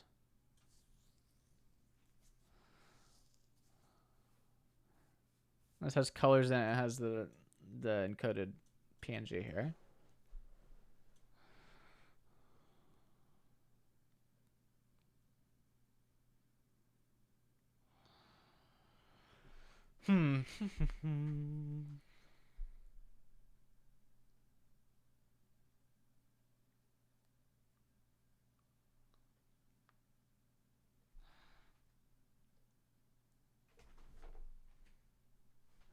Okay. Here's what I gotta do. I gotta add some more stuff to this. And the stuff that I gotta add to it is most of this shit. Not okay, well I don't need ban user. Enable canvas, I should put that inside read full canvas. Bool enabled. And also placement cooldown. Placement cooldown is some kind of thing.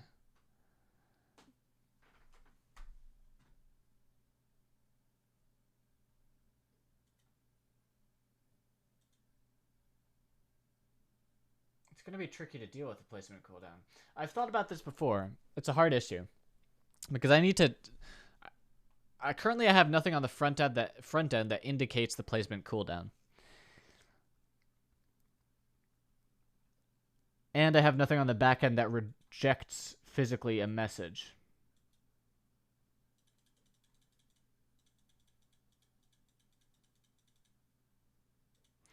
So the problem becomes, how do I tell the user what their cooldown is? One solution. No, that's not what I'm talking about. A cooldown bar at the top. I need to know what that bar should be set at. So I could store it locally client side only and not actually tell the user what their actual cooldown is.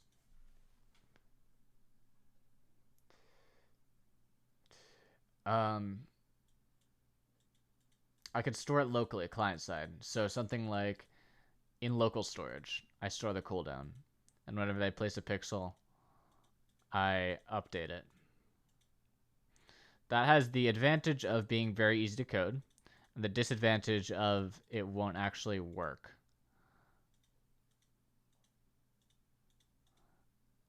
100% of the time.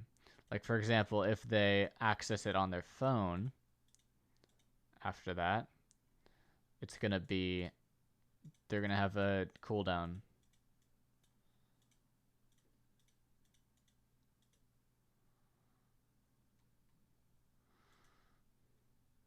But is that trade-off worth it? Perhaps. It's a very tricky problem to solve via code the right way. And the trade-off might not be... We just have to think about the trade-off. And if it's worth it.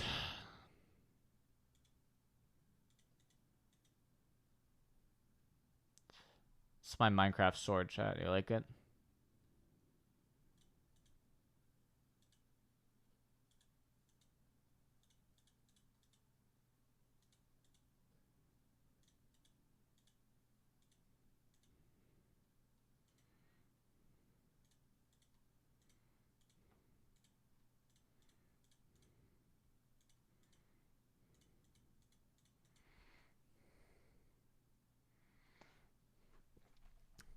Thanks. I think the Minecraft community needs more representation.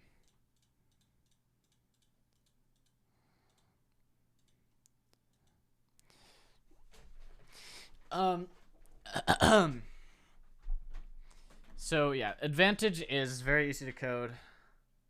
Because the cooldown itself is all coded in. Well, I actually haven't done it yet, but it will be all coded in on the back end. The problem is the user can't talk directly to the back end. It talks through the WebSockets, and if a user isn't always connected to the same WebSocket, so I can't store it there unless I want to sync all of the user's cooldown states, which I don't really want to do. I guess I could, but I don't want to. Yeah, I'm not going to.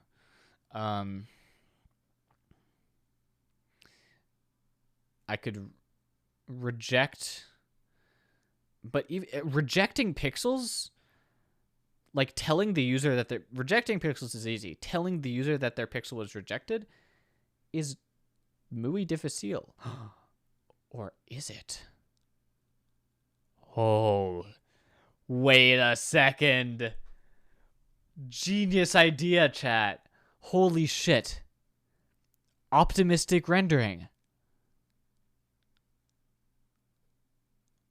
Optimistic rendering. This is what we do, chat. Watch this. No, never mind. Don't watch this.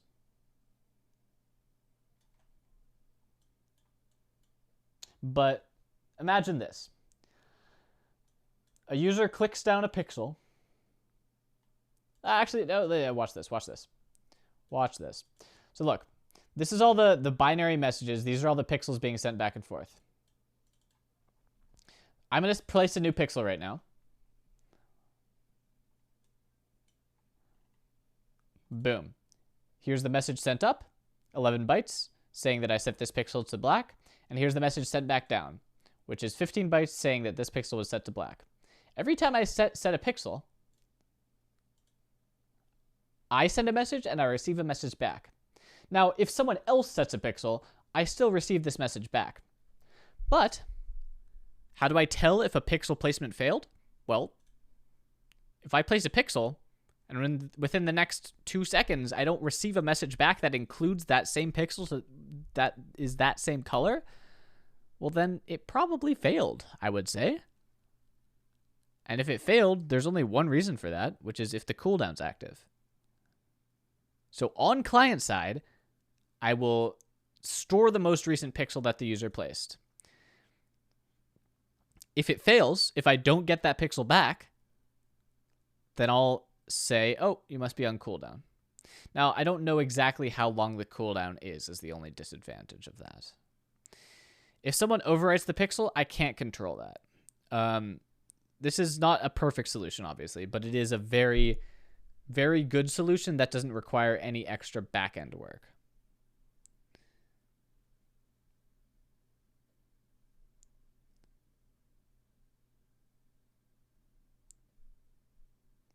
The perfect solution, it exists. I'm not going to do it because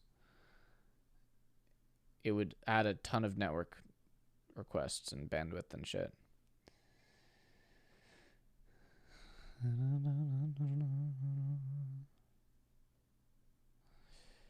The problem is I don't know how long the cooldown is. So I can do this in combination with local storage. in which I store the last place timestamp of the user locally.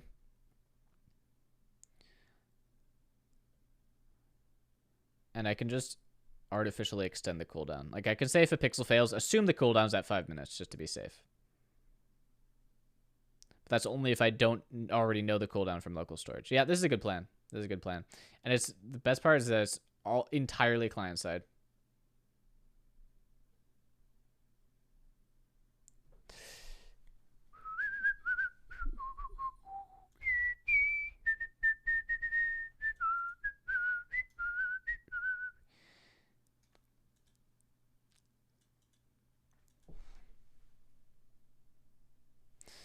Okay, so resize canvas, update colors, set pixels. All three of those would be part of read full canvas.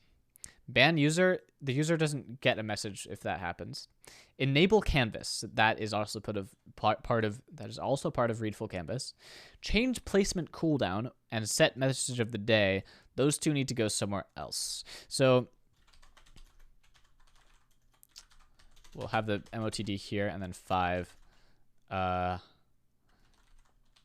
placement cooldown. That looks good enough to me. Bebop. This isn't going to compile, right? Yeah, see. I now need to add in MOTD is none. Placement cooldown is none.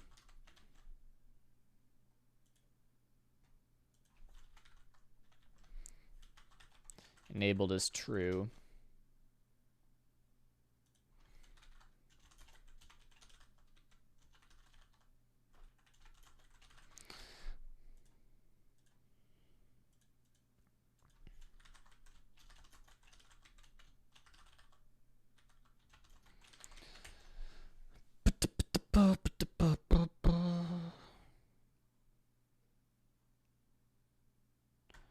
Time is it? 5:27.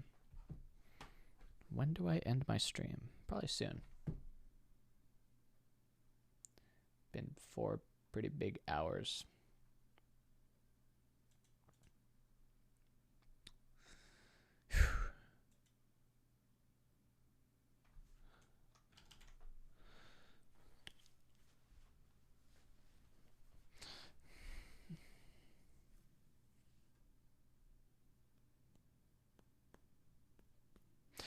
MOTD, placement cooldown, enable canvas,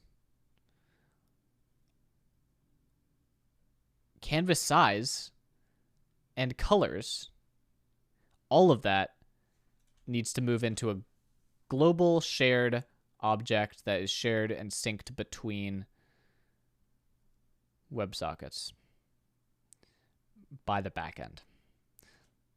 I have currently a bunch of this stuff in the constants. I have the colors in the constants. I have the width and height in the constants. All of this needs to be stored and in a non-constant variable, and a variable that can be altered. That's hard, especially since I have so many references to width. Oh, not that many. Got one here. One here. That's in the same function. So one for encoding the PNG. Some for checking if the pixels are valid.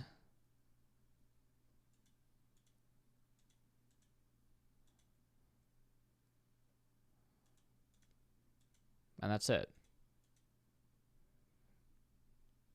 I guess in pixel count. We're using pixel count. Just here for initializing this stuff. Okay, and height would do the same, and then colors.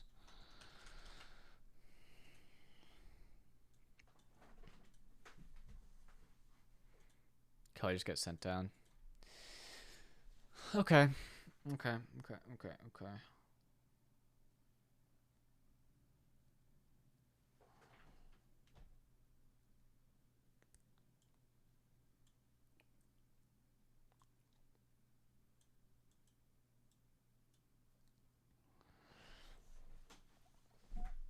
Um,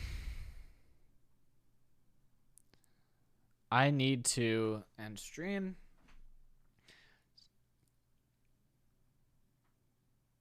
Is there something quick I can do?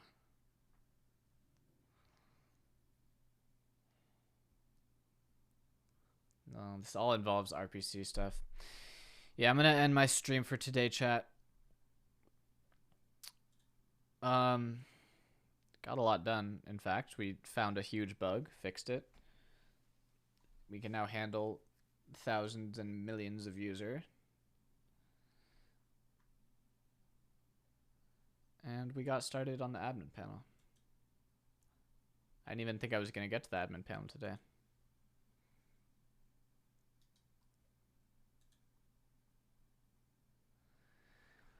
Now what?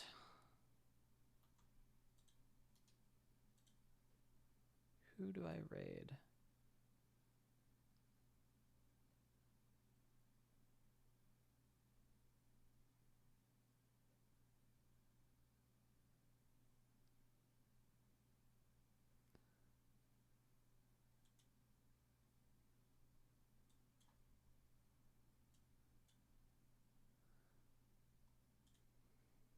Who's live?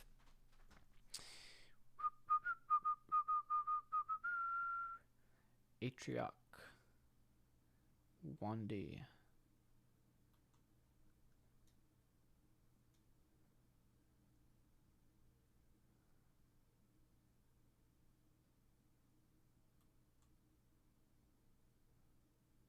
Atrioc is playing some weird shit. Let's raid Wendy. Wait, did I raid her like a couple days ago?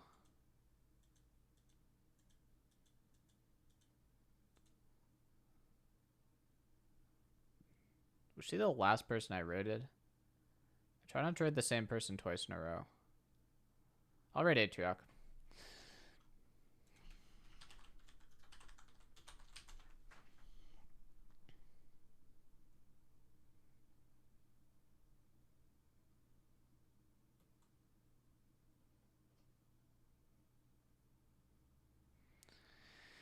Oh, I'm tired.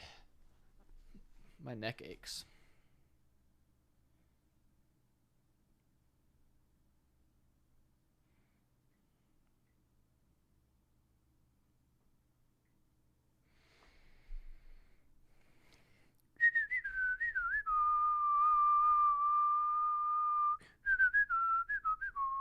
Chat, is my whistling synced with the music?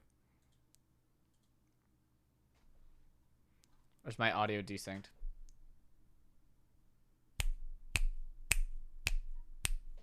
It is? Nice. Good. I would hate for that not to be true.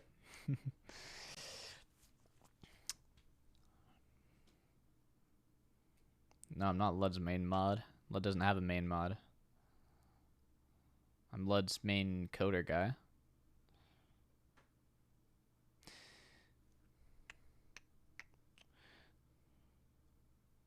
Alright, chat. Peace.